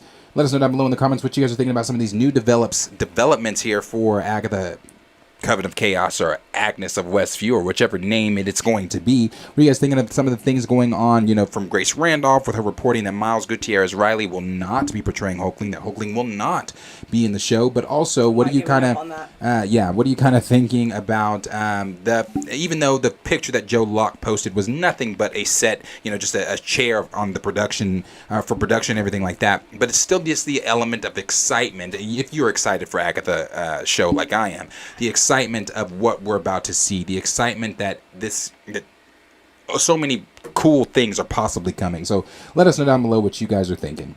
We're gonna start with good old Dougie Fresh. Said, I feel like the MCU has grown so much in such a short time. All these new characters, concepts, and teams are being introduced. I guess it's to be expected after they lost their 2 star players. Yeah. D-Sizzle said, I wouldn't shade them Young Avengers tonight. I won't shade them Young Avengers tonight. D-Sizzle, why? Yeah, he... or Agatha. They come for me with the Young Avengers and Agatha, but I'm telling you, as I told them... I swear, they're going to watch a show, and then they're going to be like, I've been saying it. Agatha is going to be one of those shows that people are sleeping on. Yep. And I want y'all to keep pressing snooze. That's cool. Because whenever the show pops, I'm going to be up here and I'm going to be like, I told y'all that this show was going to pop. It's going to pop. It's I going to feel pop. it. And if it doesn't pop, well, then shit. Kenny Pierce said, oh wait, no, that was about our last conversation. D Sizzle again said Foxman Quicksilver was basically the Flash. Snyder, Stephen Wolf said MCU being stupid, shaking my head. D Sizzle said I felt Aaron Taylor Johnson's Quicksilver was way more accurate. I agree. I love Aaron Taylor Johnson's Quicksilver. He died. Yeah. Yeah. Hate he died. Yeah. Ugh. How did that every time, guys? Here we go. Green Agent Thrag. No, I'm right at Snyder, Stephen Wolf. Go ahead. They about to mess up the Darkhold lore as well, having Kang be the author when it's supposed to be Chthon. Yeah, I saw that. Okay, I saw that come out yesterday, and I was very confused on that. Yeah, that had, so I've mentioned this before. As you guys know, one of the things we do, we cover leaks, we cover rumors, we cover all that stuff. And I had heard leaked months ago that that Wanda was going to be connected to Kang, but we just didn't know how. We knew it was going to be in some form of magic, but we didn't know how. And I hadn't heard anything for months about it until a couple weeks ago we heard that looks like a variant of Kang, or Kang himself wrote the Darkhold. I don't like that Kang wrote the Darkhold. I don't like that Kang is the Beyonder. I don't like that Kang is doing all this shit that shouldn't be Kang. Yeah. You know, just do the Beyonder. Just do Chthon. Like, I mean, I don't like it. I mean, I'm not here. I'm not here for that one. I think that's a little weird. They're gonna have to really impress me on that one. And they're gonna have to really explain that shit. Yeah. I feel like they can't just throw it in there like, oh, by the way. They got a lot of work to do before Secret Wars. They have a lot of work to do. And people might say, oh, they got it. It's 2026. It's 2023 right now. That's 3 years is going to come by so quickly. And we have a lot of MCU projects that have to come to fruition, that have to explain things, that have to, loop back to certain other things. Because especially, I mean, here's the thing. Yeah, we're in different phases. Yeah, we're not dealing with the first 10 years of the MCU that we dealt with. But the one thing that they did is everything connected. Everything. And we don't know where we are right now. Yeah, and we're just so lost. We're like in the abyss. So I definitely agree. Kenny Pierce said it's impossible not to understand Superman either. He's either a genetic superhero. He's the genetic superhero. You should be a Superman expert in 3 days. That was talking about our last conversation. Grand Regent Thrag said, wait, so was that Hulkling on She-Hulk or Scar? No, that was Scar. That was Scar in She-Hulk. Don't play with my Scar. So remember, we all thought that they weren't going to do Hulkling. They were probably going to put Scar, part of the Young Avengers, and, make Scar in a relationship with Billy. But it looks like they may not be doing that at all. Looks like they may still be actually doing Hulkling, and Scar may be somewhere with his father. I don't know, give him tacos out. I don't know. The Jinx one said, is it true that Ghost isn't in Thunderbolts anymore? That would be a shame because she's cute. I would, I haven't, so I'm waiting on somebody to do an article on it to kind of surmise some shit, but the rumor from Can We Get Some Toast, because this is coming from Can We Get Some Toast, who is another very credible insider out there who we've talked about over here. Can We Get Some Toast tweeted out that Ghost is no longer a part of the Thunderbolts roster. And when I saw that, I retweeted, I said she never should have been. Because it never made sense for her to be. Why is Abomination not? That makes more sense to me. Why is Zemo? Why have we not seen Zemo a part of this? True. That roster always confused the shit out of me. Why is Bucky a part of it? I was like, how does Bucky connect to any of this? I'm so confused. Yeah, that roster has always confused me. If Ghost is gone, it's for good reason. Maybe because somebody said to themselves, well, why? Like, what? I'm sorry. I don't know. I never thought Ghost should have been a part of it. There are so many other hitters that you could put. Like, there are people that aren't in the MCU that are a part of the Thunderbolts that you could introduce in that film. Yeah. Like, if we're to believe the rumor, Songbird's going to be introduced, and she's going to be played by Sadie Sink. So you might just you can introduce other members that were part of the Thunderbolts. Yeah. Gray said, so Marvel slept with a Skrull prince and had Hulkling? No? Wait, say it again. So Marvel slept with a Skrull prince, and had Hulkling, ? It'll be, again, it's like we say, guys, the MCU is going to MCU. Yeah. I don't really Yeah. know. I don't know how they're going to do it. Snyder, Stephen Wolf said he has to head out. Thank you for Appreciate joining you us being tonight. here. Thank you. K-Pack said, why are we getting an Agatha series again? Who's asking for this? Something with Echo, who asked for these shows, but we can't get T'Challa. First of all, I asked for an Agatha, so sit down. I'm really excited for Agatha. You know, and I'm excited to see Echo. I know a bunch of people are shitting on Echo, but I'm having a lot of hope in it. But you know me, I'm a simp for. I'm not MCU, excited for Echo, so. and the reason I'm not the reason I can tell you I'm excited for Agatha is because Catherine Hahn gave me something to look forward to. You could not sit there and watch that show and then turn around and be like, why are we having Agatha? Like, I don't understand how you can watch WandaVision and not want more Agatha. Catherine went off as Agatha. She did a great job in the show. She made me, because I don't check for Agatha in the comics either, but she made Agatha interesting for me personally. There are certain elements of Agatha and storylines in the comics that are interesting to me, but she made her extremely interesting for me. And not only that, that's why I'm looking for an Agatha series. Now, Echo, the reason I'm not checking for an Echo series is because what did the MCU do to hype me up for Echo? I think for me, I'm just more, I can't say I'm excited, I'm just more curious of like, is this something that we're just doing just to do, or is this gonna It's supposed to tie into Daredevil Born Again and like possibly Spider-Man 4. But again, it's like, how is this gonna progress? I think that's where I'm at. Like, I don't understand why she's getting a show. Brian Fisher said, bro, Disney gonna screw up Agatha like everything else. Why are y'all always looking at the glass half empty? I'm being very optimistic on it because a lot of people said the same thing about WandaVision. I was one of them. Yeah, well, let me put that out there. I was one of them that after I saw the trailer for WandaVision, I said, what are they doing? No, I was very intrigued. I said, I don't know what we're doing here, but this is interesting. Okay. And then I left WandaVision with it being still today my all-time favorite Disney Plus show. I think for me, because it was like out of everyone to focus on after Endgame, we chose Wanda. This is intriguing, and let me see why. I think that's what pulled me in because they could have gone straight to. I thought we were going to go straight to Falcon and Bucky. If you're being honest with me, I thought we were going to go straight into T'Challa. I thought we were going to go into so many other people before we hit Wanda. So the fact that they chose Wanda first, I was like, oh.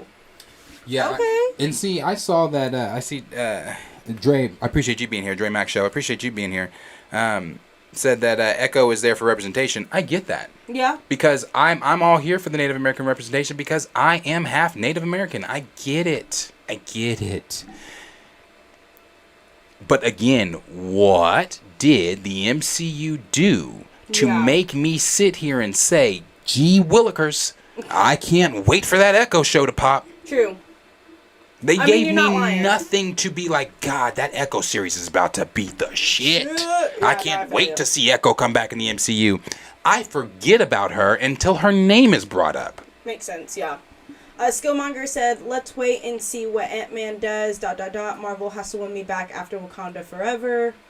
CGZ said that Agnes logo shows a TVA timeline image. Does it? I didn't realize that. Silver Wishes says, I hope they don't screw this up. It does, doesn't it? It does, doesn't it? Yep. Interesting. And then JB said, incoming Brother Voodoo, ? Grant Regent. Who said that? J-Rob. I don't think so. I don't. Marvel, the MCU, guys, as much as we want some of these black heroes to come, they're and this is, you want to talk about somebody shitting on parades. How could I put this? Marvel has not, this Marvel Cinematic Universe has not given any type of Blue's Clues toward us having our another beloved black superheroes coming into their cinematic universe. That part. Like, they just have not. I get it. I get it. The theories and being able to talk about it is fun. You know, these are things we want. But temper, honestly, I don't see them doing Brother Voodoo. I've seen people saying, like, couldn't we get, you know, can we get this? Can we get... I don't think so. You have to remember, guys, they literally killed the very first black superhero to ever don publishing media. If they are willing to kill him off, what makes you believe that we could get around for something else? That we can get any of these other beloved black heroes? Like, I'm telling you right now. They try to make up for it by like race swapping. I think it's just proving like it's just not. It's just not. They're not going to do it because they don't care. And here's the thing too. When it comes to black Marvel superheroes, you remember that what's that Disney movie Soul? Yeah. Soul. I think there was the little, what was he, a little mouse that would go and check the filing cabinets and shit. He went in that room with all those filing cabinets. The black heroes are somewhere in all those filing cabinets. Marvel's not checking for them. Yeah. They're not. They're just simply not. They killed T'Challa, so I don't have faith in a Blue Marvel. I don't have faith in a Brother Voodoo. I don't have faith in what I've read from the plot leaks in what they're doing with Monica Rambeau. Yeah. Because they just prove time and time and again how they truly feel about black characters in the MCU. See, Gigi said we got Wonder Man. No, we don't. We got their version of what Wonder Man is, but listen, as I've said this so many times before, and this is the last thing I'm saying on this black stuff conversation. Just because Yahya Abdul-Mateen is playing white comic character Wonder Man is not black representation. That part. It's not. That part. He is a black actor portraying a white man's stories. I'm going to say it one more time because I've used this example so many times. A black little kid that doesn't know shit about Marvel Comics because most kids aren't reading comics. Right. They watch the MCU, like the majority of these casual viewers. True. They're watching the MCU. So a casual black kid that's watching the MCU then sees for the first time, because they don't know who Wonder Man is, this is a new character to them, introduced by the cinematic universe, sees Wonder Man portrayed by Yahya Abdul-Mateen and becomes instantly fascinated. So much fascinated so that after the movie, I now think I want to pick up a comic about this character so I can learn more about this character because that black superhero is so cool. I want to learn more about him. Yeah. Well, you go to your local comic book store, you pick up a Wonder Man comic, and you're going to white. Okay, issue 2. White. Okay, maybe he's black in issue 3. White. And in the issue 1, issue 2, issue 3 and beyond, it's a white man's stories. There's no cultural aspect there. Yeah. There's nothing that gives us representation in that. Exactly. Nothing like T'Challa. So you can say, yeah, Wonder Man's black, but he's black for token-ass reasons. Right. And I'm not here for it. I'm not here for those reasons. Yeah, I'm not going to sit here and support that. No, I definitely agree. J. Rob said, I actually wouldn't mind an Uncle Ben series set a couple of weeks before he gets popped. Okay, J. Rob. And see, Jeezy said that was sarcasm. I'm sure he probably was being sarcastic because see, Jeezy is one of our viewers here. He knows the conversations that we're constantly having, and he's in on these conversations that we're constantly having, and he agrees. He's like-minded with a lot of the things that I say and the chat says. I'm sure it was, but I wanted to say that just because again, as I always say, we have 77 people watching right now, and not all 77 people are commenting. Right. So you don't know who's watching that might be thinking, you know, what is this brother up here talking about? You get Wonder Man's black? Yeah. Is he though? Nate Moore's black too. But that don't mean shit. Yeah.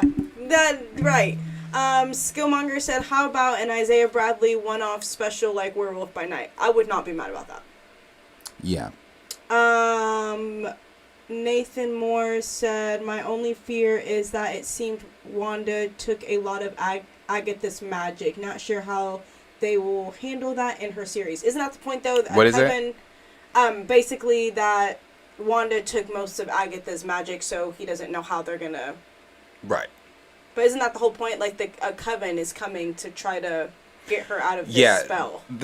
A dark coven or a coven that she's linked to. We don't really know the details, obviously. A coven either she's linked to or a dark coven is supposed to come take her out of the hex that Wanda left her in. Right. And maybe even give her power back. I don't know. I really don't know. Yeah. We have to wait to see. Dougie Fresh said, breaking news, Kang is Bast. The Dre Max Show said, exactly, Kang shouldn't be the author of everything. Yeah, I don't like it. Yeah, Johnny Washington said, next Kang is going to be Galactic. LOL. In Tony Films, I hope I said that right. Antonio Films. MCU keeps combining characters, keep Kang in advanced science, not Metastasis? I don't even see where you are. Metastatism? I'm trying to find where you are. I'm almost down to the bottom.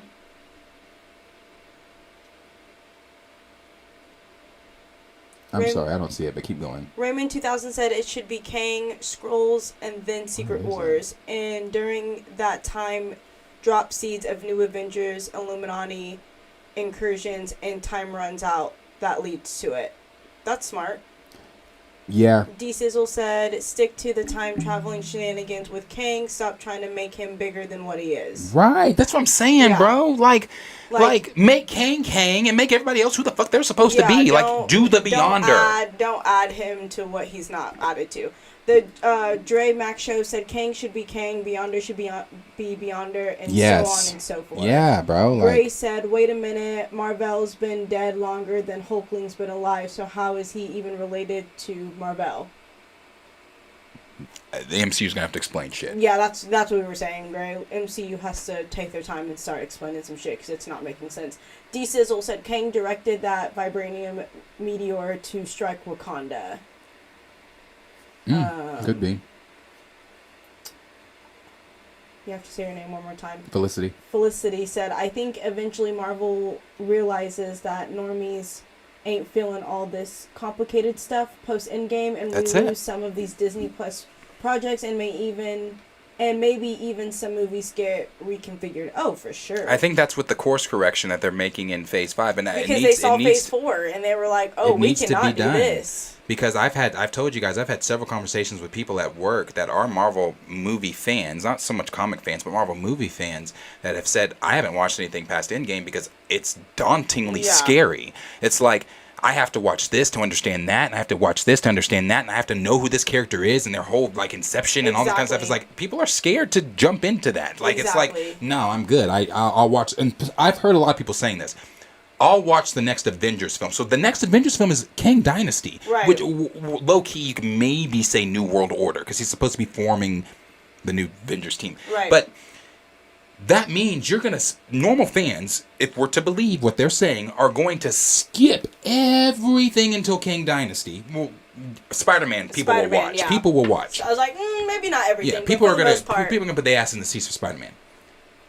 And then you're going to come into Kang Dynasty and be like, what? Yeah. It's a lot. Skillmonger said that roster is a red herring. D-Sizzle said Kang sent Bast to protect Wakanda. J-Rob said Thunderbolt's first target in the Living Tribunal.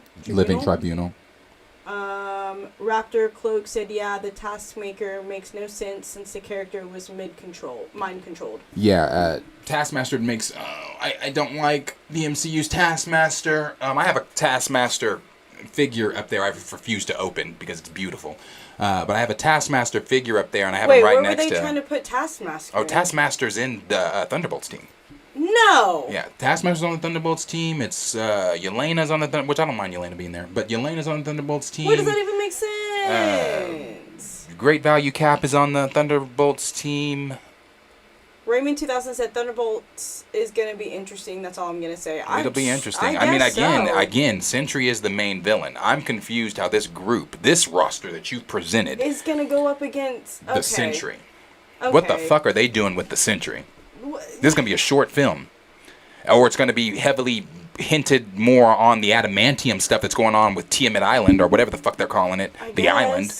Because... that doesn't make any sense. And you cannot depower Sentry. You can't. You cannot nerf Sentry. So Make it's like Sentry what he is.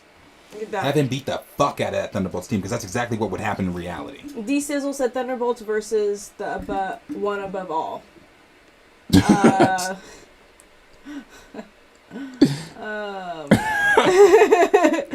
Sorry, I laughed and hit a button and it took me all the way down. Dre Max said Agatha was a great show. Pookie said, did he talk T'Challa yet? Not yet. Skip down here some, because there's a lot more coming in. Oh yeah, okay, here we go. You can start there at Felicity, where she said if people want representation. I don't know if you see it, so I'll read it. If people want to have representation, they must do it themselves. You can't depend on corporate America to do that for you. They want to convince you that they care because they get ESG money. That part, sis. Yeah, no, it's really that. And I've said that so many times. If we want to see things like, look at Nico Bean. Look at what Nico Bean is doing. Nico Bean, I don't think he's in the chat tonight, but look at what Nico Bean is doing with what he's trying to do with creating his own comics and stories, like with Indala. He created a story. He created a character named Indala who is from Wakanda and things like that. I don't want to misrepresent what he's creating. I don't want to tell something incorrectly. But it's the fact that he's taking the matters in his own hands. And he's creating his own stories that, you know, people can love. Since we don't love what's currently going on with T'Challa in the comics, because he's getting treated like shit in the comics. I'm going to get on that in a minute. We don't love what's being treated by him, how he's being treated in the MCU, because, I mean, hell, he's dead. So it's like, if you are not going to take the IP that I love, because right now it seems like people that are writing for T'Challa, whether that be in movies or comics, hate this character. And if you hate the character, get off the fucking project. Yeah. Again, I'm going to get to that. But also, I always say this one too. Look at Star Wars Theory. Star Wars Theory, who is obviously the YouTube channel Star Wars Theory. Star Wars Theory is creating, or has already started create, we got the part 1 of it, of his own Star Wars stories with Darth Vader. Right. And this next part is going to have Mace Windu in it and everything like that. And he's put over $1 million into this. And that's crazy. He's put over $1 million into this. He's teamed up with different writers. He's teamed up with different effects people, because it's going to be it's in a video game type of animation style, like cutscenes from video game type of it's that engine, or however you say it, that style of animation, or if it's not animation, that style of visualization, yeah. So that's what he's doing, and it's if you want to, like she said, you got to start taking creativity into your own hands then. Yeah. Because they're not going to do it. They don't care about that. All they look at is the money. Yeah, at this point, it's just not going to happen. I'm going to scroll down to Gray, where it says, yeah, I've seen that Blue Marvel, Brother Voodoo, and Luke Cage are available. Feige, they're going to stay that way too. You better get on this Wonder Man. Yeah. Yeah, like, he can easily come back and do Luke Cage. Like, there's just... okay. Dan the Man said, War Machine, Captain America, Nick Fury, Ironheart, Patriot, Blade, Luke Cage, and yes, Shuri, Black Panther were small in the numbers but mighty in the stories. Hear me well, Planet. Wait, who are you on? Dan the Man. Right underneath Gray. Oh, okay. War Machine, Captain America, Nick Fury, Ironheart, Patriot, Blade, Luke Cage, and yes, Shuri, Black Panther were small in numbers but mighty in stories. Hear me well, Planet Fanatics. I was like, why am I reading this weird? Well, you know... I mean, I'm not dogging these, and I don't think you're dogging these either. It's just the fact that we have other black superheroes. But are we saying they were mighty in story in the MCU? Because if we're saying in the MCU... No. I can't tell you shit about Nick Fury. Yeah. I can tell you that Ironheart's dad's dead, and she created whatever thing that finds vibranium. That's the only thing I can tell you about her. About Captain America, Sam Wilson, he can't get a bank loan, and he was an Avenger that helped save the world. His sister's poor, he can't help her. He's getting mistaken by just regular old niggas walking in the street by the police. That part. Patriot, we got 2 seconds of him in that whole series. Oh no, he's talking about Oh no. Oh yeah, Patriot. Yeah. Yeah, we got 2 seconds of him. That whole series, War Machine. Don Cheadle. Don Cheadle said it himself. I would wish we knew more about him because we don't know shit about him. Yeah. Blade. That shows you how much they cared about Blade. They gave him a 90-page script with 2 lackluster fight scenes that had Academy Award-winning Mahershala Ali ready to walk. Luke Cage was at its peak, and then they ended the series. Suri. From what Raymond told me the other night, they had her ready to commit suicide in the revised script. After Queen Ramonda was killed, she was going to take the gauntlets and kill herself or what. Hear me well. I don't think that they've done anything to represent us in the MCU. Besides death or cancellation. I don't see it. I just don't see it. So, hear me roar. Black Cinema Critic says, I really think that actor Yaya should be stepped down from the role for those token reasons. Just because it's Marvel doesn't mean you should take it. Yeah, I think it's kind of weird that he just kind of grasped at it so quick. Because money talks at the end of the day. Money talks. At the same time, Skillmonger. Oh, I'm sorry. No, go ahead. But at the same time,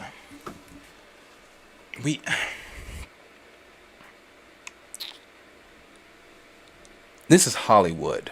Yeah. And money talks. Not all of these people. Actually, let me.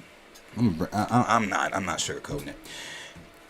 These actors and actresses don't read the shit we read. No. They don't read Marvel comics. They're not in, like, not all of them. I don't want to say they don't, because Elizabeth Olsen knows Wanda. Shit, yeah. She knows her shit. She read the comics. I mean, there are some of them that do read this stuff, but I obviously I don't know Yahya Abdul Mateen. I have never sat with him, never talked with him, don't know him from a can of paint. But I can probably guarantee you, he doesn't know who Wonder Man is. I can probably guarantee you he hasn't read Marvel comics. He probably didn't grow up reading them. Right. He probably has not picked up a Marvel comic.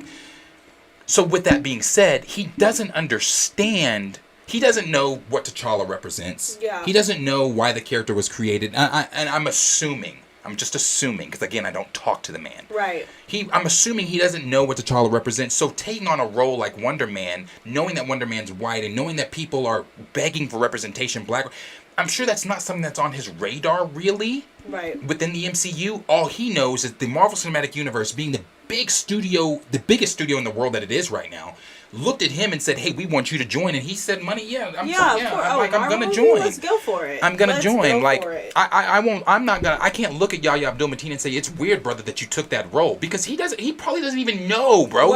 He's just looking at it's a superhero. He gets to play a superhero in Marvel. That's all he's looking at. Right. Skillmonger said, I always viewed Kang like a low-key level character. Now that's a little out of pocket. Wait, who said it? Skillmonger. Said what? I always viewed Kang like a low-key level character. I think that's a little out of pocket for me. I feel like Some people don't look at Kang, though, like that. Like, I know a friend of mine who reads Marvel Comics, and he's like, I don't like that Kang's the next big bad villain. And some people don't think that Kang is Kang the Conqueror. I mean, maybe because I'm just a huge fan of Kang the Conqueror, so I can see why Kang could be our next big villain. I love Kang. I think he's great. Cordelia said Kang is the one above all. What are y'all talking about? Don't sleep on that. Yeah. I'm just gonna tell you, there's whispers. That's all I'm gonna say. Yeah. There are whispers, and the reason I've not talked about it here on the channel is because there's not enough for me to get on here and give y'all. Whisper. Yeah, it's kind of like when we talked about Eternals 2 and it being Judgment Day. It's going to be Eternals versus the X-Men, and we don't. I really couldn't tell you much about it besides the stuff I know about the comic. I don't know what the MCU is going to do because there's not been anything. It's just a whisper right now, and so that one above all shit, I'm gonna tell you that there's whispers. There are whispers. Raymond 2000 said a lot of problems with WF wouldn't been solved with the recast, but also if we saw Wakanda and Talakan's history. Talakan's history, and even if Namor flooded Wakanda, weakening it and causing more conflict. He continues to say you could even explain Riri and have the UN bring these two kings together and just force them to sign peace treaty to avoid an all-out war, because if these two nations go to war, it's a problem. Yeah. CGZ said Doctor Doom writing the Darkhold would make more sense than Kang. Honestly, you're not lying, bro. D-Sizzle said it's crazy they severely nerfed Thanos but are putting extras on Kang. Yeah, that's true. Because I really feel like they didn't really touch base with Thanos. No. I feel like they scratched the surface with Thanos. Like, they got his main purpose out, but that was really it. Dorian Clayton said we could have got 2 black actors to head up the MCU, Jonathan Majors and Kang, whoever they could have got to play T'Challa. Yeah. Raymond 2000 said, uh-oh, Darius, your blood pressure, it was a bit concerning the other night. Wait till we get to this. I'm not about to yell tonight. But I do have some shit to say. A few more things. D-Sizzle said, I feel Netflix put more respect on black characters over the MCU. You're not lying. Raptor Cloak said, we've known Luke Cage less than Sam, but we've known about his life. But we know about his life. Exactly. I can tell you more about Luke Cage than I can tell you about... Because he had a whole series on Netflix. Yeah, about Sam Wilson. Shit. Felicity? Yes, Felicity. Please believe actors don't always have the same values as fans. This is their livelihood, and they gotta eat. And some of them aren't that smart because they depend on others to tell them what to say. I mean, you're not lying, sis. There you go. You know, I think it's just disappointing. It's just disappointing more than anything. That's why you see... Like, you just don't do the research. Yeah, I mean... As an actor, if you're going to play a character, like, wouldn't you took the time to to do the research? And, I don't know. It's just weird to me. Dan the Man, all valid points. Let's consider what they have accomplished. Sam brought light to Isaiah. Fury brought the Avengers together. Cage saved Harlem twice. Rhodey saved Tony's life outside of the suit. Like, I'm not downplaying the black characters that we've been introduced to. That's not good enough for me. But, like, we're not going to sit there and just give there's still not enough. Like, That's not good enough for me. We're about 20 years down the line of MCU, guys. Like, we're hitting our 20 years. I could have accepted that if T'Challa wasn't dead. Because he would have been in the second film, or maybe not. Again, as I've said before, he didn't have to be in the second film, so you could figure out how you're going to recast. But you didn't have to kill him. Neither here nor there. I could have accepted that if T'Challa was going to be in the third film and in the MCU moving forward. Right. I don't accept that because we aren't making these. We don't have to do these mental gymnastics with these other white characters. Right. Like if I say, tell me about Iron Man, the MCU, you can tell me about and not give me one example like of. And Dan the Man, I'm not coming for you. I'm not coming for you at all. You're making I get what you're saying. I understand what you're saying. I just have a different point of view from it. So I'm not coming at you. But when you know the point there when it says what they brought to light, Fury put the Avengers together.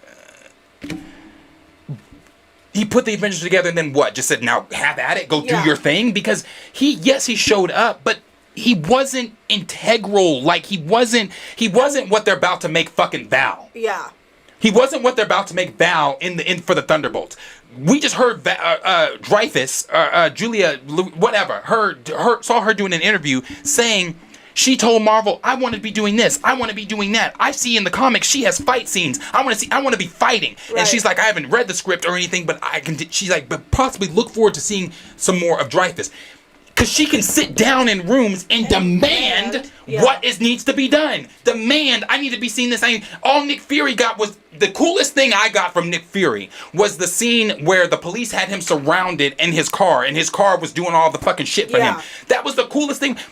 I don't want to compromise. I don't want to make compromises. We kind of get his backstory in Miss Marvel. You know what I mean? Because we're going to like earlier Nick Fury, but we don't really know his backstory. We don't know shit about Nick Fury. We don't know shit about any of them, bro. When the actors themselves, again, you can look that quote up. I've talked about it. When the actors themselves, like Don Cheadle,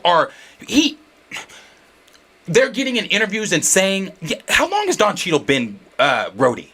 Literally since the Iron Man 2, right? That's what we're going into 20 years of MCU, and this is all you can give me. Hold on. I want to. He was in Iron Man 2, and Iron Man 2 came out, I want to say, mid to late 2000s. Let me see exactly when, because I just want to put something in perspective really quick.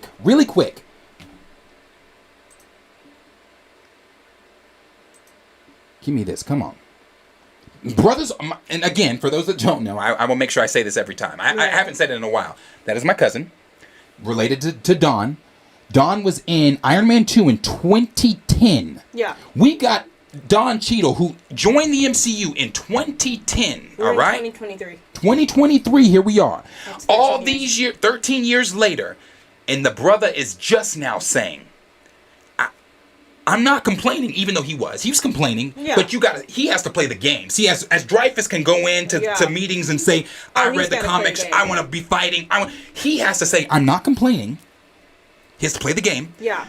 But can we learn more about more about War Machine, about Rhodey? Like, what is his favorite ice cream? What side of the bed does he wake up on? Does he have a love interest? These are Does his he have words. a dark side? Does he not have a dark side? Like, Why is he 13 years later, after being this character since 2010, having to ask, can we see more of him? Exactly. Why? Because we didn't go on a 13-year journey with Iron Man and not learn shit about Robert Downey Jr.'s Tony Stark. So no, I'm not accepting breadcrumbs. You're not gonna feed me the scraps. We're not a towel that you can pick up and insert in a story and use when you want to. Fuck that bullshit, bro. No. Yeah. And the fact that that's accepted, the fact that you're looking, and again, Dan the Man, I'm not coming for you, I'm just talking in general. The fact that people can look at that shit and say, I feel represented, brother. That's crazy. We have to talk about culture then, and you know where you come from. Yeah, because that's not it. No, Yeah. I won't. I refuse. I will not accept that. I won't accept that because I can tell you everything about Tom Holland's Spider-Man in the MCU when him and fucking T'Challa entered the MCU at the same fucking time. Yeah. One has 3 movies, the other died 3 times. So Bullshit. yeah, I mean, I definitely what he said. Black Cinema Critic said the black educated man that he is, I'm sure that he knows the history of why Black Panther was created. He is from Oakland. I mean, we can't say that. We can and we can't. You know what I mean? He might. I don't know. He might. He may. If he did, then why take the role as a white Wonder Man? Listen. Grand Regent Throg said Kang is not a Loki level guy. Thank you. I agree. D Sizzle, Kang was always a dangerous villain to the FF and the Avengers. You're correct. Black Cinema Critic said, so you just sign up to think that you don't know or read about is what you do. I'm sure his agent has informed them on what Marvel is. Wait, I'm sorry. Who said this one? Black Cinema Critic. One more time. So you just sign up, think that you don't know or read about, is that what you do? I think he's trying to say, so you think he's just going to sign up and not read about what he does. I'm sure his agent has informed them on what Marvel is. Yes. Do you also know there's a difference between Marvel MCU and a difference between Marvel Comics? And you can know about Marvel and not know about Marvel. Here's the thing, too. We've heard actors and actresses get up here after talking to Marvel, and all Marvel has told them is, we want you in the MCU. Maybe not giving them all the ins and outs of who they're going to play or whatever. And not only that, I don't. Yeah, actually, I do think that, because Marvel, the MCU is a machine at this point. Yeah. It's a machine at this point. It's no longer in those early 10-year stages. It's a machine. So with it being a machine, you're literally, like, you got Pedro Pascal and other actors that are just, like Kim fucking Kardashian. She's not even an actress. Kim Kardashian wants to be in the MCU. Everyone wants to be in the MCU. Everyone wants to be where the money is. There literally is so many interviews with so many different actors and actresses that are like, you know, I think it would be really cool if I was in the MCU, if I was some form of superhero or a villain. Like, everyone wants to be a superhero or a villain. Everyone. Doesn't matter if it's MCU, doesn't matter if it's DC, everyone wants that chance. So of course, if the MCU comes to you and says, hey, we want you in an MCU movie, no, I don't think you're going to take the time to do the research. If you do take the time to do the research and you accept it, I think you're accepting it for the wrong reasons, at least in my personal opinion, and that's just where I'm at. So yeah, I mean, I just think that everybody wants a chance to all these actors and actresses. Like I said, when you have reality stars like Kim fucking Kardashian coming out and saying, "Oh, I want to be in the," and not jokingly saying it, meaning like, I want to be in the MCU. It's because it's the machine. It's the thing that everyone is talking about. Exactly. And if you can add Marvel to your resume, which is the highest, the biggest studios at the moment.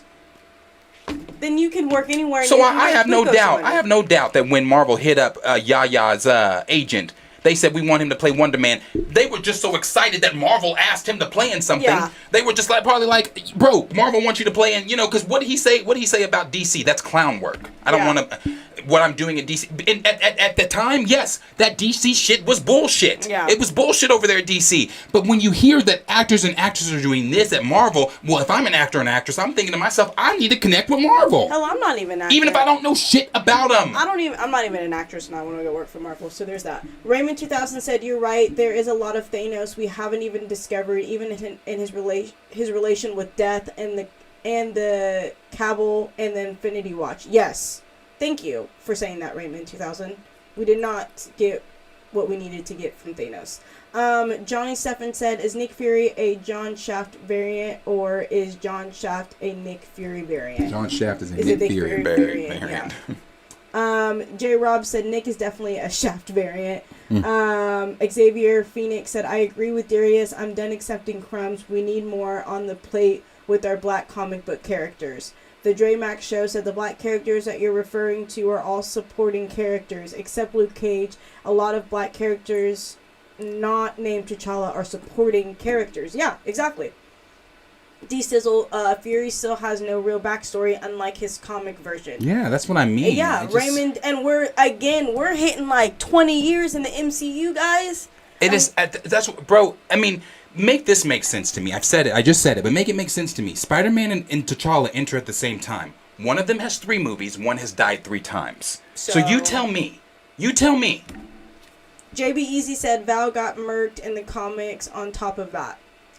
Facility said when Nick Fury got his eye scratched out in Captain Marvel, that was it for me with that character. That's what I said. That's the only other thing we know about Nick. Yeah. He got his eye scratched out. Exactly. Raymond 2000, black character give us all of them like you're giving white characters all of theirs. I said what I said. You can stop because we do have to move because it's it's about that time. Yeah, we need to move to the next topic. Let's talk Blade. Ooh, yes. Let's get into it. Which, by the way, I will say this really quick. When we do get Blade, that will be our 3rd black MCU character that gets his own show. Yeah, you had T'Challa. We're about to see Don Cheadle in Armor Wars leading. And yes, this will be our 3rd. Yeah, and I'm not including Luke Cage because that's Netflix. That was Netflix. Yeah, I'm not giving the MCU. So you can say what you need to say, but evidence are here in front of us. It's like Blade. And again, this is about 20 years later. We've been in the MCU for about 20 years. And they had to rework this, bro. Cause this. Remember, this got put. Let's talk about it. Let's talk about the Blade stuff here. So. People have been coming in lately and asking, have you heard anything about Blade? Have you heard anything about Blade? And I've not had any news to give anybody because we hadn't heard anything about Blade other than that Bo DeMeo had now taken over the lackluster script that Mahershala Ali was so frustrated with, other than that they found a new director that Mahershala Ali was working so much closer. Fuck, the Warriors just lost. That they were working in overtime too at that. Holy shit. What did Steph have? Oh my god. Okay. That they got a new director and that Mahershala Ali was going to be working much closer with the director and more involved with how this movie was going to be going. Because, again, I just said it, but he was upset about it. For those that do not know, if you're new or, you don't pay attention to stuff like this. Yeah, we haven't talked about it in a little minute. It was a 90-page script that was written, 90 pages, okay, for a movie, for a Marvel movie. It was 90 pages of a script with two lackluster fight scenes. Mahershala Ali was frustrated, and at the time, the rumor was ready to walk. We had, the director and him weren't agreeing on things with the way that they were trying to take it. So they, got a new director, got new writers, rewrote the script, and I still believe are still working on the script. But this is coming from the direct, and this is what they have to say about it. Marvel Studios Blade received, and before I start that, due to all of the buffoonery, behind the scenes over at the production of Blade, got it pushed back, got the script rewritten, because when you rewrite a script, that takes fucking time, bro. Yes. That takes time to rewrite a script. We were just talking about Shrek the other day, if they do a Shrek 5. They currently have a script for Shrek 5, but they were talking in the article, if they rewrite it, that could push Shrek back to 2026. Yeah. Because writing a script takes time. So, this is what the direct is having to say about it. Marvel Studios' Blade received a new start date following behind-the-scenes frustrations that resulted in an overhaul of its script and production. Originally, the Mahershala Ali-led film was set to start filming last fall. Okay, however, never happened. Instead, production was delayed until later this year, and movie release was pushed until fall 2024. Okay. To top it all off, the project even got itself a different director in Jan de Mage, if I'm saying its name correctly, and entirely new writers with Beau DeMayo. Then it says, now it's been revealed when fans might expect to see the film start back up then. It says, according to industry insider Daniel RPK, says the upcoming Blade movie for Marvel Studios is aiming to start production on May 30th. So they haven't even started production yet. Okay. May 30th. Originally, the MCU project was set to start rolling cameras last November. However, Marvel Studios made some big changes behind the scenes, which resulted in production being delayed and the movie's release date being pushed back by 10 months. That's crazy. Previously, it was rumored that Blade would be starting back up in January, but it would seem that clearly isn't the case any longer. Then it goes on to say, has Blade changed for the better? Fingers crossed that Marvel Studios has been able to turn things around behind the scenes with Blade. All of the delays and changes got fans worried about the project, about what the project will end up looking like. According to sources, the previous script was seriously lackluster and including too high, disappointing key action sequences. Okay. For those worried, all of this turmoil could lead to Mahershala Ali leaving the project. Thankfully, that's not going to happen now. It's not, but he was considering it. In fact, the actor was supposedly highly involved in the search for the new writer and fresh director, what I just mentioned. He is heavily involved now because he saw, okay, without me being involved, obviously, this is what we get. 2 lackluster fight scenes and a 90-page script. Right. And I'm a fucking Academy Award-winning actor. Well, okay. Did they even consider Blade in the first place? Was this like No, Blade's been on the slate for a long time. Oh, has it? Yeah, okay. It's been there for a while. Okay. They just it's trying to find an example here. It's the equivalent of this box. It's just sat back there collecting dust because they don't give a They don't care about the black characters like that. I'm just telling you what it is. I'm just telling you. Then it goes on and says, though at the time all these changes, reports did mention that the actor himself was highly frustrated by how things were going. Hopefully the beginning of production sticks this time around and Marvel Studios can finally get to work delivering the Blade film that fans want. Blade is set to hit theaters September 6th, 2024. Those are some of the things going on with Blade. Obviously, we know that we heard Mahershala Ali's voice at the end of Eternals. I'm assuming with the rumor that Midnight Suns is on it's coming sooner rather than later. We also just recently discussed the Ghost Rider Halloween special that they're probably going to be doing for this coming Halloween, which could also involve a cameo from Blade because if they're going to be doing the whole Val, putting together a team, Nick putting together a team, it makes sense for Blade to be putting together the Midnight Suns team. And that's going to have Ghost, it should have Morbius. Well, I don't know about Morbius because Sony's not going to play that way. Oh, that's true. But Ghost Rider, Werewolf by Night, possibly Man-Thing, Doctor Strange even maybe. I mean, he is a part of it. Am I thinking comics where Morbius is part of that group? No, Morbius is a part of them, but right? he's not gonna be. I know within the MCU, but comic wise. Yeah, comic wise. Okay, that's I was like, where did I get Moon Knight? Okay. More than likely. Yeah. Moon Knight. Things like that. We'll Did start. you say Man Thing? Man Thing. Yeah. Okay. Start building these this Midnight Suns team. We should see that from Blade. But the first things first. One of the other things we knew about the Blade script, that they wanted his daughter to be the centric point of it. They were going to make Blade a little older and then bring in his daughter to be the kind of take over again. But no, I'm glad they didn't do that. I'm not going to get into that, but I'm glad that they didn't do that, because we need to we want to see Blade. Yeah, we want to see Blade. We don't want to see so those are just some of the things that we know are going on right now, which is nothing really new other than that it seems like it may be getting a new start date. It looks like they're going to start filming. What they say this fall? Was it fall? Yeah, fall. Yeah, they're going to start filming this fall. And that's really all we know about it outside of who's been named director, outside of Bo DeMayo writing, and Bo DeMayo is also one of the writers for X-Men 97 and things like that. He also was one of the writers for The Witcher before he left that. That's really about all we know right now. There's nothing really new in headway for it because they haven't started yet. Yeah. What they say, actually, I'm sorry. Production is starting May 30th. I'm really curious of how we're going to get production and everything in before September 6th of 2024. They got some work to do. They do. They've got some work to do. Put in the work for sure.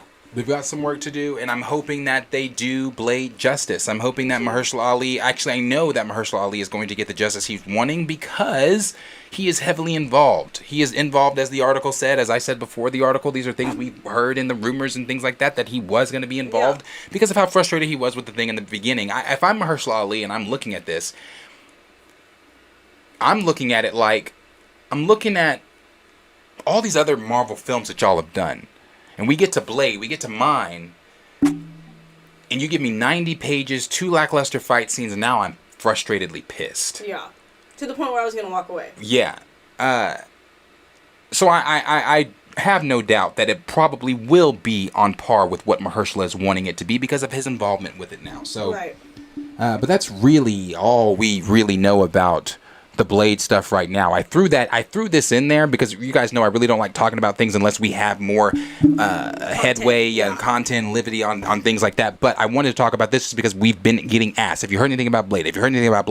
And this is the newest news. This is the newest news. I do expect more things to come out probably around that closer to the May time once we get, set photos and leaks and things like that. Something around the plot leaked from the Marvel Studios subreddit. Yeah, in the summer towards, going into the fall. For sure. Yeah,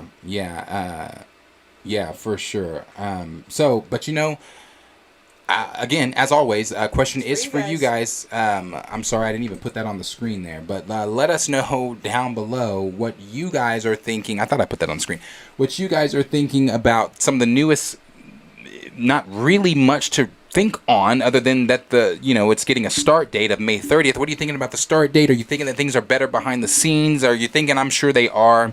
I think they are, but just what are you wanting out of Blade? What are you thinking about the new start date and things like that? Let us know down below in the comments what you guys are thinking. We're going to start with J. Rob. He said Blade coming to theater near you in 2029. It feels like that. Cornelius. Oh, I got lost. Dang it. How did I do that? Here we go. Sorry. Raymond 2000. I'm very scared for Blade. Johnny Stephan said, I want to see Sticky Fingers in Secret Wars. JB Easy said Blade is going to be about his daughter bloodline, which they're adapting in the comics that nobody asked for. They debunked that though, didn't they? What's that? Doing his daughter's bloodline, right? I believe that's been debunked. Okay, Xavier Phoenix, the Blade fiasco is further proof that they don't care about black characters. Felicity said, Mahershala must have a great contact because he should have left this project and it would have crippled them. It would have crippled them big time. Oh, yeah. Because if he would have walked, I remember when we first talked about this, I said if he walks, they're up a shit's creek. Yeah. Because that wouldn't have looked good for, on top of how bad Phase 4 was by most people's opinions. Again, Right. your mileage may vary. If you loved it, you loved it. That's great. But that would not have been a good. That would have been a stain for Marvel. Yeah. That would have been a stain. A horrible stain. Yeah, it would have been a stain. Cornelia said no, they ripped that script up, Jay. That's why there's a new writer and director. Arcs 4 said they tried to replace Blade with Ryan. Gray said Mahershala Ali put his foot down, and respectfully so. Yeah. Yeah, he did. J. Rob, Mahershala looks great for 50, but damn, I'm sorry, but you gotta go younger at this point. Blade is gonna be looking like John Witherspoon by the third. But he's film. not lying. He's not lying though. I feel like it depends on how they go about this. It's the same thing with Don Cheadle though. Like, is Don gonna die here soon? Like, I'm not talking about in real life. I'm no. talking about the show, like in the movies. I'm He's sorry, gonna. every time we think of Don Cheadle, I think of that interview with him and Oh, Kevin Hart, and he goes, it's a "I'm damn." 56." He goes, "Damn." I'm sorry. Yeah, I'm sorry. So it's like is he gonna die in the Marvel Cinematic Right. Universe? Because I'm just like, he's 58. Brother's He's up there. 58. Yeah. Yeah. By the time we get another Armor Wars or War Machine type deal, I'm not saying that they do a War Machine, another solo War Machine movie, but I don't know. Yeah, no, I don't know about that one either.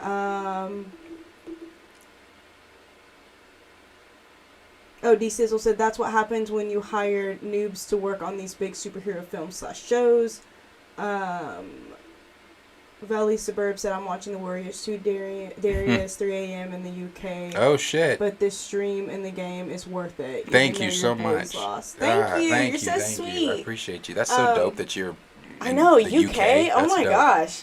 Cornelia, Snowblade wasn't even in their plans. Mahershala had to call them and tell them he wants to be Blade. That's the only right. reason we were That's getting true. Blade. That is true. That's the thing. And the only reason we did get Blade is because Mahershala said he wanted to play a role in the Marvels. Like, okay, so this kind of takes it back to that Yaya conversation. He wanted to play. He didn't care the role. This is Mahershala saying. I remember that. He did not care, but he wanted to play a role in the MCU because the MCU is a fucking machine. Yes. Dan the Man. At least things are going well for Momoa. He might be Lobo after all. Yeah, I think so too.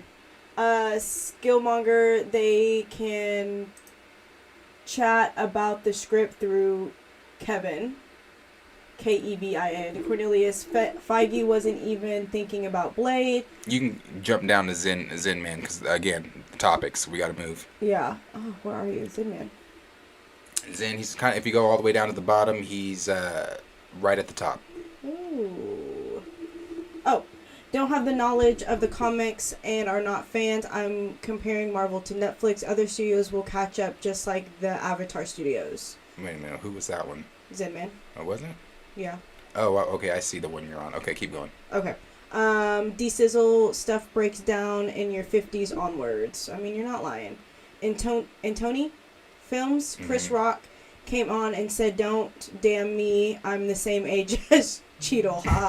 Raymond 2000, I just can't wait to see a new black male hero after so long, as well as who Delroy Lindo is playing. He's a badass actor. You want me to keep going? Who was that? That was Raymond 2000. You can read Nico's there. Nico being with the Steam, we should have been seeing a War Machine Disney Plus series with how he's recovering from the crash in Captain America Civil War. Oh yeah, Captain America Civil War. Yeah, and then CGG said doesn't look good for the Blade franchise. I guess it's still yet to be seen. I'm not gonna sit here and say, oh, the Blade is dead, but yeah, we'll have to see. We'll have to see. Yeah. Let's move here.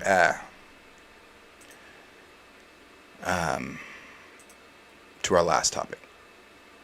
And the last topic we're going to talk about is going to be some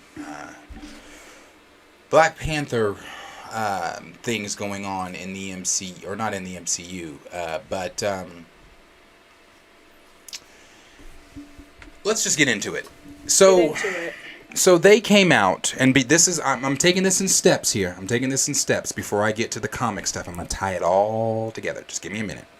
And I'm not about to go in and go that super hard on it because I don't want to be redundant to some of the things for the video that is coming out in February. I told you, I've been prepping everybody and telling everybody I'm still working on the video, the Black Panther video that I have coming out in February. I'm putting out for Black History Month. I'm still working on it. So I want to make sure that I'm not being redundant in things that you're going to hear me again say in that video. So I will say this though. It came out that the Black Panther 2 designer explains Kobe Bryant inspired tribute and sequel. So let's just go ahead and read here what they had to say. Now, we've talked a lot, and we will continue to talk a lot about the Black Panther franchise within the MCU when it comes to things that I feel I want to discuss. Because, as I've told you guys, I do not give a shit about the Black Panther franchise in the MCU without T'Challa. Right. I will comment on things that I feel I need to comment on, but other than that, We don't give fuck a your shit. franchise. Yeah. Fuck it. We don't give a shit. So, we've talked about it quite a bit. We obviously know what's going on. There's the whole hashtag started by E-Man, carried by a lot of us to recast T'Challa. We've also know from the film and everything that they've come out and said about T'Challa, about the film, that they wanted to make it accurate to Chadwick. You took a man that kept his illness a secret from the world and blasted it for the world and made the world pay to see that. Yeah. So you took that real life imagery and you inserted it into a fictional Marvel Cinematic Universe film. Here we are yet again taking real life imagery. Now, the reason I'm even bringing this up with Kobe and all that shit is because I, again, like Michael Jackson, Kobe is one I will not tolerate the disrespect for. I adore Kobe Bryant. That is my all-time, will forever and ever be my all-time favorite basketball player. The way when Kobe passed, you would have thought I personally knew him too, because that broke me. I was broken. That hurt really, really bad. So the fact that we are looking at Kobe Bryant's murals as inspiration for the sick shit that you portrayed in Wakanda film, understand this. I've said this so many times. Chadwick Boseman is not T'Challa. T'Challa is not Chadwick Boseman. Stop mistaking the two. Please. Stop, because it's really weird at this point. It's really weird at this point that you are making this man's real life so synonymous with a fucking fictional character is beyond me. When this fictional character's been around since 1966, as long this character touched the shelves in spring of 1966 with his first appearance in this comic right here. Way before Chadwick stepped on the scene saying, I want to portray T'Challa in the MCU. Right. Way before the MCU was even a fucking thought, T'Challa was on the scene. So the fact that you keep connecting Chadwick Boseman with a fictional character, again, is beyond weird. It is beyond weird. Never died. And then but we can look, I've said this before. I think I just said it earlier when we were talking about the Joker stuff. The reason we can talk about Mark Hamill's Joker and Mark Hamill not continuing on as a Joker, the reason we can talk about Heath Ledger's Joker, who also won an Academy Award for that, we can talk about Joaquin's Joker because he also won an Academy Award for that, we can talk about Jared Leto's Joker, we can talk about Barry Keoghan's Joker.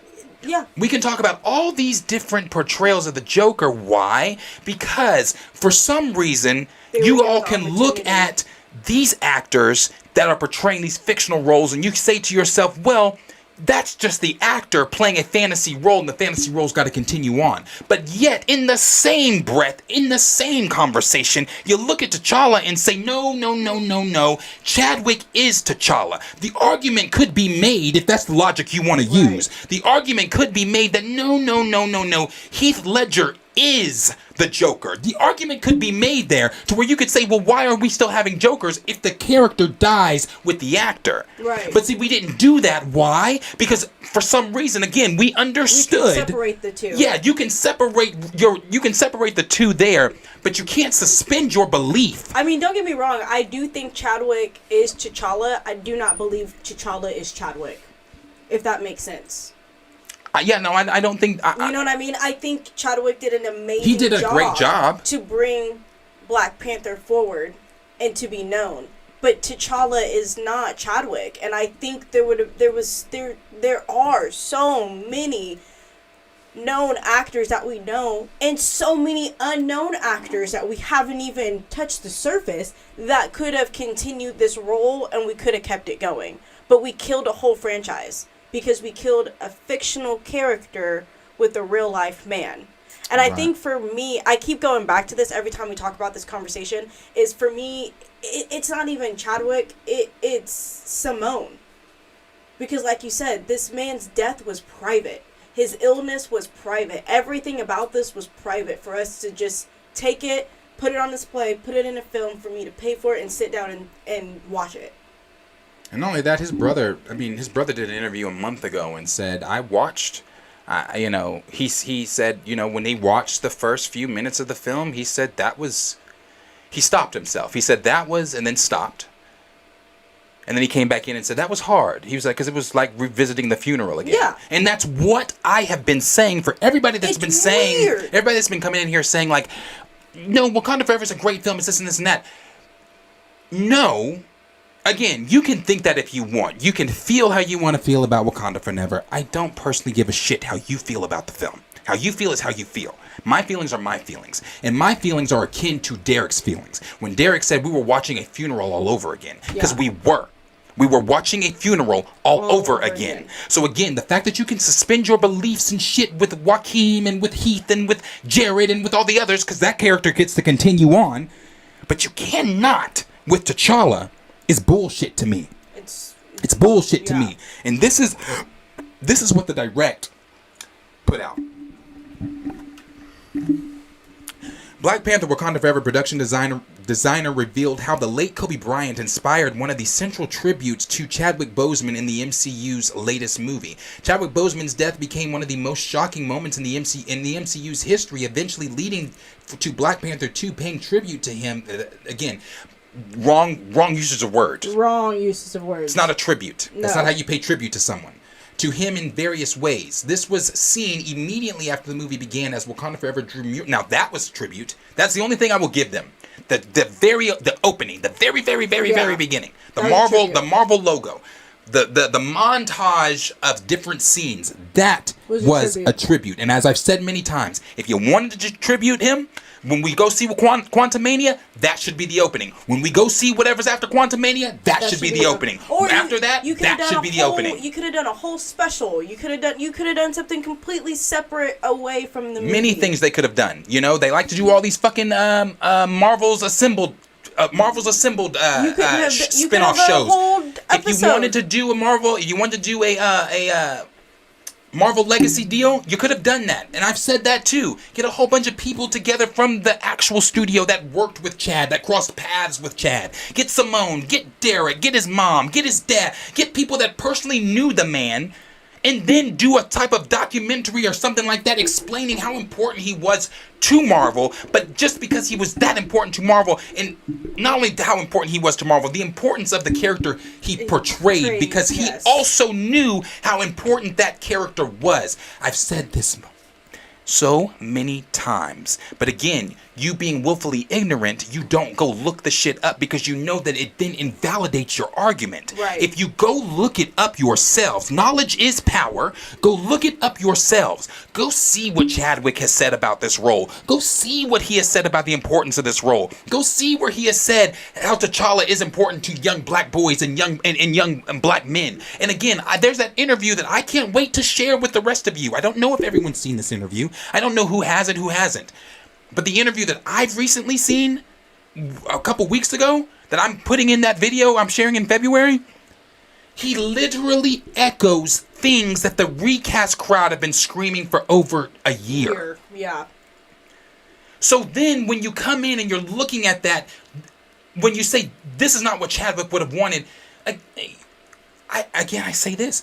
Come into arguments well equipped. This is exactly what Chadwick wanted. Somebody told me on Twitter the other day, you think Chadwick Boseman wants you guys acting like this? All I did was share the gif of Okoye saying, without question. Yeah. Because without question, he would. Yeah. Without question, he would want us going this fucking hard for the character that he brought to continue. Again, if you look up your facts and if you know your facts, you would know that while he was dying, he was in contact with Ryan Coogler, making the script for Black Panther 2 to showcase who T'Challa was, knowing that there was a very high possibility that the man was not going to be able to be around to play the character. So why would he set the character up to be continued if he did not want it to be continued? And like I said, you know, to add to that, Chad knew. I'm gonna keep reading this. Tragically, Boseman wasn't the only beloved celebrity that passed away in 2020, as the world saw Los Angeles Lakers icon Kobe Bryant and his daughter Gianna killed in a helicopter crash in California in January 2020. And while Bryant's death became one of the most painful moments in recent memory for so many people worldwide, the reactions to his passing actually became an inspiration. An inspiration for Black Panther 2's team during production. I tell you what, death was the inspiration. Death was the inspiration for this goddamn movie. How can you put that in the same sentence? That's it. It was only death. I don't know. They went in, thought death. They left, thought death. They dreamt death. They ate death. They drank death. Death was the only thing on the fucking table at the Marvel Cinematic Universe studios when they were discussing Black Panther 2. That was it. And to me, that's morbid. If you care that much about Chad, if you want to do a tribute, do what the fuck the brother wanted. Right. But to say we were motivated, we were motivated to do this mural, inspired by Kobe's mural, something that was painful, death motivated you. That's weird. And I can hear the comments. I can hear people saying, "Oh my God, you're taking this all out of proportion. Death didn't motivate them. The mural motivated them. This the mural wouldn't be a thing if it wasn't for the death. Death motivated them. They wasn't having murals when they were around, walking and thriving. And not only that, if that's the case, where the fuck was this mural for T'Chaka, his father? Where was the mural for him when we watched him get blown up in Civil War? If Wakanda, where was the mural then? Where was this mural when he was blipped for 5 fucking years? Where was the mural then? You didn't give a fuck, bro. And like we've been saying this for so many. There's so many ways that they could have used the blip as an excuse of why he wasn't there, and then recast him in the next movie. King of the Dead. There's so many storylines that you could use that explain where the fuck he is. And didn't have him in this movie so that the next movie that came around we could have continued. If that's what was the case. And like you have said before on this channel plenty of times, if you are not in the emotional capacity to do your fucking job, then don't do the fucking job. Go home. Exit. Take a beat. If I'm having a fucked up day or whatever, let's say I'm getting ready from work and some crazy wild shit starts going down at my house or whatever, that then puts me in the mindset to where I'm not able to work today. I'm gonna call my boss and I'm gonna tell my boss there's some shit going on or whatever. Let's just put it this way. Let's say there's a better example. When I lost one of my boys this past year, in 2020 or 2022, I lost another one of my boys.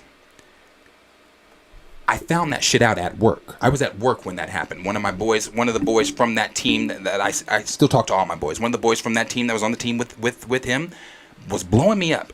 And I'm thinking, why is John blowing me up? Because, so I answer. I said, John, what? I said, what's going on? And he's like, Coach, where are you? And I said, I'm at work. And he says, Nick passed. I said, Nick who? And he says, Nick. I said, that's not possible. I just talked to Nick yesterday. Yeah. Or day before yesterday. I said, just yesterday he posted on his Instagram story. I said, no. I said, you got the wrong Nick. Yeah. He's like, Coach, I'm telling you, it's Nick. I said, so now I'm panicking. I hung up. I hung up on John. Immediately called his mom. She didn't answer. So I immediately called Nick. He didn't answer. Called him again. He didn't answer. I texted him. I said, Nick, pick up the fucking phone, please. He didn't answer. Right. So I called him one more time, and he did not answer. So then I called John back. I said, John, who the fuck are you hearing this from? And he said his cousin, who I know, Jared. Yeah. Jared told me. So I text Jared. I said, Jared, please tell me that this is not that Nick is not, that I'm not hearing what I think I'm hearing. Jared told me. So I took off from work, right? Because obviously I found that out at work. It hurt. It was deep. I had to leave. Yeah. I was off the rest of that week. But when it was time for me to go back to work, it was fully Now, was my boss sympathetic? Of course she was. Yeah. She was like, came in the first day I came back. She was like, "Darius, are you okay? Are you feeling blah blah blah?" And I was like, I'm okay. Yeah. All right. But I was expected to do my motherfucking job that day. Yeah. I was expected to make sure that when I came in, I got to work on everything I've missed, and I got caught up in my department. Right. I couldn't sit there and sulk all day and be like, because it was fully expected of me to do my job. And here's the thing. I'm sorry. No, go ahead. And that's in insurance. I was working in insurance at that time. So if I'm just working in insurance and I'm just helping you get fucking claims on your fucking hail damage on your roof, then what the fuck do you expect Ryan Coogler and Nate Moore to do? You are the director of what at the time could have been Marvel's biggest fucking franchise. Nate Moore, you are the vice president of production and development over there. So if I, being not even a licensed insurance agent, was expected to come back and do my job, then you too were expected to come back and do your motherfucking job. That simple. There's no ifs, no ands, no buts about it. Right. It's that simple. That fucking simple. But that's the thing that I was going to say, too. If you were sulking, I don't think your boss would have let you stay. She would have sent you back home. Exactly. So Exactly. Let's go back to this question. Why was there not someone in Kevin charge? Feige? Where was Feige? Who said, obviously you don't have the mental capacity to handle this job right now, and I think you need to go home and mourn. That should have been Feige's job. For two, everyone that's out there that's like, oh, you guys are just taking this too seriously and blah, blah. You obviously haven't lost someone. And I'm going to say it. You haven't lost someone that you were truly, truly close with. Because if you've lost someone that you have a soul connection to, a personal relationship to, how can you sit there in less than a year and just exploit their life like that? And not only that, like, to the money. Like, to the money. Where'd the money go? Did it go to the Chadwick Boseman Foundation? Right. I've lost people this last year, and just talking about them, just sharing their stories, whether it's a good story or... I still get choked up about it. I still get emotional about it. I still feel like I can't make rational decisions when it comes to those certain people about their death because it's still emotional. So how, again, can you sit there and be so comfortable with the idea of exploiting a sick man's life that he works so hard to keep it private? Because Hollyweird only cares about money. Exactly. And it's even weirder that people are encouraging it. And it's like, oh, that was such a great treat. It shows your ignorance, too, that you are so fucking blind. T'Challa is not dead. To look at Marvel and say, oh my God, bravo, Marvel. So beautiful. So good. Because Marvel, again, like I said this before, if Marvel pissed in a cup and said, do y'all want to drink? You drink it. Man. You would drink it.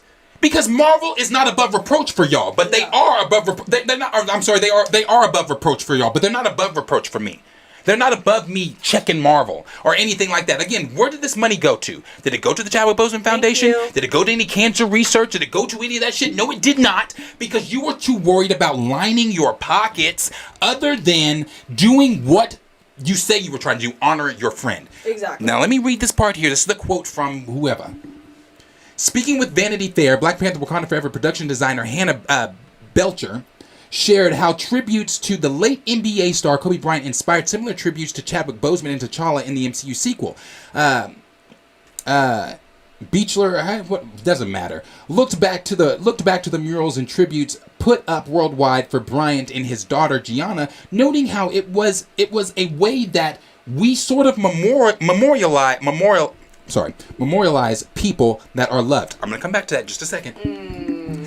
She then took that idea into the MCU, feeling that the people of Wakanda would want to do something similar for their lost king after losing him so suddenly. Hold on.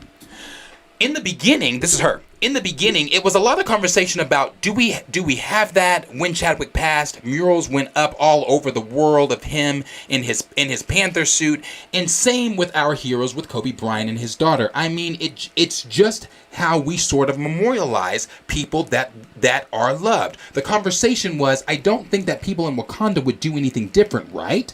They would want to memorialize their chief in Panther. Below, they're just showing an example here of the stuff here. So before I move on, Miss Tachir, where she said we sort of memorialize people. Yes, we memorialize people in real fucking life. In real, you know how many? In real life. Do you know how many MCU characters has died from the and we ain't moment seen we one more started until now? a mural. Not one. If that's the case, where's the one for Black Widow? She don't sacrifice her whole But goddamn see, you know what life. people are going to say to what you just said? People are going to say, you guys aren't getting it. Chadwick Boseman embodied that So did Scarlett role. Johansson. She played that role for fucking 10 years. What do you mean? Shut the fuck up. That's the logic. That's Shut the logic. the fuck The up. logic is he embodied this role, and because he embodied this role, no one else can ever play this role. That goes back to Heath Ledger. Did Heath Ledger not embody Joker? Yes. But didn't we get 4 more Jokers after that? Are we going to get 4 more after that? We are. Like, bro, miss me on that bullshit. Like, y'all like to come in and do mental gymnastics on shit that y'all want to make sense. Exactly. But when we're actually making sense, y'all want to sit here and be like, oh no, backpedal on the shit. I've said this before, and again, it has yet to be answered, but I'll ask it again. It is yet to be answered in my chats, but I will ask it one more time. If this were Tom Holland, God forbid, if this were Tom Holland Spider-Man and the MCU came out and said, no, Spider-Man's not going to continue on because Tom Holland embodied that role, would you keep that same energy? That's the real question. Then she went on to say, the conversation was, I don't think that people in Wakanda would do anything different, right? Wrong. Because where was this when T'Chaka died? Yeah. We didn't see murals of T'Chaka. We didn't see none of that shit. Where are those murals? Because, bro, where was the mural of Ramonda when Ramonda was drowned? Thank you. There was no murals going up of Ramonda. You could have done the same fucking thing, but you didn't do that because you all had to make this film so fucking personal. Yes. You had to take your feelings and inject it into a film that it didn't need to be injected into. And on top of that, let's go back to Mama Bear real quick. Her death was quick. Her funeral was quick. Her funeral was like one scene. I got 20 fucking minutes. I'm glad I didn't see that shit. I got 20 fucking minutes of Chadwick's be gone. The first 20 minutes of that movie was just the fucking funeral. Mama Bear passed. I got a scene. I got maybe 2 or 3 minutes out of it. Because it's never about memorializing or caring or any of that stuff. They're just, every time they come out with a new article since the film has come out in November, it's digging holes and trying to cover up shit that was been said. For sure. That's all it has been. It's making shit up at this point. At the bottom here, this is the last part. Working with director Ryan Coogler, Beachler also got to use some inspiration from New Orleans, her home city, in the processional for T'Challa. She noted that the music and dancing were a way to celebrate the life of Boseman, a hero, while mourning him at the same time, calling the scene a moment to get everything out. We have our... She said to get everything out. Okay. We have our brass bands and we celebrate life. We celebrate the loss, but we also celebrate the life of having known them. That's how I felt when we were doing the procession in the music. It was beautiful and everybody was dressed beautifully and it was a moment to get everything out. Bro, oh my, that's still so weird to me. So you had a funeral on set?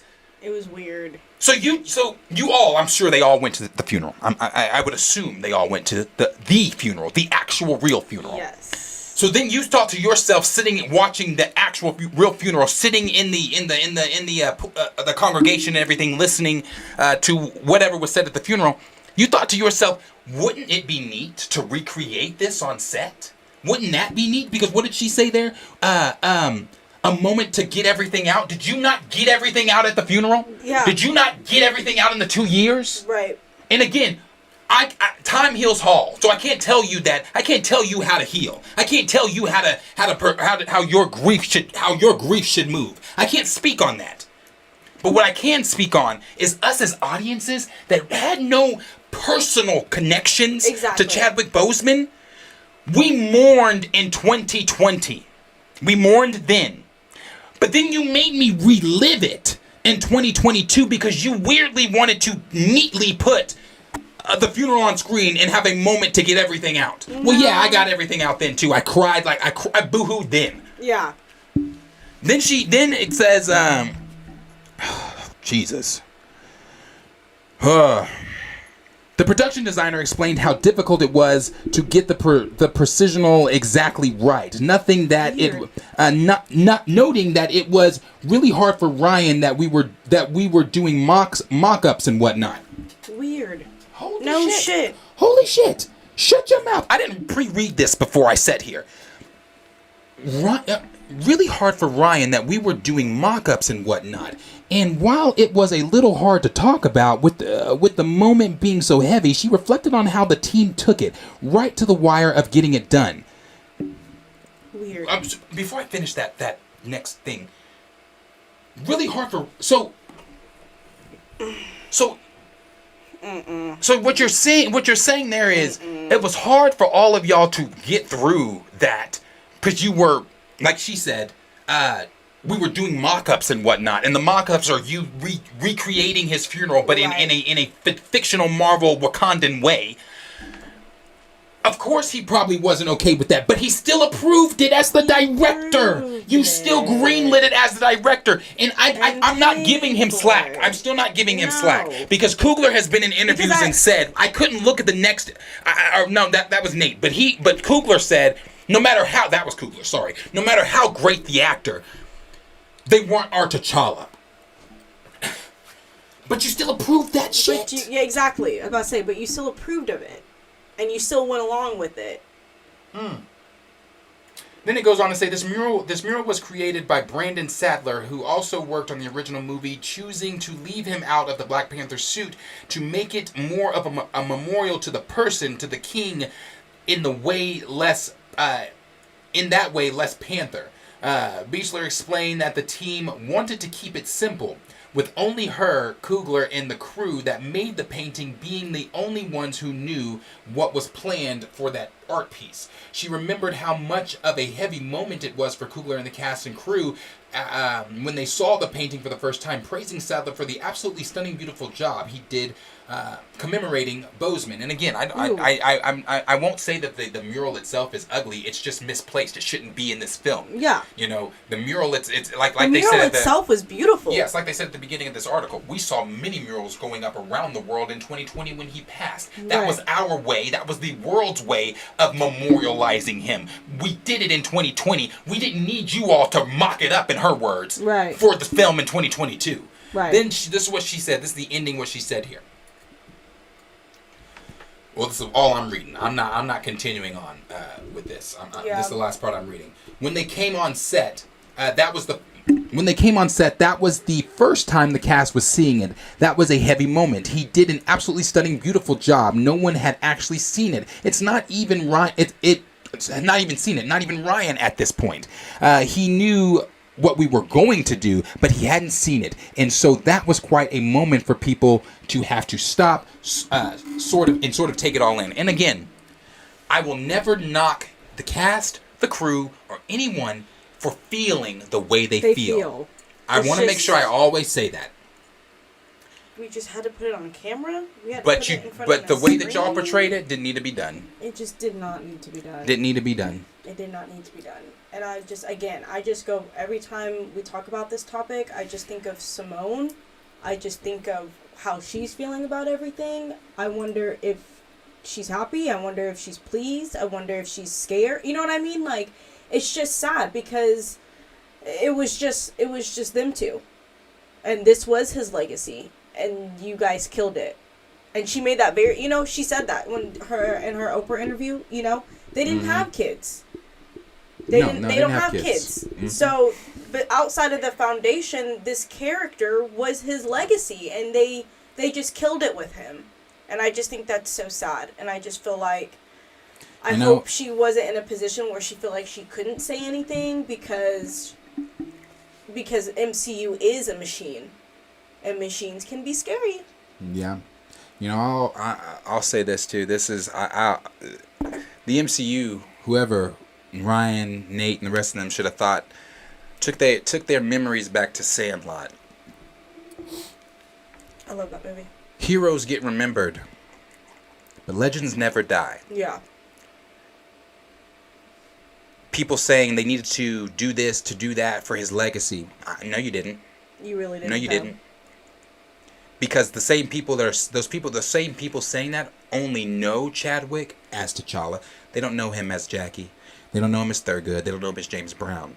They don't know him in any of the other roles, 21 Bridges, or any of the other roles he's played. Right. So his legacy was always going to be there. Always. But again, so, and the last thing on the T'Challa stuff, I'm not even going to read this article. I'm not going to read it. I don't want to. But I will say the things I'm going to say on it. We've even seen somebody, I don't know who it is, I don't know what's going on, but Marvel hates T'Challa. They do. Marvel hates him. And somebody told me, this is silly. Sorry, I'm going to read it. I want to read it. I want to be accurately accurate here. Because I was told. So for those of you that know, I put this on Twitter. The other day. And I shared the article from comicbook.com. Where they went in on the current treatment of T'Challa in the comics. Because he's getting treated like shit in the comics. Like Captain America told this motherfucker the other day, go back to Africa. Oh, word. I mean, he didn't say Africa, he said Wakanda, but still, that's there. Go back to Africa, or get your ass whooped. You can look at that's what he said.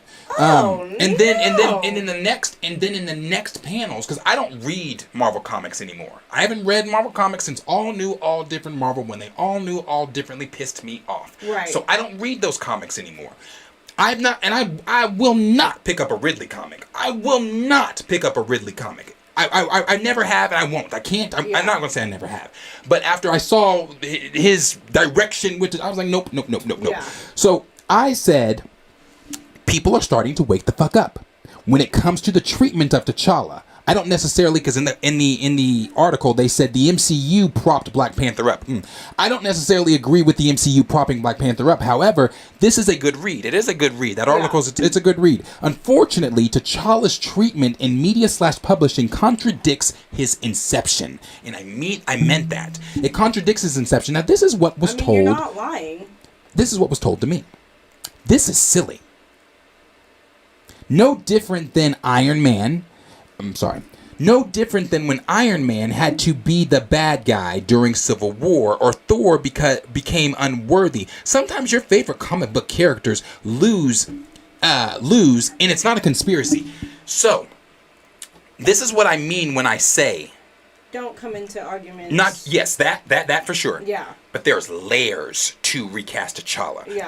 There's what you all see at face value, and that's the hashtag itself. But there are layers to recast T'Challa. What you just said when they said when Iron Man blah blah, that's not what it's about. No. Clearly, what I just said went over your head because you're not understanding the layer I'm talking about. The layer I'm talking about is why the character was created and the disrespect and treatment of him since his inception. The character was created for literal representation. Nobody's saying T'Challa can't lose. What we're saying is there's no reason he should be getting drugged in every comic we pick up and we see him in. That's what we're saying. And I know people are excited about what's going on here, but understand this. Just because they're revamping or redoing the comics and everything like that, you still got Moss, who is going to be involved. The editor. Editor Moss is still involved. And I don't trust that motherfucker either.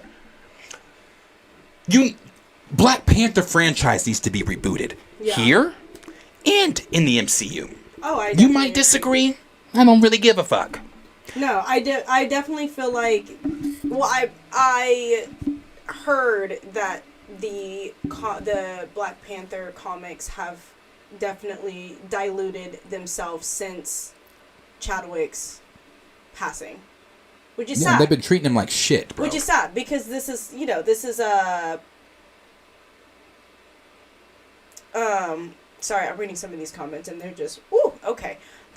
It's just sad because it's just sad. I'm sorry. I mean, and the way that he's been portrayed as misogynistic. He's been portrayed as a dictator. He's been portrayed as we even seen him portrayed as homophobic. That's not T'Challa. Yeah.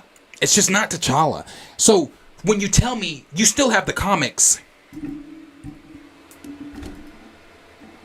yeah. I don't. I have my old shit. I can read old shit, but I don't. Not this new shit. I don't. Yeah. Stanley would never. It's easy. Again, I will always say this. It's easy when it's not your character. Oh, for sure. It's easy. Oh, yeah. And again, I'm writing so... This is the last thing I'm saying. I'm writing so hard, which will be explained in the video coming out in February. But I'm writing so hard because of what the character means. You can name Tony. You can name Steve. You can name Stephen Strange. You can name Peter Parker or any of the other characters you want to name. But when Jack Kirby and Stan Lee locked arms and created T'Challa, Black Panther, they did something that had never been done. That's exactly something that even with your beloved Tony Stark, your beloved Steve Rogers, T'Challa was something we had never seen before. I encourage you. Because it's more than just the suit. It was more than just the suit. It wasn't even it was the fact that he was intelligent. It was the fact that that's why I say I encourage. He was successful. I encourage y'all to find something before T'Challa, find something before the Black Panther comics that painted from the Civil Rights Movement, the 60s and on, the 60s and before T'Challa came in 66. Find something that portrayed blacks in media positively. If you can tell me something that showed us regal, showed us as kings and queens, showed us as intelligent, showed us as the most technologically advanced nation, showed us as this or this or that. Because even in history, this is something that y'all, a lot of people may not know. Even in history, we are told that we come from slavery. We are products of slavery. No, baby. This is why I say know where you come from. Right. I'm not a product of slavery. I know where the fuck my people come from. And we were kings and queens over in Africa. People like to just talk about the Egyptians having pyramids. No. The Egyptians weren't the only ones with that power like that in Africa. No, they were not. But see, they don't like to tell you what we really come from. They don't like to tell you how strong we really are. Why? Because we are stronger together than divided. And if they can keep us divided, then it's going to be And I can hear some of you already. Oh my God, what does that have to do with Black Panther? Again, everything. Everything. It is that fucking deep. It is that deep. Because the character was layers.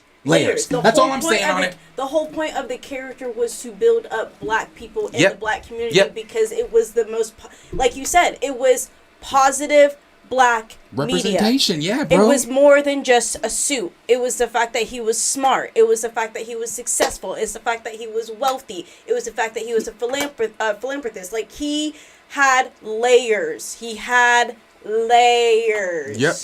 He's one of the smartest one of the smartest Marvel characters.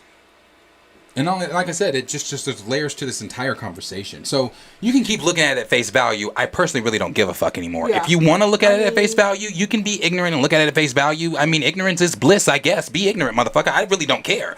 But just like how I'm not going to change your opinion. Yeah, you're not going to change mine. You're not. And this is my closing thing. If you don't like what I have to say, again, I've said this before, I encourage you to block me. I encourage you to do what others have done and block me. If you don't like what I'm saying, if you think that shit's going over my head or whatever, somebody told me, I think that Cat Williams joke went over your head. You're taking it too deep. No, brother, it might have went over your head because you're not taking it deep enough. But again, as always, question is for you. Woo! What do y'all think of the current treatment of T'Challa in the comics? What do y'all think of we all know what we all think about the current treatment of T'Challa. We all know that. Actually, there is no questions to be asked. Yeah. I don't have a question. There's no question for you. I'm done. I said what I had to say. I meant what I had to say. And I'm going to be back, I'm sure, at a later date to say more shit that I have to say. And if you don't like it, block me. Block me. I mean, there's a lot of people in the comments that are. I mean, there's one person that is just like blowing my mind over here. She's just he. I don't know. I'm sorry. I'm not it's 1 in a million. This okay. So here's the thing. This is that's what you're talking about, right? Okay. So this is a person that I don't know if they're subscribed or not. I'm not sure. But this is a person that only joins in on conversations when we talk recast, and they are anti-recast. So they like to come. Sure. They like to come in and give their input about recast stuff. But it's only on the recast stuff. So I will say this, because we're not going to acknowledge these comments. No. I don't want you reading any of these comments because we're not going to acknowledge them, because I'm not going to put energy into bullshit that you have to say, because the reason I'm not going to put the energy into it, here's why. Because we've had how many topics before this one? And this is the topic that you came in to troll on. Yeah. You have come in several different times in videos that have been posted, and you've left comments there. Obviously, you are sneak lurking. You're lurking when it comes to the recast of T'Challa conversations and things like that. So that's fine. If you want to come in and troll and say the things you want to say, you can do so. But again, it's not validated over here. Yeah, it's not validated. It's not validated at all. It lets me know too that we have secret fans. Oh yeah. We have fans that don't agree with what we have to say, but they will. But they're gonna lurk. They're gonna lurk. They're gonna watch. They're gonna be here. You know how Kenny. It fluctuates from Kenny, D Stizzle, Gray, and Naries that are typically the first in the chat. I'd argue that 1 in a million is probably one of the ones first in the chat, but they don't chat. They're just lurking, watching to see what we're going to say about recast T'Challa, so they can come in with a retort that is never validated. Yeah. So again, that's the only energy I'm gonna give to it. Ignore any of the other comments that come from 1 in a million. Well, he said what he said. I said what I said, and that's just that. That is just that. Because we're going to keep saying what we got to say. Because it's...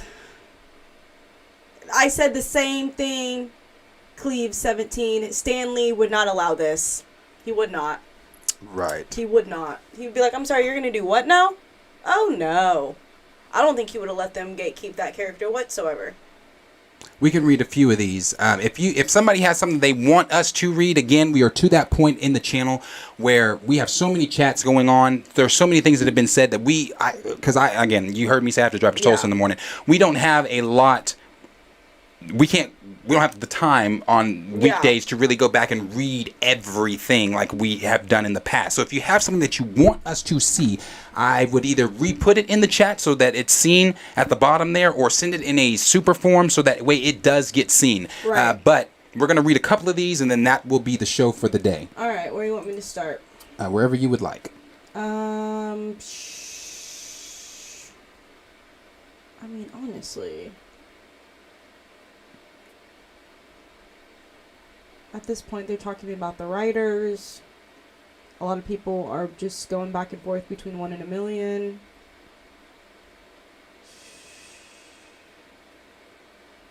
I mean...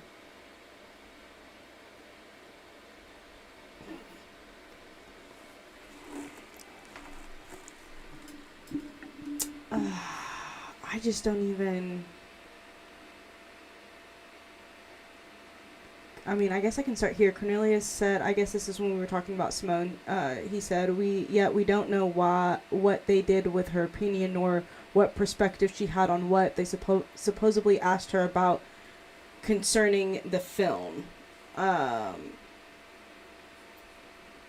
Felicity said, you cannot be surprised that this has happened. Look at how Disney treated someone who they praise as an architect of the MCU. Stan Lee was being abused for years leading up to his death. Disney knew.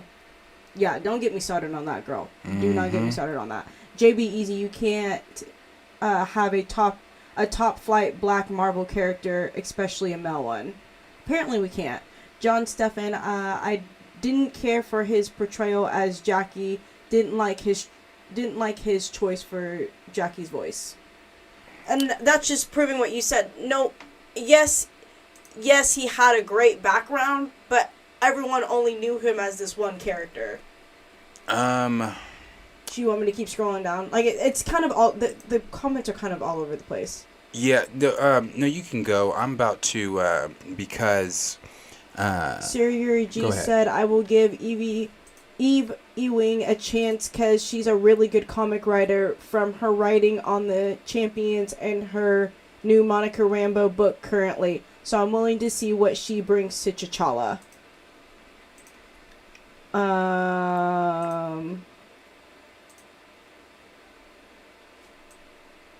Grand Regent Thrag said, I really feel like they are trying to destroy the franchise. They already did it. They killed the franchise. JB Easy said, bring Christopher Priest back. Cornelia said, change the editor. SB Flash 1523 said, it all started with the Kingdom of Kush. I'm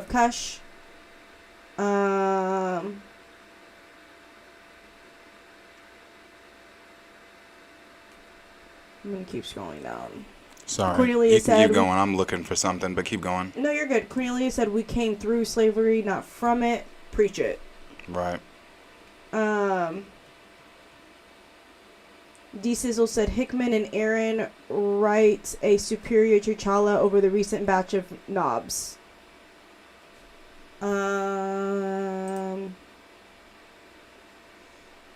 Fresh said, it is what it is, but you only hop in this topic. Oh, I guess talking to what's her face, or what's his face, or whoever you are. Wait, say it again.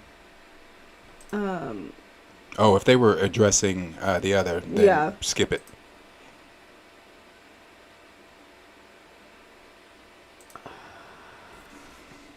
I'm trying to find something really quick. Dorian Clayton said, but I wanted to form my opinion. My best take from the movie was that Marvel doesn't care about their actors. They care about whatever to get people talking and make money. Yes, like we said before, it's a machine.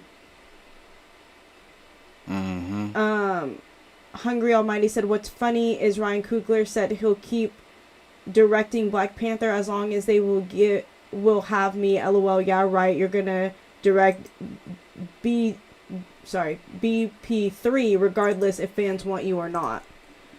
Dorian Clayton said the same people that are saying don't recast are the same that were clowning him when they saw him looking real skinny and a couple of months before he dies, or a couple of months later he dies.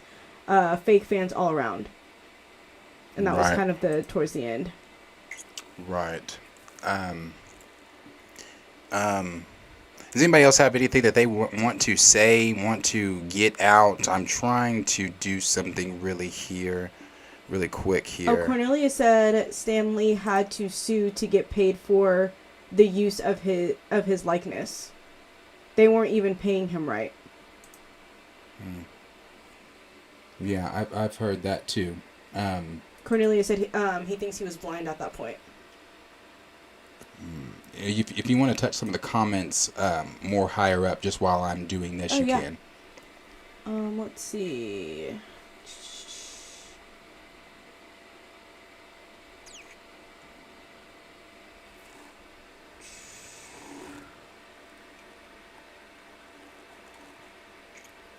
D Sizzle said, I've disliked the moral since the first trailer. JB Easy, we all know way they didn't recast.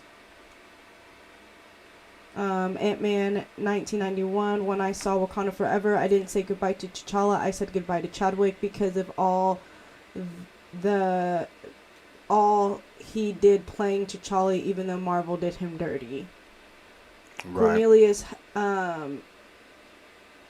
weird hecka continuing issues, weird logic, unnecessary stuff was horrible. I don't care what any Ryan Coogler apologist says. There's too much wrong with the movie. Not one or two. It's all bad. Yeah, the whole thing was just weird. You cannot pay me all the money in the world to mock and react my coworker's funeral that I was close to. You could not pay me enough money in the fucking world. I'm sorry, what? What does this have to do with the movie? Right. Oh no, I would have been. Y'all thought, what's her name, Latia, right? Y'all thought she was gonna be a problem. Oh, I would have been a whole fool. Grand Regent Thrag said, yes, if they were truly wanted to honor Chadwick, you keep that opening montage and do a 20 to 30 minute documentary on Chadwick's legacy. Yep.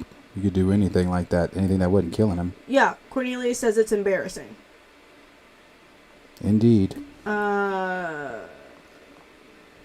I'm sorry that I'm not active. I'm trying to find something. Stevie L said it's very warped with Ryan MCU and how they handled a character versus their friend. And they put friend. She put friend in parentheses. I don't. I can't even. Dougie Fresh said I can't even call it anti-recast at this point. If you're anti-common sense and common courtesy, I really don't want to hear it. Really, because let me tell you, I feel like I've said this so many times on this channel.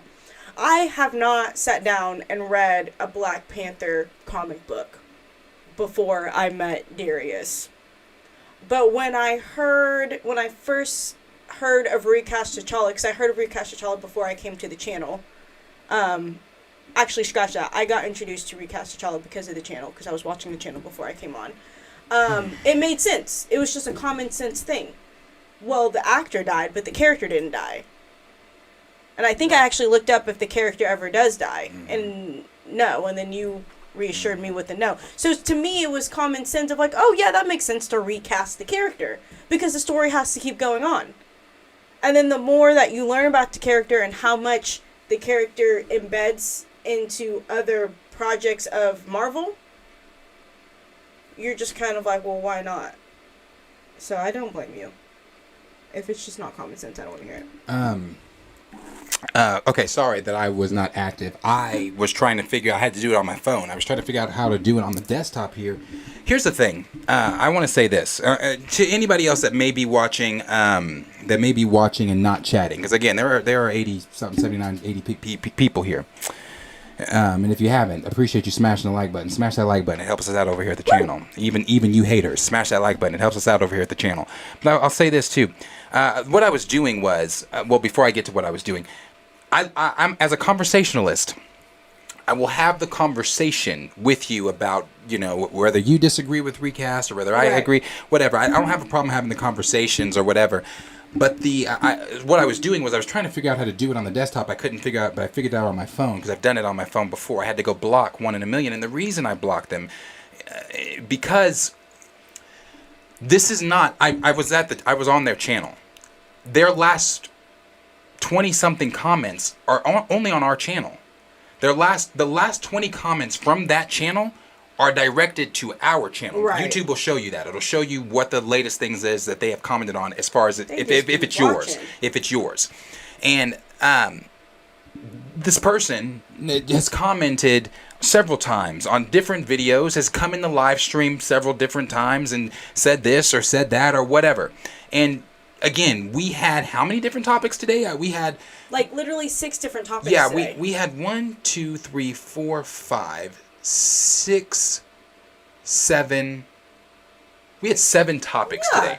So on all 7 of those topics, you chose to come in this to lurk and do whatever it is you were trying to accomplish. You chose to do that for the 7 topics, and then you jumped in on the recast topic so that you could troll and make, like, again, that's weird to me that you sat here, and if you disagree with me that much, you sat here and you listened to me for 7 topics, bro. I want to put this into perspective for people. Again, you may be one that's watching. You may be lurking, disagreeing with what I'm saying. Right. You sat here for 7 topics. Listen to me. Obviously don't care for what I have to say. Right. Just for you to come in here and just for you to come in, to wait to the last minute to start to say what you want to say, blah, blah, blah, this. I've said this before too. This is what I mean when I say that this crowd is weird. People have told me, I want you to debate with this channel that's anti-recast. I want you to debate with this channel that's anti-recast. Ooh, Darius, can you debate with... Let me explain. I'm not. Darius is never doing that. No. 1, Darius is not that bored. No. 2, Darius doesn't have the energy to put into anti-recasters when I'm putting all my energy into recasting T'Challa. I will never go sit and watch an anti-recaster stream about T'Challa and why he shouldn't be recast. One, because I don't quite give a fuck, my dear, about what you have to say about it. I have my opinion. I have my opinion. You are free to have yours. But what I will never do is enter into spaces where I disagree with the topic at hand and subject myself to the things that I disagree with. I'm just gonna keep scrolling. I'm never gonna make myself that uncomfortable. But you know that saying is misery loves company. Yep. And since you're so miserable, you had nothing else to do on this Thursday night. Again, I appreciate the engagement because it helps us out over here. It does. But I can do without that engagement because, again, it's the simple fact of, do you have nothing better to do? Yeah, exactly. So I was, and the reason I blocked them is because I was going through reading the shit that they were saying back to people that are here every day, to people that don't just comment on one topic, that for people that don't just come to listen to me talk recast T'Challa, that people that support this channel wholeheartedly, people that have given us $21.99 tonight. I'm here for those people. Right. I'm not going to sit here and allow you in my chat to troll people and talk disrespectfully to people and do all this and all that. You can do what you want on other channels, but over here at Planet Fanatics, this is at this point, it's Twitter fingers because I will never meet you in person. You'll never see me in person. But at the same time, I will not allow you to disrupt the harmony of my channel. Exactly. I will not allow you to come in and disrupt the shit that we have built over here. If you don't like it, you can take your shit and move on. You don't have to click on my live stream. You can go back to your yard. So I'm sorry. That just is what it is. I had to do that and get that off my chest because I'm not gonna play the bullshit games like that. I'm just not gonna play them. So. Yeah, it's 2023, guys. We're not doing this. Yeah, it's fine. We're just not doing it. Yeah. So, like I said, I for my channel, I'm not good at you. No. Yeah. No. So yeah. Anyway. That's really it. Honestly, everyone obviously here agrees. Yeah, like Jeezy said, who has the time for BS? Yeah, Thank you, Chill, for liking this. Yeah, and like I said, it is what it is. Like I said, I'll always block. I'm gonna block people that you do that. Again, when she came in last week, he or she, whatever. When they came in last week and we had the conversation, I thought it was a good conversation. I even told them. I said, you know what, great conversation. I said, blah blah blah. But when you come in and you're doing the exact same things that you and your last 20 comments on your channel are on my channel, honey, who hurt you? And only on the recast videos, like. Bro, we have put out other videos this week. We have put out other videos last week. So many other videos. Yeah, like, bruh, again, misery loves company.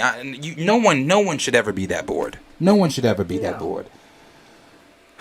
So anyway, with that being said. Yeah, with that being said, does anybody else have anything they want to say before we get out of here tonight? Again, as always, I appreciate all you guys being here.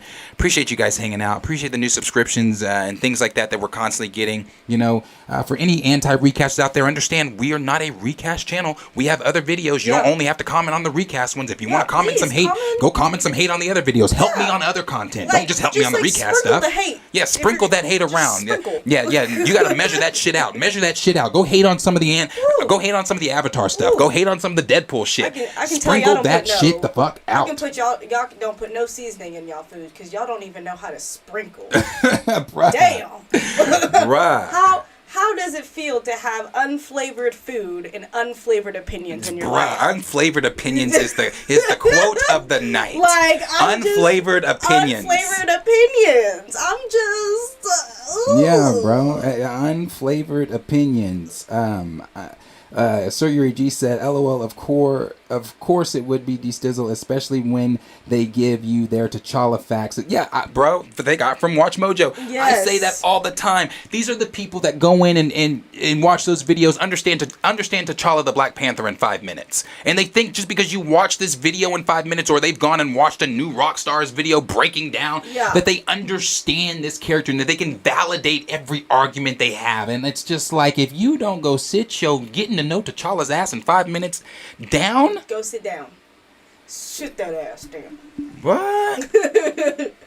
Yeah, I mean, I did chill, but I really didn't go that in on it. All I said was I'll wait to see what's going on. I obviously don't approve of what Ridley has done.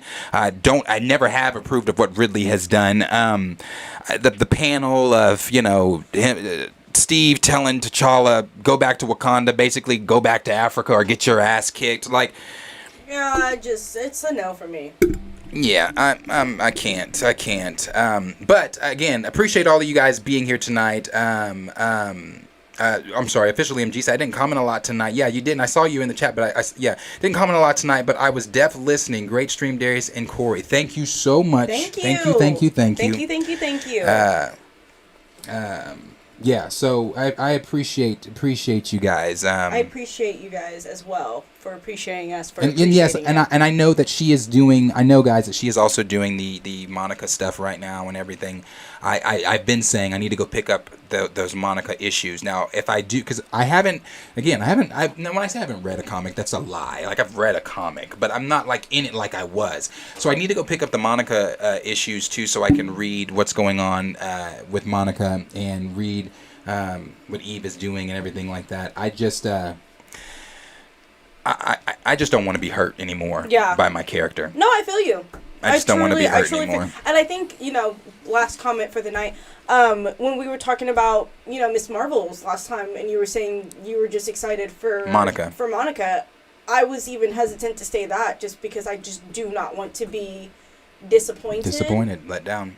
And like I said from the plot leaks, we're going to be disappointed, let down. I don't get me wrong, I love the womanhood and the woman dynamic in Black Panther 2, but even then it showed us in a struggle. And as a black woman, I know my struggle. I do not need this to be on screen. I live this life. Right, I live this life. I'm trying to go to get inspired. Right. Okoye used to make me feel good. I saw Okoye's whole world just fall apart. I'm like, well, shit. That's me every Tuesday. What you talking about? Right. Yeah. It's just crazy to me. Yeah.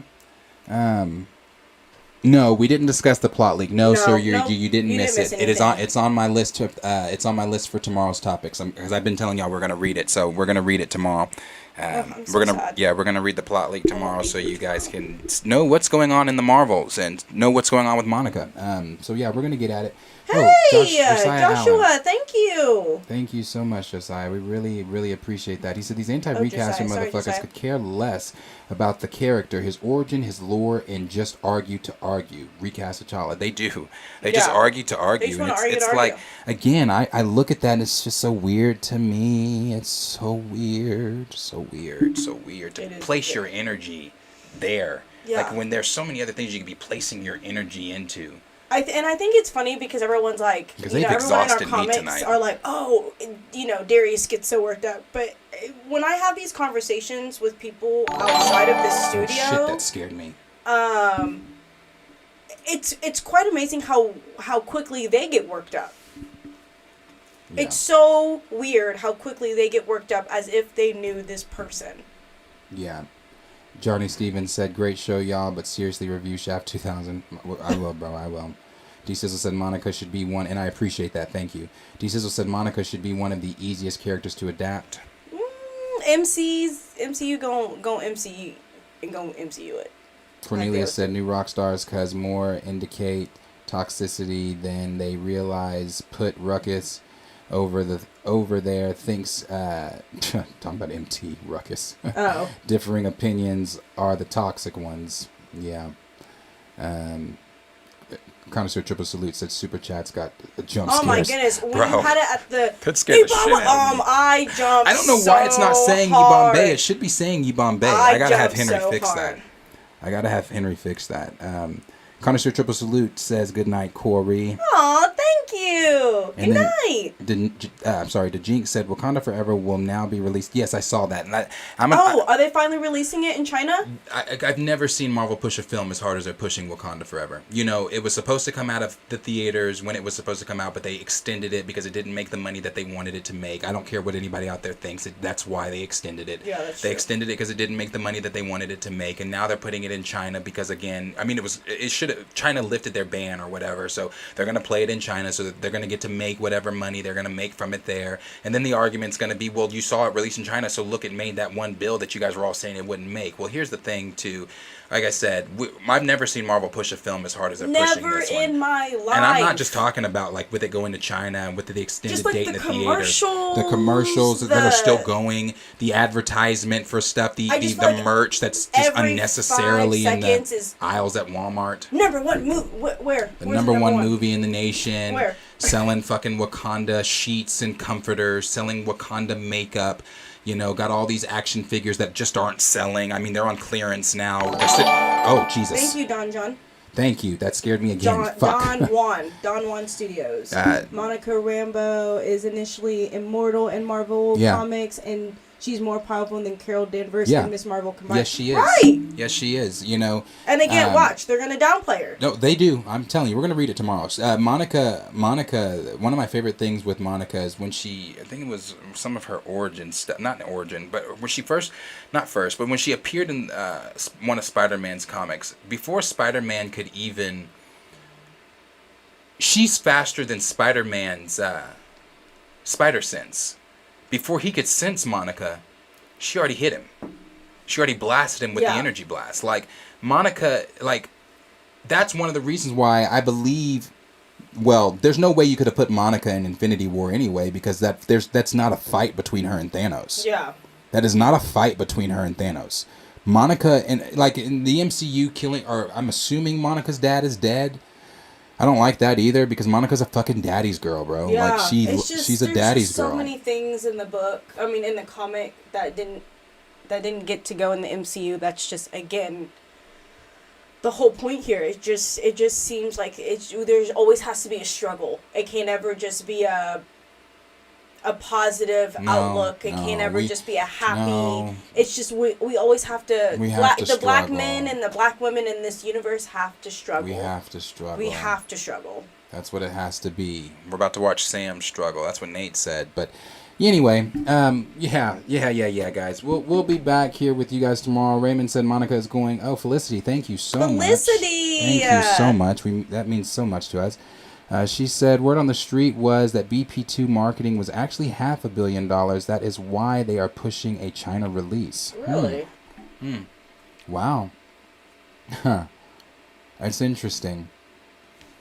I'm going to have to see that number. I'm going to have to see that. We'll have to see what's going on. I mean, it's going to hit whatever they're wanting it to hit now. True. Because it's going to go... Oh!